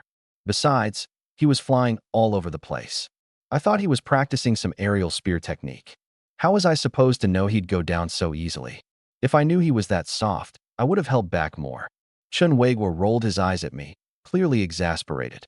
He then turned toward the remaining 9 members of Xiao Yan's Flame Emperor squad. As my gaze swept toward them, they all collectively shuddered. I surrender. I give up. All 9 raised their hands in unison, perfectly coordinated. Debt collecting squad, victory. Xia Shui cheered loudly as she rushed over and clung to my arm. Xiao Feng, you were amazing. Meanwhile, in Beijing, in the top-floor office of the Hidden Dragon headquarters, Tian Han held a battered thermos flask, watching as wolfberries and red dates bobbed in hot water. His gray tracksuit and elderly sneakers screamed retired grandpa playing chess at the park. But the dark gold badge on his chest told a different story. He was a Diamond 1-star spatial-type superhuman, commander of Hidden Dragon, the sharpest blade in Longgua's arsenal. Opposite him sat Diana, dressed in a sleek, black leather outfit, her golden brown hair tied up high, her beauty cold and untouchable. Miss Diana. Tian Han sipped his tea leisurely. What happens within your shadow organization is your internal matter. Hidden Dragon has no interest in getting involved. Traveling all this way just to ask for our help in seizing power? Nah, too risky. Consider this a no. Diana leaned forward slightly. Commander Tian, if Hidden Dragon assists me with purging my organization's traitors, once I take power, annexing the Dragon Country, all intelligence networks, assassination routes, and financial chains, completely open and unconditionally accessible, a substantial bargaining chip. Tian Han stroked his chin, deliberating. That's sincere, but heading overseas to risk our lives for you? Not worth it. Diana took a deep breath and revealed her trump card. I'll give Hidden Dragon a piece of information for free. Something you've completely missed, a wild spatial element ability user. Bang! The thermos slammed heavily onto the coffee table, splashing goji berry tea all over his shoes. Tian Han leaned forward, his gaze piercing. Say that again. What element? Spatial element. Diana answered steadily, meeting his pressure. No incantations, no barriers, instant teleportation. His name is Yu Feng, a high school student in Yang City. Tian Han stood abruptly and pressed a red button. Investigate. Yang City Yu Feng. I want his file within 30 seconds. 20 seconds later, an SSS class top secret file appeared. Yang City First High School, senior year. Talent, SSS class. Ability, Scarlet Purifying Flame, Fire Element. Status, enrolled in the Genius Training Camp. The file says he's Fire Element. Tian Han frowned. Diana smirked coldly. I guarantee it's spatial fluctuation. Probably Dual Element Awakening. Dual Element Awakening. A metaphorical bomb exploded in Tian Han's mind. A spatial ability alone was already overwhelming, but paired with a top-tier fire element, this kid was nothing less than a future nuclear weapon for the nation. Your terms, I accept. After sending Diana off, Tian Han immediately called his sister, Tian. Hey, little sis, your big bro's just checking in. I heard the Dragon Fang unit has a training camp in Yang City. Yep, what's up? Hidden Dragon interested, or something? Tian Han sighed deeply. Hidden Dragon's lost quite a few good people lately. Thought we might drop by to pick a few promising candidates. No problem. I'll have Chen Weigwa select a few to send to Beijing. No. Tian Han cut her off quickly. Let me handle this personally. Just send me the coordinates. I'll conveniently be in Yang City for some business anyway, so I'll take a look while I'm there. All right, sending it now. Hanging up the call, Tian Han's grin stretched wide. Once you realize he's spatial element, would you even dream of handing him over? Opening the window, Tian Han unleashed his own Diamond 1-star level spatial energy. Whoosh! In a flash, he vanished, speeding straight towards Yang City. Simultaneously, Chun Weigwa burst into an office, dialing Tian in urgency. Boss, we've identified a wild spatial talent. Yu Feng. Not just spatial, he's also got a monstrous fire ability. Treats bronze 6 stars like toys. Tian's hand shook, spilling coffee all over the desk. She suddenly pieced together Tian Han's earlier call. Conveniently take a look and personally select. Tian Han, you lying scumbag. You'd scam your own sister. She barked into the phone at Chun Weigwa. Lock down the camp right now. Detain Yu Feng. Don't let anyone near him. Not even the King of Heaven. I'm coming myself. At Beijing Airport, Tian Tian was frantically calling Tian Han, only to hear, "Out of service area. Blocking signals just to snatch someone? Really?" She rolled her eyes and charged onto a hypersonic fighter jet. Take off. Destination Yangdu. Full throttle. Meanwhile, at Villa Number 1, I was sitting casually cross-legged, counting my score points, blissfully unaware that I had already become the prized target of not one, but two powerful figures. The villa's living room was brightly lit. Relaxed on the leather sofa, I held a sleek black metal scorecard between two fingers and slid it across the reader with deliberate force. Beep. 9,850. As soon as that number flashed across the screen, I shamelessly hugged it and gave it a big kiss. Not even 48 hours into this boot camp, and I was already raking it in. Starting with an initial 500 points, I had snagged 2,000 by acing 2 tests, another 500 for taking down an assistant instructor. The remaining 7,000, all squeezed out of those rich kids' pockets, selling water, Band-Aids, boxed meals, a hustle, swift and precise. 10,000 points. I calculated with my fingers. A beginner-level blood tonic costs 30 points here, but would go for thousands outside. 1 point is worth at least $300.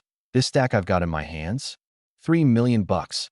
With that thought, my mind stirred, and suddenly, the crimson flame spear appeared in my hand. The gunmetal body was simmering hot, glinting with radiant light. This silver-class spiritual weapon, courtesy of that dimwit Xiaoyan's lost to me, was solid gold, at least worth 5 million. I gave it a flick with my finger, and the crisp metallic hum echoed in the room. In 3 months, every single point these spoiled brats have will end up in my pocket. Once I cash out, how does Oceanfront Villa and Parade of Beauties sound? Chuckling to myself, I stowed the spear back into storage and gleefully rolled around the leather sofa. Whoever said boot camps were hell? This was clearly a money-printing paradise, tailor-made by the heavens. Upstairs, on the second floor in the master bedroom, Xia Shui and Gu Ningyue, dressed in silk pajamas, were sprawled out on the massive bed. They'd just showered, and the room was filled with a faint, fresh fragrance. "Xiao Shui, you've hit the jackpot," Gu Ningyue said, propping her chin with one hand. "Huh? What jackpot?" Xia Shui clutched her plush teddy bear tightly. "You phone, of course." Gu Ningyue rolled over onto her back. "An S-tier genius who can crush a bronze rank 4-star as a bronze rank 6-star. Not to mention he beat a silver tier 9-star instructor so badly he didn't have a chance to fight back." Her mind wandered back to the arena's breathtaking scene. But the scariest part? His teleportation ability. It doesn't even have a spirit energy channeling delay, totally ignoring distance. That kind of battle talent? Absolutely unheard of. She nudged Xia Shui's waist playfully. "You bring him back to the Xiao family, your dad would be over the moon." That irritating engagement with the Xiao family? Out the window, just like that. Xia Shui's face turned crimson as she grabbed a pillow to bury her face in. "Ningyue, quit talking nonsense. He's just a money grubber. All he cares about is cash. Really don't want him?" Gu Ningyue yanked the pillow away. "'Cause if you don't, I'm calling dibs. Handsome, strong, 1,000 times better than that pretentious Xiaoyan." "No way." Xia Shui jumped at her friend, tickling her. "You're not allowed to make a move on him." "Busted, aren't you?" Gu Ningyue fired back, grinning. "Still claiming you don't like him, huh?" The two broke into a playful tussle. After they finally settled down, Gu Ningyue's tone turned more serious. "Xiao Shui, I'm not joking. Yufeng's performance today definitely caught the attention of the top brass. When training camp ends, he's going to be famous across the entire Langya province. And when that happens, trust me, there will be no shortage of high society ladies throwing themselves at him. You've got the advantage of being close. Better seize the opportunity." Xia Shui slammed her fist into the mattress. "That clueless guy doesn't get it at all. Just today, when Xiaoyan came over, he still had the nerve to charge me 500 points as an appearance fee." Gu Ningyue couldn't hold back a laugh. These two, one was at tsundere, the other hopelessly straightforward, a perfect match. Late at night, inside the Yangdu military camp, Chen Weigua had just hung up a secure line of communication, his forehead drenched in cold sweat. Without hesitation, he charged out of his office, heading straight for the adjacent lounge. Bang! He kicked the door open. "Chen Weiman, who had been lying on the bed with an ice pack on his face, jumped up in shock. Geez, bro, are you trying to tear the place down? Where's Yufeng? Chen Weiguo locked the door behind him. The #1 villa, obviously. What's going on? Lowering his voice, Chen Weiguo explained. Just finished reporting to the boss lady. Words leaked. Someone's coming to snatch him. The boss gave strict orders to lock down the camp. No one's taking him, no matter who they are. She's already on her way, flying in as we speak. Snatch him? Chen Weiman's voice shot up an octave. Who'd be crazy enough to go up against the boss? They must have a death wish. Before Chen Weiman could finish his sentence, the air suddenly warped and distorted. A transparent ripple expanded outward as a figure stepped through the void, dressed in a simple gray tracksuit and wearing old man slippers. The figure was holding a chipped thermos cup, a few red dates floating in the liquid inside. Tian Han gently screwed off the lid and blew on the hot broth. Chen Jr., care to repeat who isn't afraid of living dangerously? The ice pack slipped from Chen Weiman's hand and crashed to the floor, scattering bits of ice everywhere. The Chun brothers snapped to attention out of pure reflex and saluted. Good evening, Commander. What brings you here, sir? Chen Weiguo asked nervously, beads of cold sweat forming anew. Tian Han took a slow sip of his goji berry tea, setting the cup back down. Don't bother playing dumb. You both know exactly why I'm here. Dragging over a foldable chair, Tian Han sat down and crossed one leg over the other. His demeanor appeared calm, but the weight in the room was palpable. Chen Weiguo's heart sank. The boss lady had just issued an unyielding order, and now the head of the Hidden Dragon faction had turned up out of nowhere. Gods duking it out, mortals caught in the crossfire. Commander, how about you rest in the guest quarters for the night? I can bring him over to you first thing tomorrow. Tian Han scoffed coldly. Trying to stall me now? Standing up, he stretched both of his hands outward, grabbing the two brothers by the collars. A surge of spatial energy erupted. Schwupp. In an instant, the three of them vanished. Moments later, the air inside the head instructor's office rippled as the three reappeared. Tian Han effortlessly placed the two 6-foot-tall men back down and strode over to the desk. Flipping open the trainee roster, he scanned the entries. #1 villa, huh? Let's go. Without giving them a chance to react, Tian Han grabbed the two brothers again, and space twisted at his will once more. Twisted and dramatic. Chen Weiman had just been turned into a punching bag by me this afternoon, his face swollen like a pig's head, after 2 consecutive spatial jumps. Poor guy almost vomited all over Tian Han. At Villa #1, I was standing in the living room, holding my points card and rubbing it against my cheek like it was some kind of trophy, grinning from ear to ear. Tucking it away carefully, I decided to grab some water. But as I walked to the center of the room, I abruptly halted. There it was, a faint yet unmistakable fluctuation coming from outside the door. Spatial element disruption. To the average person, it would have been undetectable. But for someone like me, infused with a source-grade spatial seed, it was as glaring as a searchlight in pitch black. Invisible threads in the air quivered and twisted, forced into reshaping by some external, overpowering force. Hold up, a spatial elemental expert? Here, on this base? With my slippers dragging across the floor, I opened the front door. 3 people stood outside, Chun brothers pale as sheets, clutching the walls and gasping for breath. Between them was a guy in casual gray clothing. My attention zeroed in on him. What a terrifying spatial wave. It was leagues beyond my own abilities. But oddly, I didn't feel any oppression from it. On the contrary, the spatial seed within me seemed unusually invigorated, almost happy, like running into an old friend. Shoving the rising questions in my mind aside, I plastered on a wide, sunny smile. Oh, hey there, coaches. Doing a surprise inspection? Come on in. My gaze landed on the young man in gray, sloppy sneakers, a scuffed-up thermos in one hand, and bland, unremarkable casual wear. And, who might you be? The moment Tian Han laid eyes on me, it was like something clicked. Spatial energy within him reverberated in sync with mine. So pure. This kid's spatial powers were so pure, they actually startled him. A Diamond 1 ranked master. Normal awakening? No chance. Tian Han didn't waste another second. Crossing the threshold, he grabbed my hands in a firm, almost crushing grip, shaking them enthusiastically. You must be Yufeng. I'm Tian Han, Supreme Commander of the Hidden Dragon Division, and I'm here to personally invite you to join us. The sheer excitement radiating off him was palpable. He looked like someone who'd just found their long-lost child. I yanked at my hands, trying to get free. No luck. What kind of grip power did this guy have? Seeing his overly eager expression, a strange chill ran down my spine. Wait, it was the middle of the night, and here was this older dude, refusing to let go of my hands, smiling at me like that. Was he some kind of creep? Summoning all my strength, I finally jerked my hands free, stumbling back 2 steps and instinctively crossing my arms over my chest. Look, mister, whatever you're thinking, let's just keep this civilized, all right? Hands off. I sing for my supper, not, sell myself. I'm straight as an arrow. Tian Han froze mid-action, his hands still awkwardly hovering in the air. Did this brat just accuse him, the mighty hidden dragon commander, of being a creep? The absolute audacity. The Chun brothers standing behind him bit their lips so hard they were shaking, their shoulders trembling uncontrollably as they desperately tried to stifle laughter.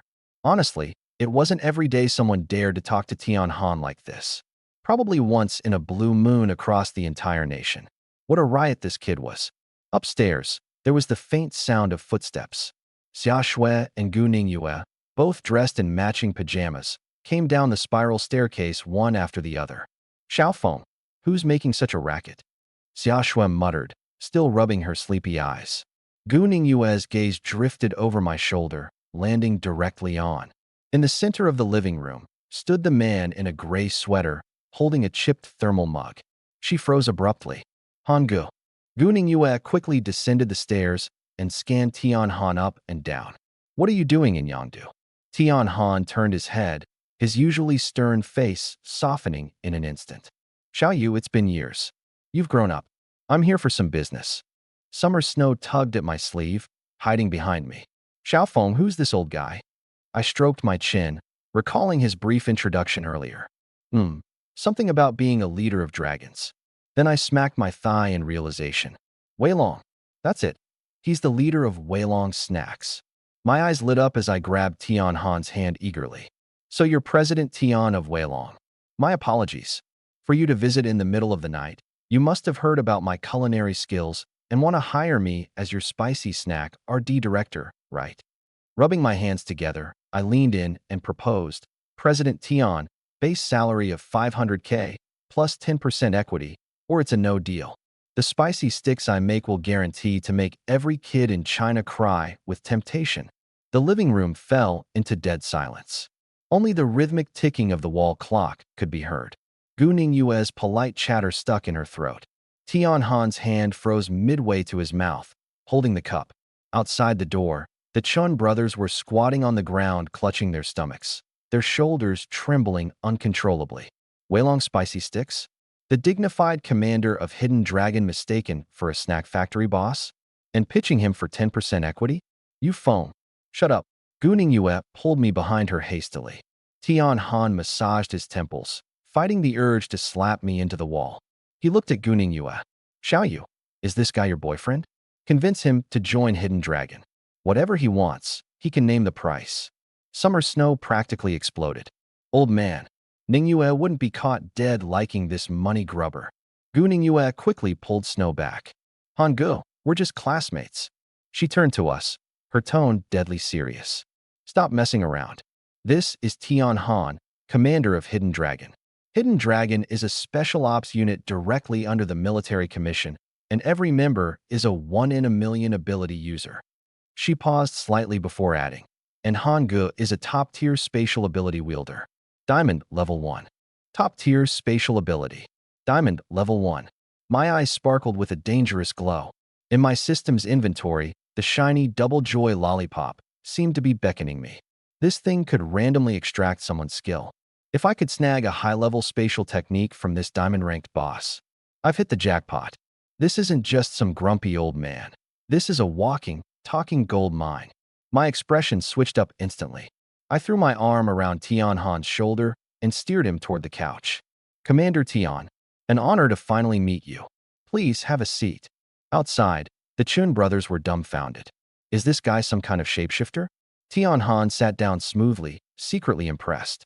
Seems like this kid knows a good deal when he sees one. Flying all the way from the capital must have been tiring, Commander Tian, I said with gusto as I leaned in closer. With a swift flip of the wrist, I whipped out a red lollipop, tore off the wrapper, and shoved it toward his mouth. Here, have some candy. This is an imported treasure I've been saving for years. You're one of the rare few to even get a shot at it. Tian Han frowned at the bright red lollipop, his eyebrows knotting tightly. I don't eat sweets. Now, that's just not okay. I pushed the candy into his hand.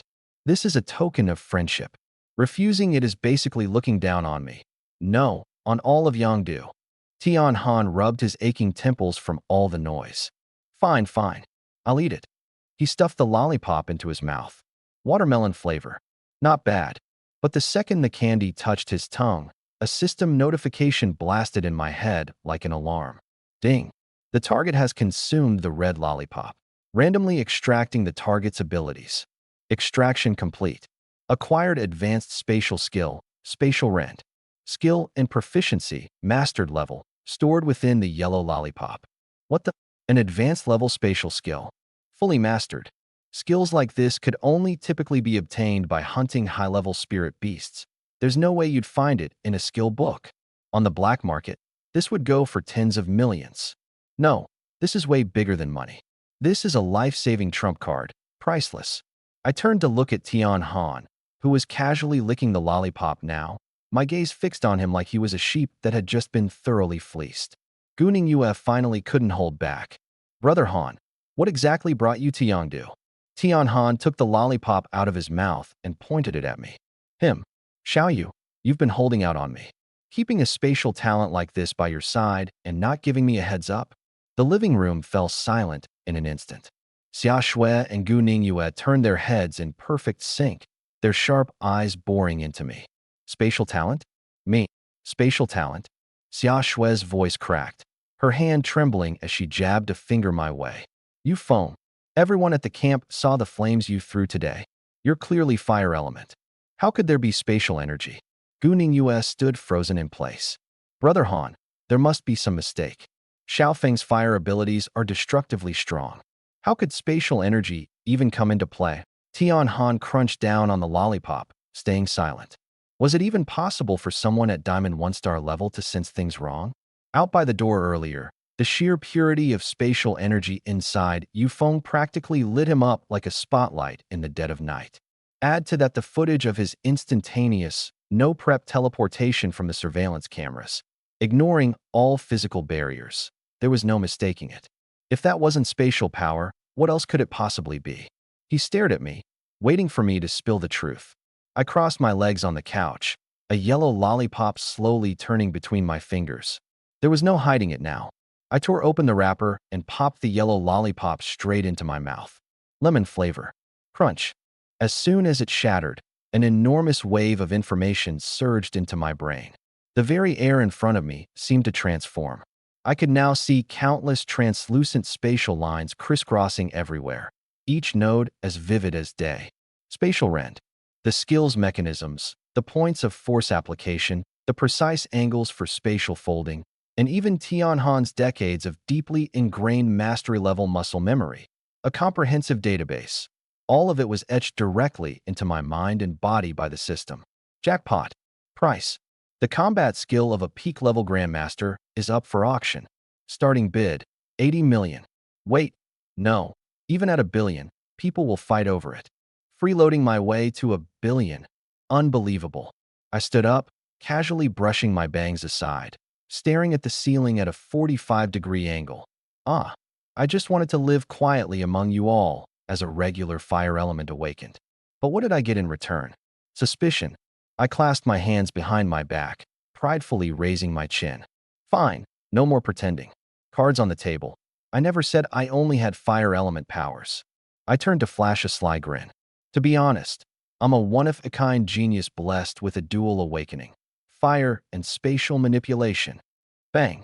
The sound of a cup smashing onto the carpet broke the silence. It was Summer Snow's dual awakening. In the entire history of the Dragon Nation spanning decades, there have only been a handful of dual awakened individuals, And I wasn't just any dual awakened.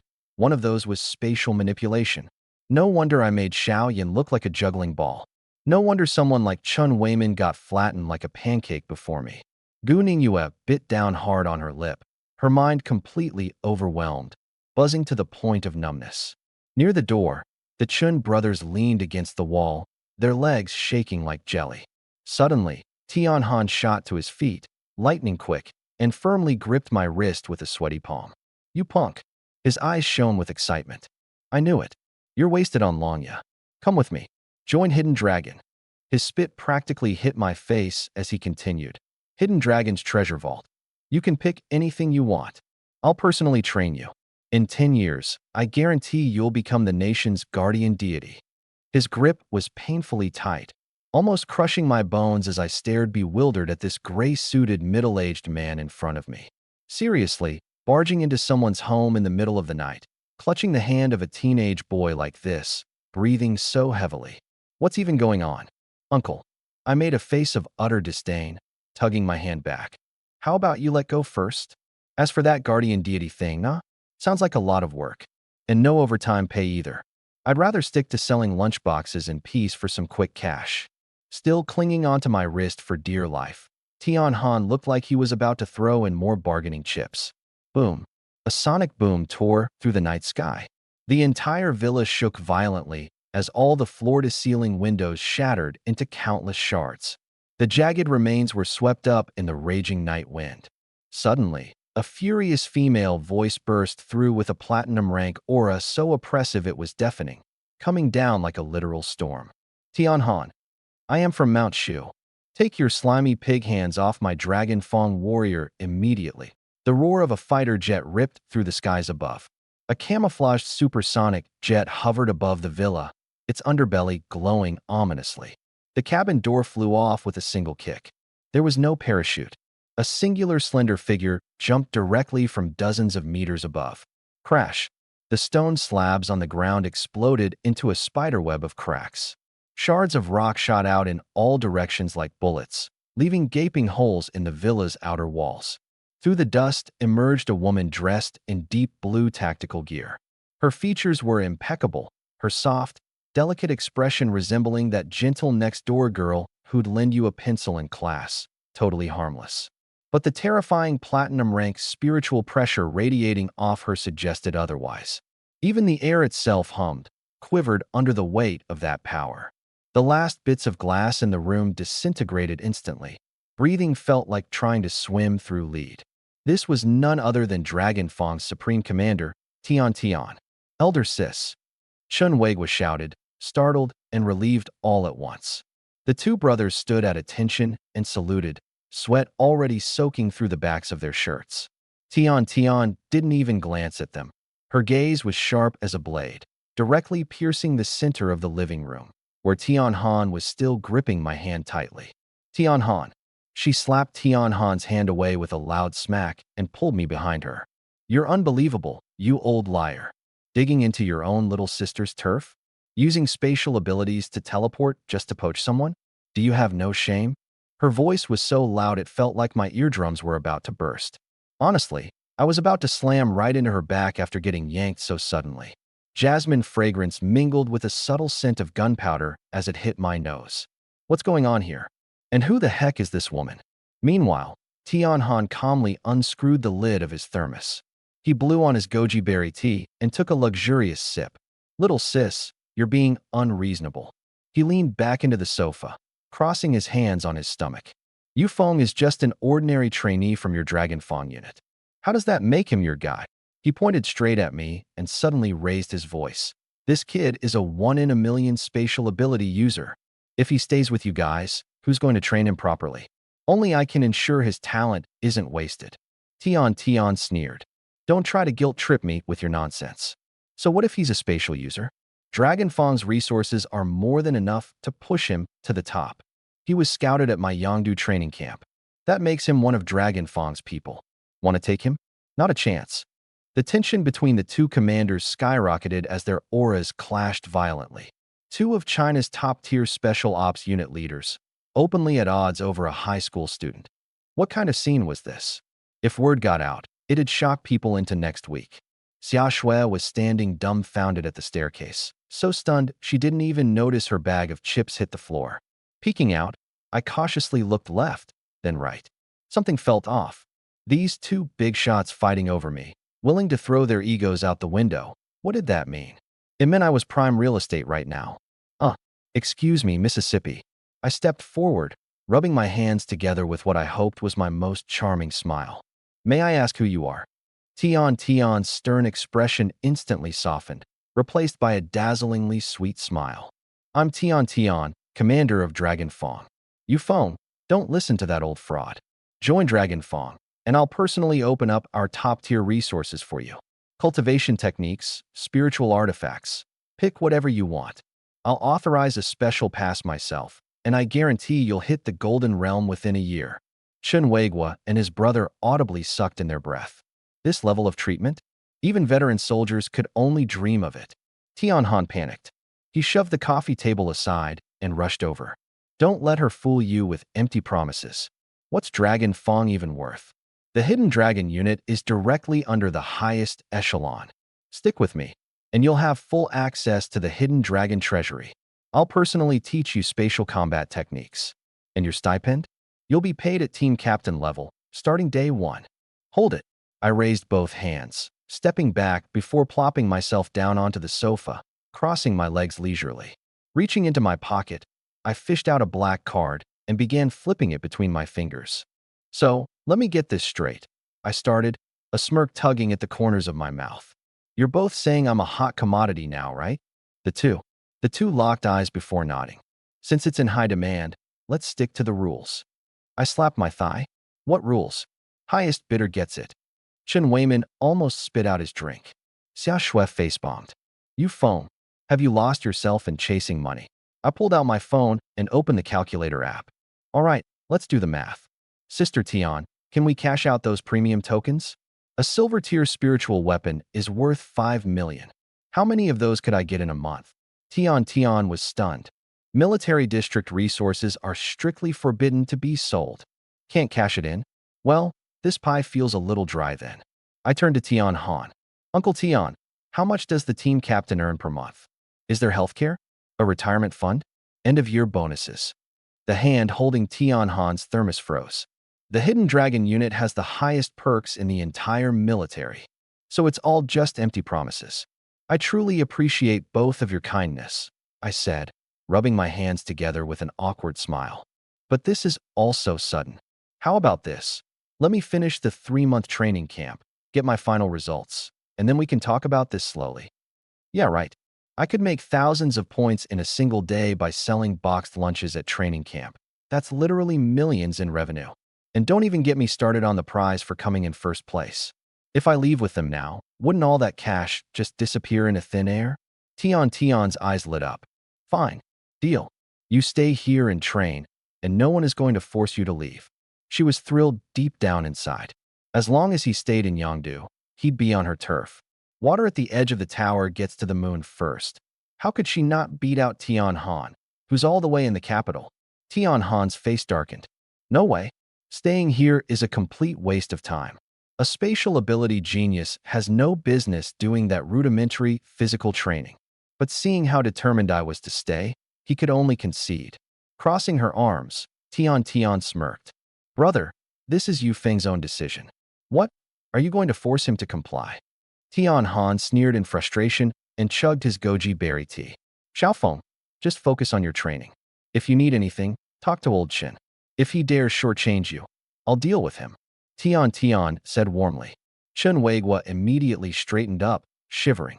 You're the best, big sis. I'll definitely do my part and shine brightly. I nodded enthusiastically. Tian's face shifted as she lowered her voice. Brother, why did you find out about Yu Feng's spatial ability before I did? If this information leaks and gets the attention of foreign nations, Yu Feng's life will be in grave danger. Foreign assassination organizations won't hesitate to target him. No way they'll allow Dragon Country to gain another spatial ability powerhouse. I instinctively shrank back at the thought. Waking up with powers now means I have to worry about assassination too? Tian Han's face grew grim. You think I wanted to keep you in the dark? I just found out myself as well. Have you heard of the Shadow Phantom Organization? The top 3 assassination and intelligence organization in Europe? Are they trying to assassinate you, Feng? Tian frowned. Don't overthink it. Tian Han waved his hand. Their leader just passed away, and the second-in-command turned traitor. The heiress Diana was being chased and fled to the Dragon Kingdom. This girl's got guts. She went straight to Hidden Dragon, using the intel that Yu Feng is a spatial ability user as her leverage. She's asking us to help her regain control of her organization. And in exchange, she's offering unrestricted access to Phantom's European intelligence network post-mission. Tian sucked in a sharp breath. The black card in my hand came to a screeching stop. Diana. The Tian siblings were still analyzing the pros and cons of this cross-border deal. Meanwhile, I shot up from the couch like a spring, my voice cracking so badly the crystal chandelier above us swayed noisily. Big blonde bombshell. My eyes widened into massive orbs, practically glowing green like some cartoonish predator. That sexy assassin, the one who had been wrapped in nothing but that $1.99 pink towel? To hell with all of that. None of it matters. What matters is that black card, that supreme black card, loaded with an obscene amount of cash. When she left, she handed me the card, but not the pin. I've been on the edge of insanity these past 2 days. Before coming to this training camp, I even snuck off to a random, out-of-the-way ATM and tried every password I could think of, 1234568888888, even her measurements. The result? The card got eaten.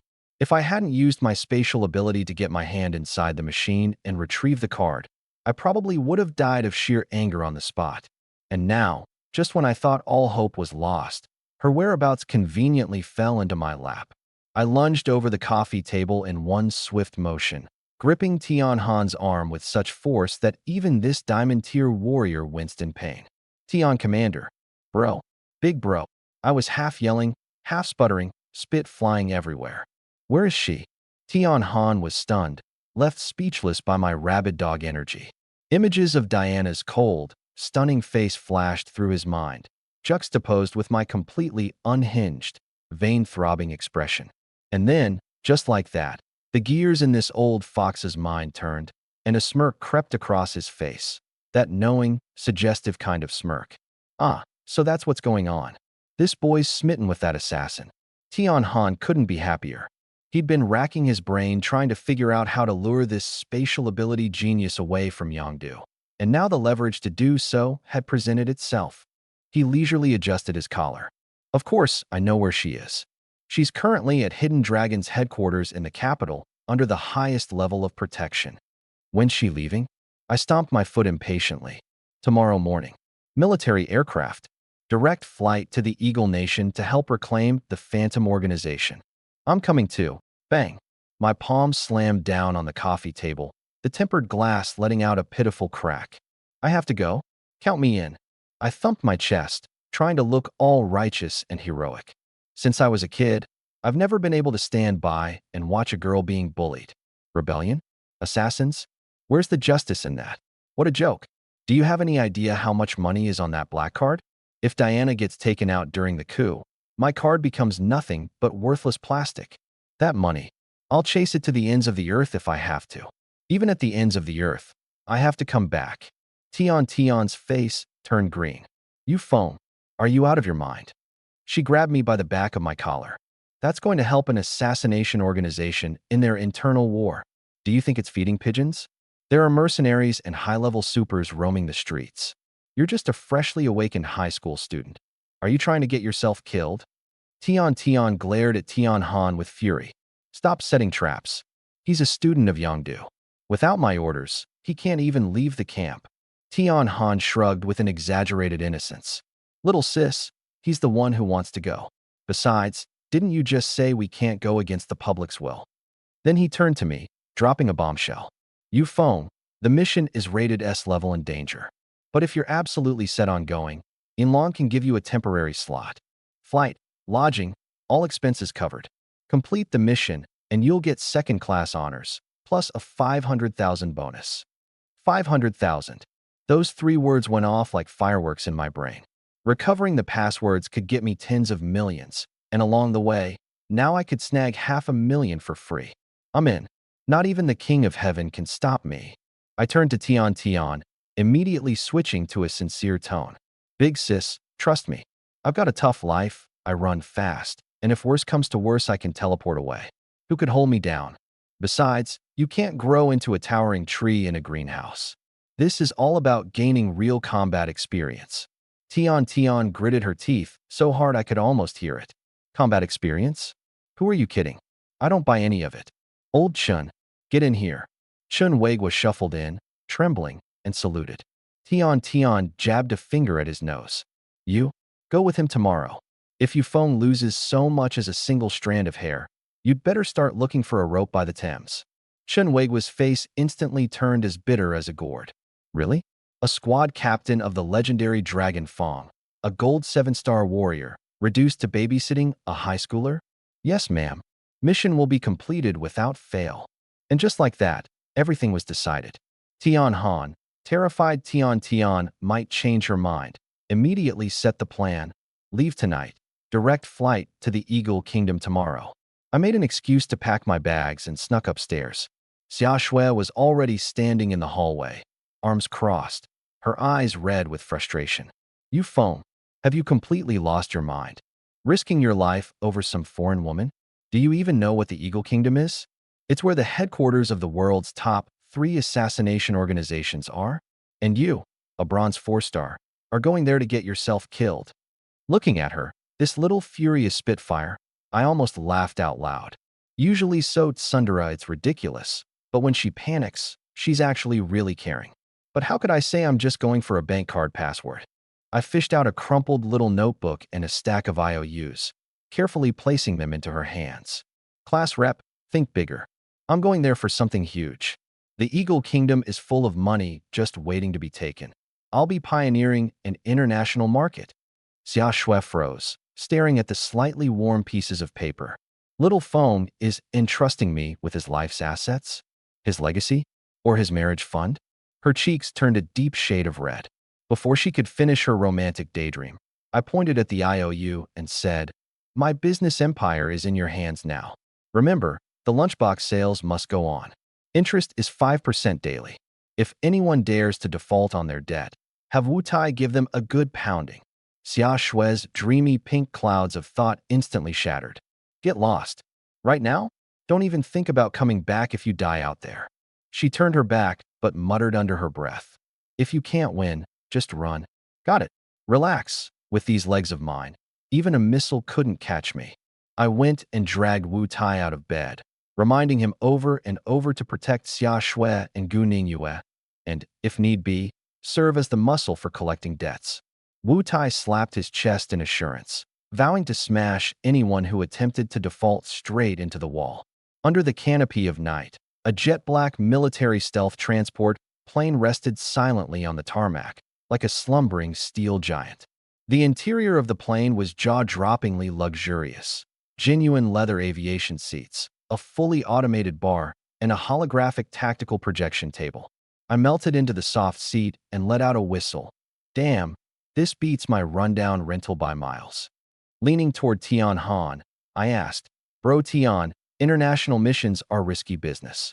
Doesn't Yinlong offer perks like bulletproof vests or recovery serums?" Without even looking up, Tian Han responded, "Nope. Yinlong doesn't take care of freeloaders. You want resources, you earn them with merits. You just said I could pick anything from the treasury. You're not even officially part of Yinlong yet. Stingy old fox." From the back seats, Chen Weiguo rubbed his temples repeatedly. Protect this kid? More like babysitting trouble on legs. The plane climbed steadily. Tian Han tossed me a top-secret dossier. If you're going, at least get a grasp of the situation. The Shadow Organization. Their headquarters are in Mist City, Eagle Country, with a history spanning nearly a century. Currently, they're acting second-in-command. Viper, classified as Platinum 7 stars in the Shadow specialization, has rallied 70% of their elites to stage a coup and assassinated the previous leader.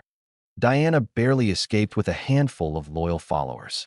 Our mission is to escort her back into Mist City, execute a decapitation strike, and eliminate Viper. I skimmed through the list of high-level espers on the intel, my eyes sticking particularly on the Platinum 7 stars, Shadow Specialization note for Viper. Instead of fear, a thrill bubbled within me. Platinum 7 stars, Shadow Specialization? If I could find the chance to steal his abilities, then combine that with a double dose of happiness lollipops to draw a god-tier assassination skill, and pair it with my spatial teleportation power, I'd be untouchable. Ambush Master. One hit, one kill. The ultimate rogue. Dangerous mission? Nah, this sounds like a golden opportunity to restock. At 4 a.m., the transport plane descended into a secret military base on the outskirts of the capital. As the hatch opened, a wave of cold air rushed in. The sight in front of me made me gasp. An enormous underground complex exuded pure futuristic vibes. Alloy walls were lined with automated anti-aircraft weapons, their thick barrels glowing faintly with a chilling light. Cold metallic light shines across the room. A fully armed patrol team radiates an intense presence of power.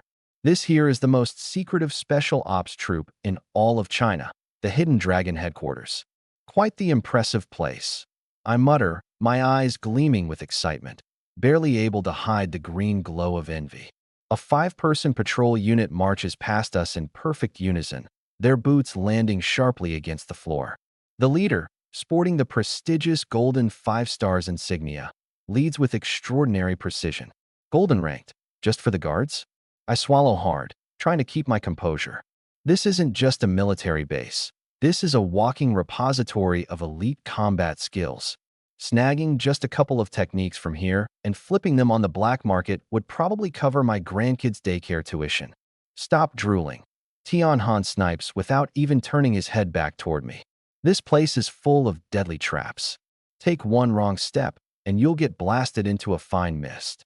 I quickly follow his footsteps, mirroring his every move with heightened caution. We pass through several layers of security before descending via elevator to the 3rd subterranean level. The alloy doors slide open.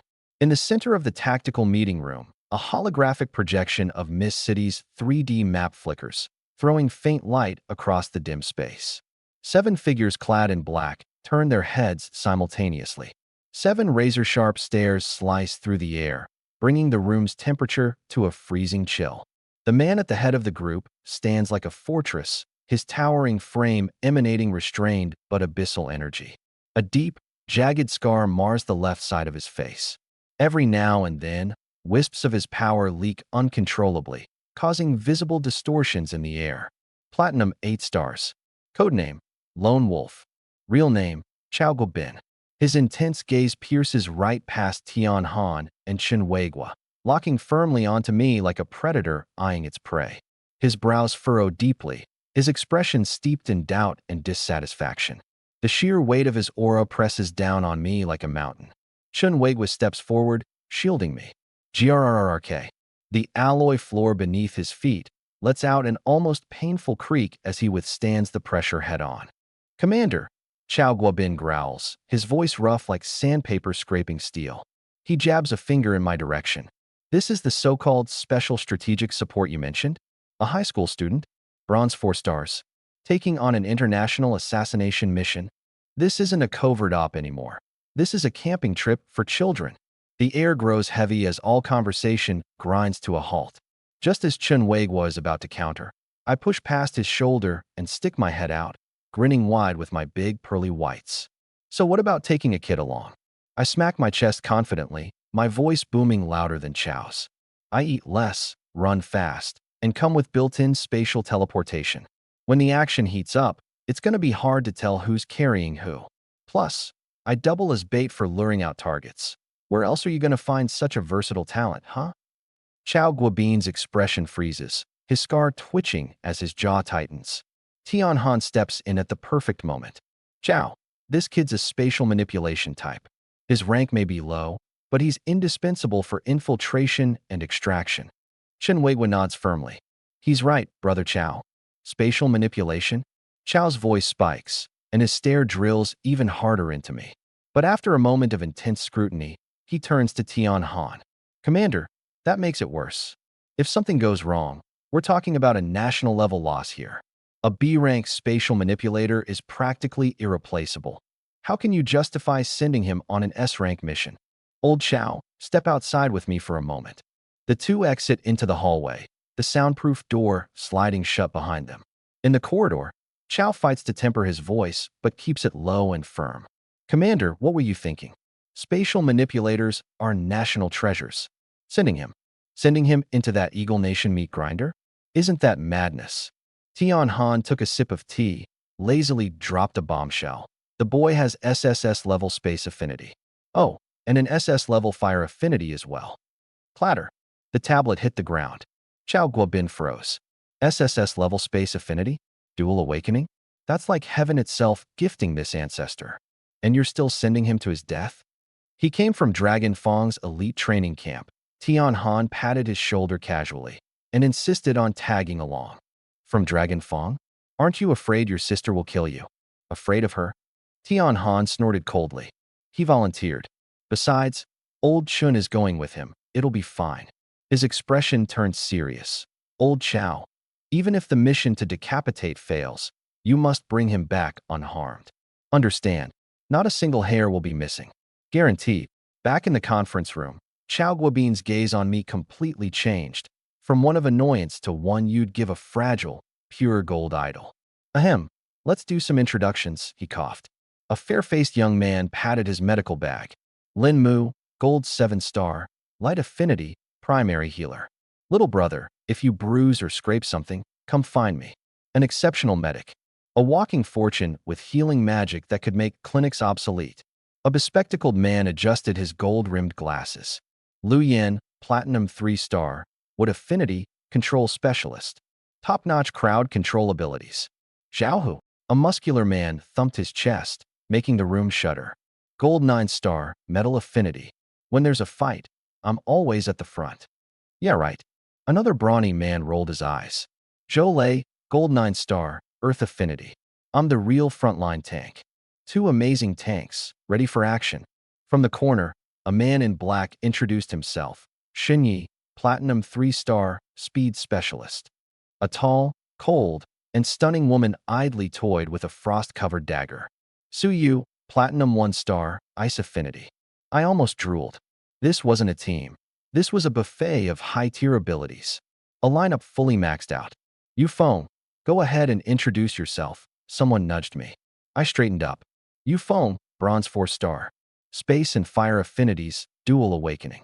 Dead silence. Zhao Hu's hand froze midair. Zhou Lei's grin stiffened. Even Su Yu paused as she wiped her dagger. 6 people stared at me as if I was some kind of monster. A total cheat. Time's tight. Get ready to move. Chow Guobin snapped out of it, cutting through the awkwardness. I shuffled over eagerly, rubbing my hands together. Captain Chow, what about Miss Diana? Given her special identity, she left on a private jet 3 hours ago. What? I was struck like lightning. She already left? What about the password worth millions? Just a few more hours. Clutching my chest, I felt an acute pain, then whipped my head around to look at the map of Mist City, grinding my teeth. Anyone who dares to stand in the way of me finding that password, their ashes will be scattered in the wind. At the helicopter pad in the western suburbs of the capital, modified, the engines of the heavy transport aircraft roared as it sliced through the air, its stealth coating gleaming like a panther ready to pounce. I tugged at the bottom of my jet-black tactical suit, frowning. Not even a pocket. Where am I supposed to put my phone? What? Stash a wallet in my boots. Lin Mu chuckled helplessly. That's a nanofiber bulletproof suit. It can stop a sniper round. Of course, it's pocketless to maximize mobility. Bulletproof, my ass. What's the point if I can't even carry cash? I scoffed. Chow Guobin nearly smacked into the doorframe. SSRank space and fire dual awakening. Practically a walking golden deity in the team. He'd sooner take on an armored vehicle barehanded than bring this golden ticket along for an S-class mission. Board the plane. I snagged a window seat and sank into it.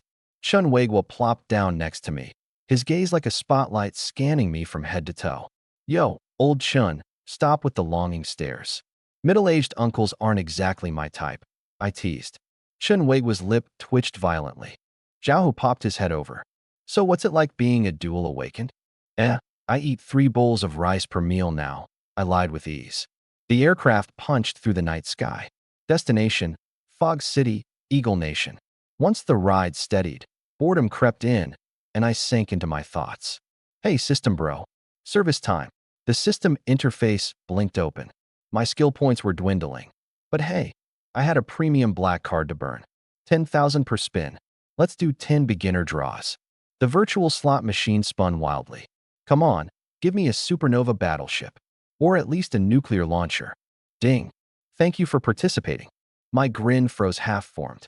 Ding. Better luck next time. Ding. Congratulations, you've received a bag of authentic sunflower seeds. 10 spins down, and all I got was a bag of seeds. 10,000 credits for sunflower seeds. Another 10 spins. I'm not giving up. The first 8 were all duds. On the 9th spin, a burst of purple light. Congratulations, you've acquired a special item. Fate dice times 2. I shot up in my seat, eyes sharp. The dice shimmered, clear as crystal, with galaxies swirling within. Fate dice randomly grants double good luck or double bad luck. Duration is entirely random. Note, the gifts of fate always come with a price. Double good luck? I could pick up cash off the sidewalk. Double bad luck? Please, I'm on a military aircraft at 10,000 meters, surrounded by elites. How bad could it be? Let's roll. Fortune favors the bold. The dice spun wildly before finally stopping. The blood-red word misfortune glowed ominously. Effect triggered. Double bad luck activated. Duration, 10 hours. TCH, who are you trying to scare? I waved it off dismissively. My body can tank a silver level 9 attack. What's a little bad luck compared to that? I tore open the bag of sunflower seeds, ready to shrug off the omen. Sitting back in the chair, my hand brushed lightly against the seat adjustment button. Crack. The sound of metal giving way exploded in my ears. The special military-grade chair, designed to withstand tons of impact, snapped cleanly in half at the base. I tumbled backward, legs flailing, landing flat in the aisle with a thunderous thud. The back of my head slammed heavily onto the alloy floor. The hot water in Zhao Hu's hand splashed all over me. It was scalding hot. The whole cup. Not a single drop left. Hot. Hot. Hot. I sprang up from the floor, frantically wiping my face. Damn, this bad luck came even faster than expected. Curse that stupid dice. My bad, bro. Zhao Hu's face was flushed. Why did your chair suddenly give out like that? It's fine. I gritted my teeth. I'll file a claim with the logistics department later. At least 10 grand for emotional damages. Chen Weiguo stared at the broken chair, his brows furrowing into a deep knot. Just as I tried standing up, the plane suddenly hit a strong air current, and the whole cabin jolted downward. The meal cart up front tipped over, sending a pot of steaming hot black coffee flying through the air in a perfect arc, heading directly for my lower half. Teleportation. I activated my energy flow, but for some reason, my aura spasmed. I only managed to shift 10 centimeters. That coffee pot, as if equipped with a homing system, landed squarely on target. Ah! I clutched my crotch, doubling over like a shrimp. Tears streamed down my face uncontrollably. It's cooked. It's gonna be cooked. Lin Mu rushed over, her hands glowing with healing light. Don't touch me. I locked my knees together, scrambling toward the restroom like a man possessed. Bang! The restroom door slammed shut. I panted and winced in pain, hastily unbuckling my belt and turning on the sink. Footsteps echoed outside, rapidly closing in. Zhao Hu pushed the door open. Turns out the supposedly locked door's latch had a broken spring. The door swung open. Our eyes met. The air froze for 3 seconds. Bro, what the hell? Why didn't you lock the door? Zhao Hu's face turned beet red as he whipped around. I did lock it. This stupid door is broken. Finally managing to shut the door, I turned the faucet back on. Bang! The water pressure valve burst. A high-pressure jet sprayed directly into my face. Annoyed but determined, I summoned my fire element ability, a flicker of crimson flame igniting at my fingertips to dry my clothes. The smoke detector immediately started blaring with red warning lights. Whoosh! Powdered fire suppressant shot down over my head, covering me from top to bottom. 10 minutes later, I came out of the restroom soaking wet, my hair dusted ghost white, and my pants stained with coffee. The eyes of every passenger in the cabin followed me like I was some kind of walking disaster. Lu Yin adjusted his glasses. Captain Chow, Are you sure bringing him on the mission isn't just gifting the enemy their next bioweapon? Without a word, I sat back down and reached for the seatbelt. Click. The buckle went in and jammed. No matter how hard I pressed, it wouldn't budge. I was completely stuck in my seat. The plane jolted again, another wave of turbulence. Among all the passengers, only the oxygen mask above me swung down, smacking me squarely in the forehead. Thunk. I gave up resisting fate entirely. When it was finally time for meals to be served, the flight attendant cautiously handed me a steak from a distance, as if afraid any closer proximity might result in bad luck rubbing off on her. I took my first bite. Crunch. A screw.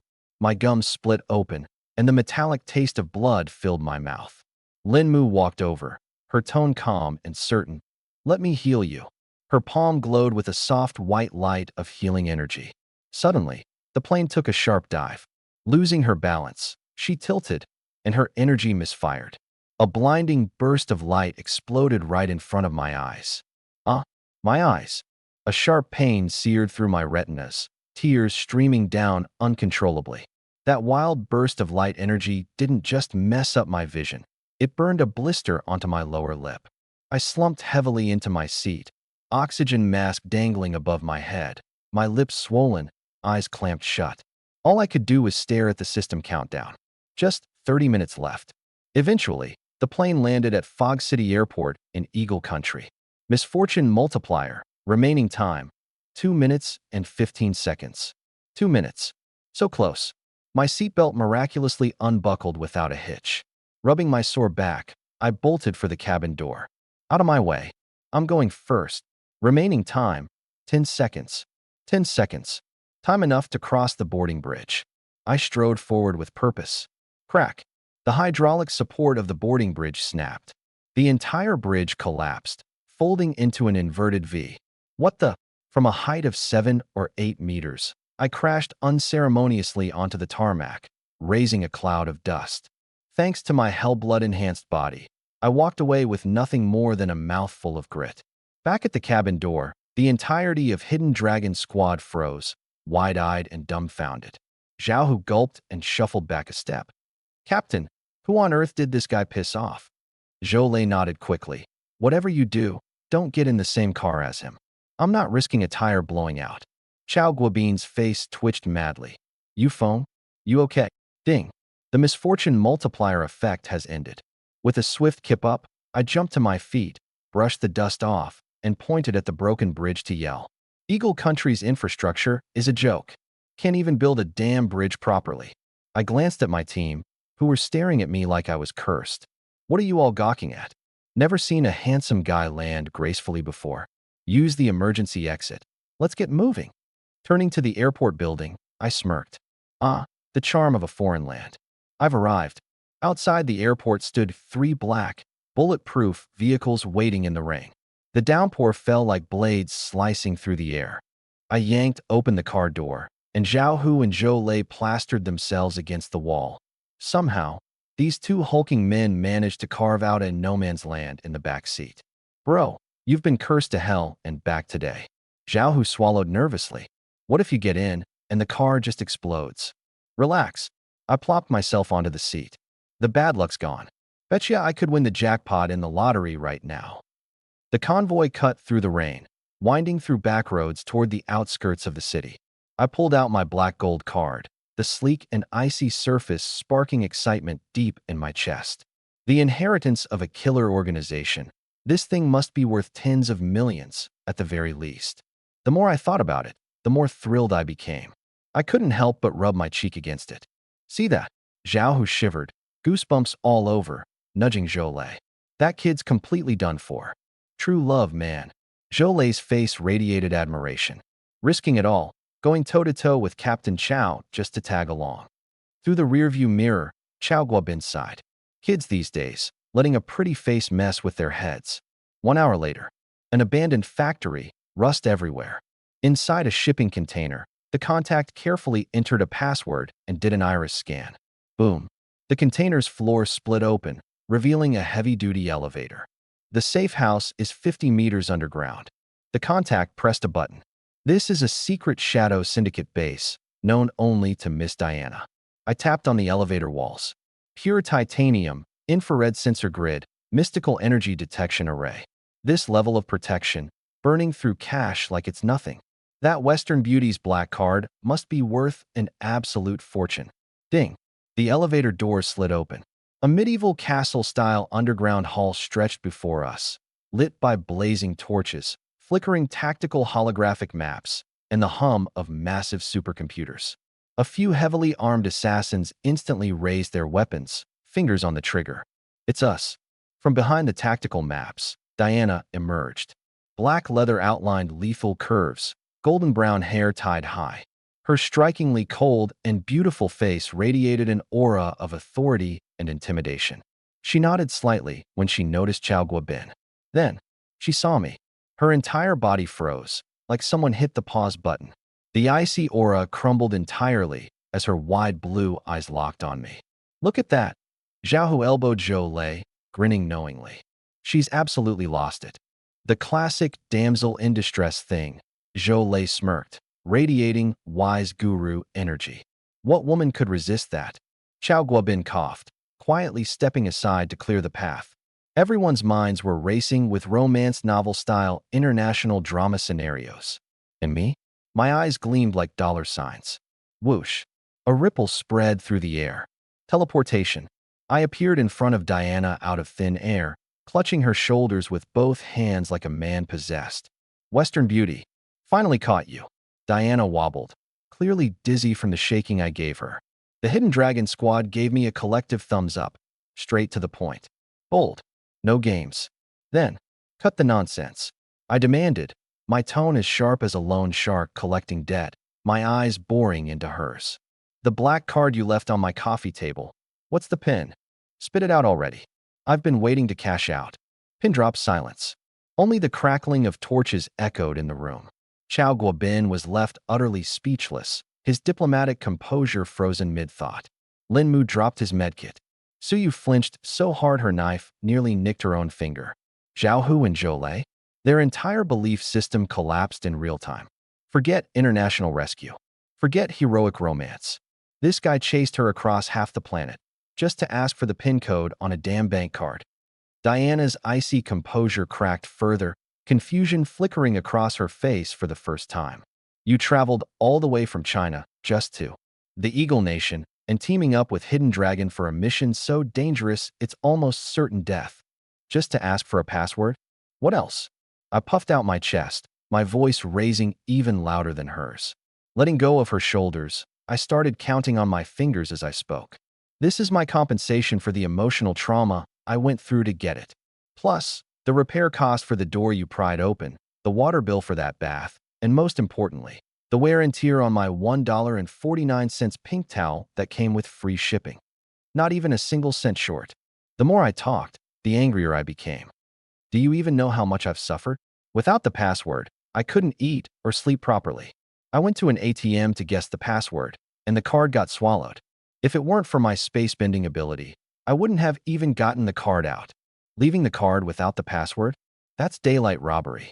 The Hidden Dragon team was absolutely stunned, their worldviews completely shattered. Chao Guobin covered his face in anguish, the pride of Long Nation's military, utterly humiliated in Europe. Behind his glasses, Lu Yan's eyes were blank with disbelief. What is this guy's brain even made of? Diana's chest heaved with anger, her leather jacket looking like it was one breath away from tearing apart. Bitterly, she ground out through gritted teeth. 6 zeros. Why didn't you say so earlier? My face lit up immediately. I whipped out a portable card reader, the one I had specially brought along before coming here. Slot the card. Enter the password. The screen lit up. 1, 10, 100, 1,000, 10,000. I counted the zeros one by one. 50 million Long Nation currency. My knees went weak. I almost collapsed. Clutching the card reader, I kissed it hard. I'm rich. Turning to Diana, the gleam in my eyes could have melted her. Big gal, you're someone I can hang with.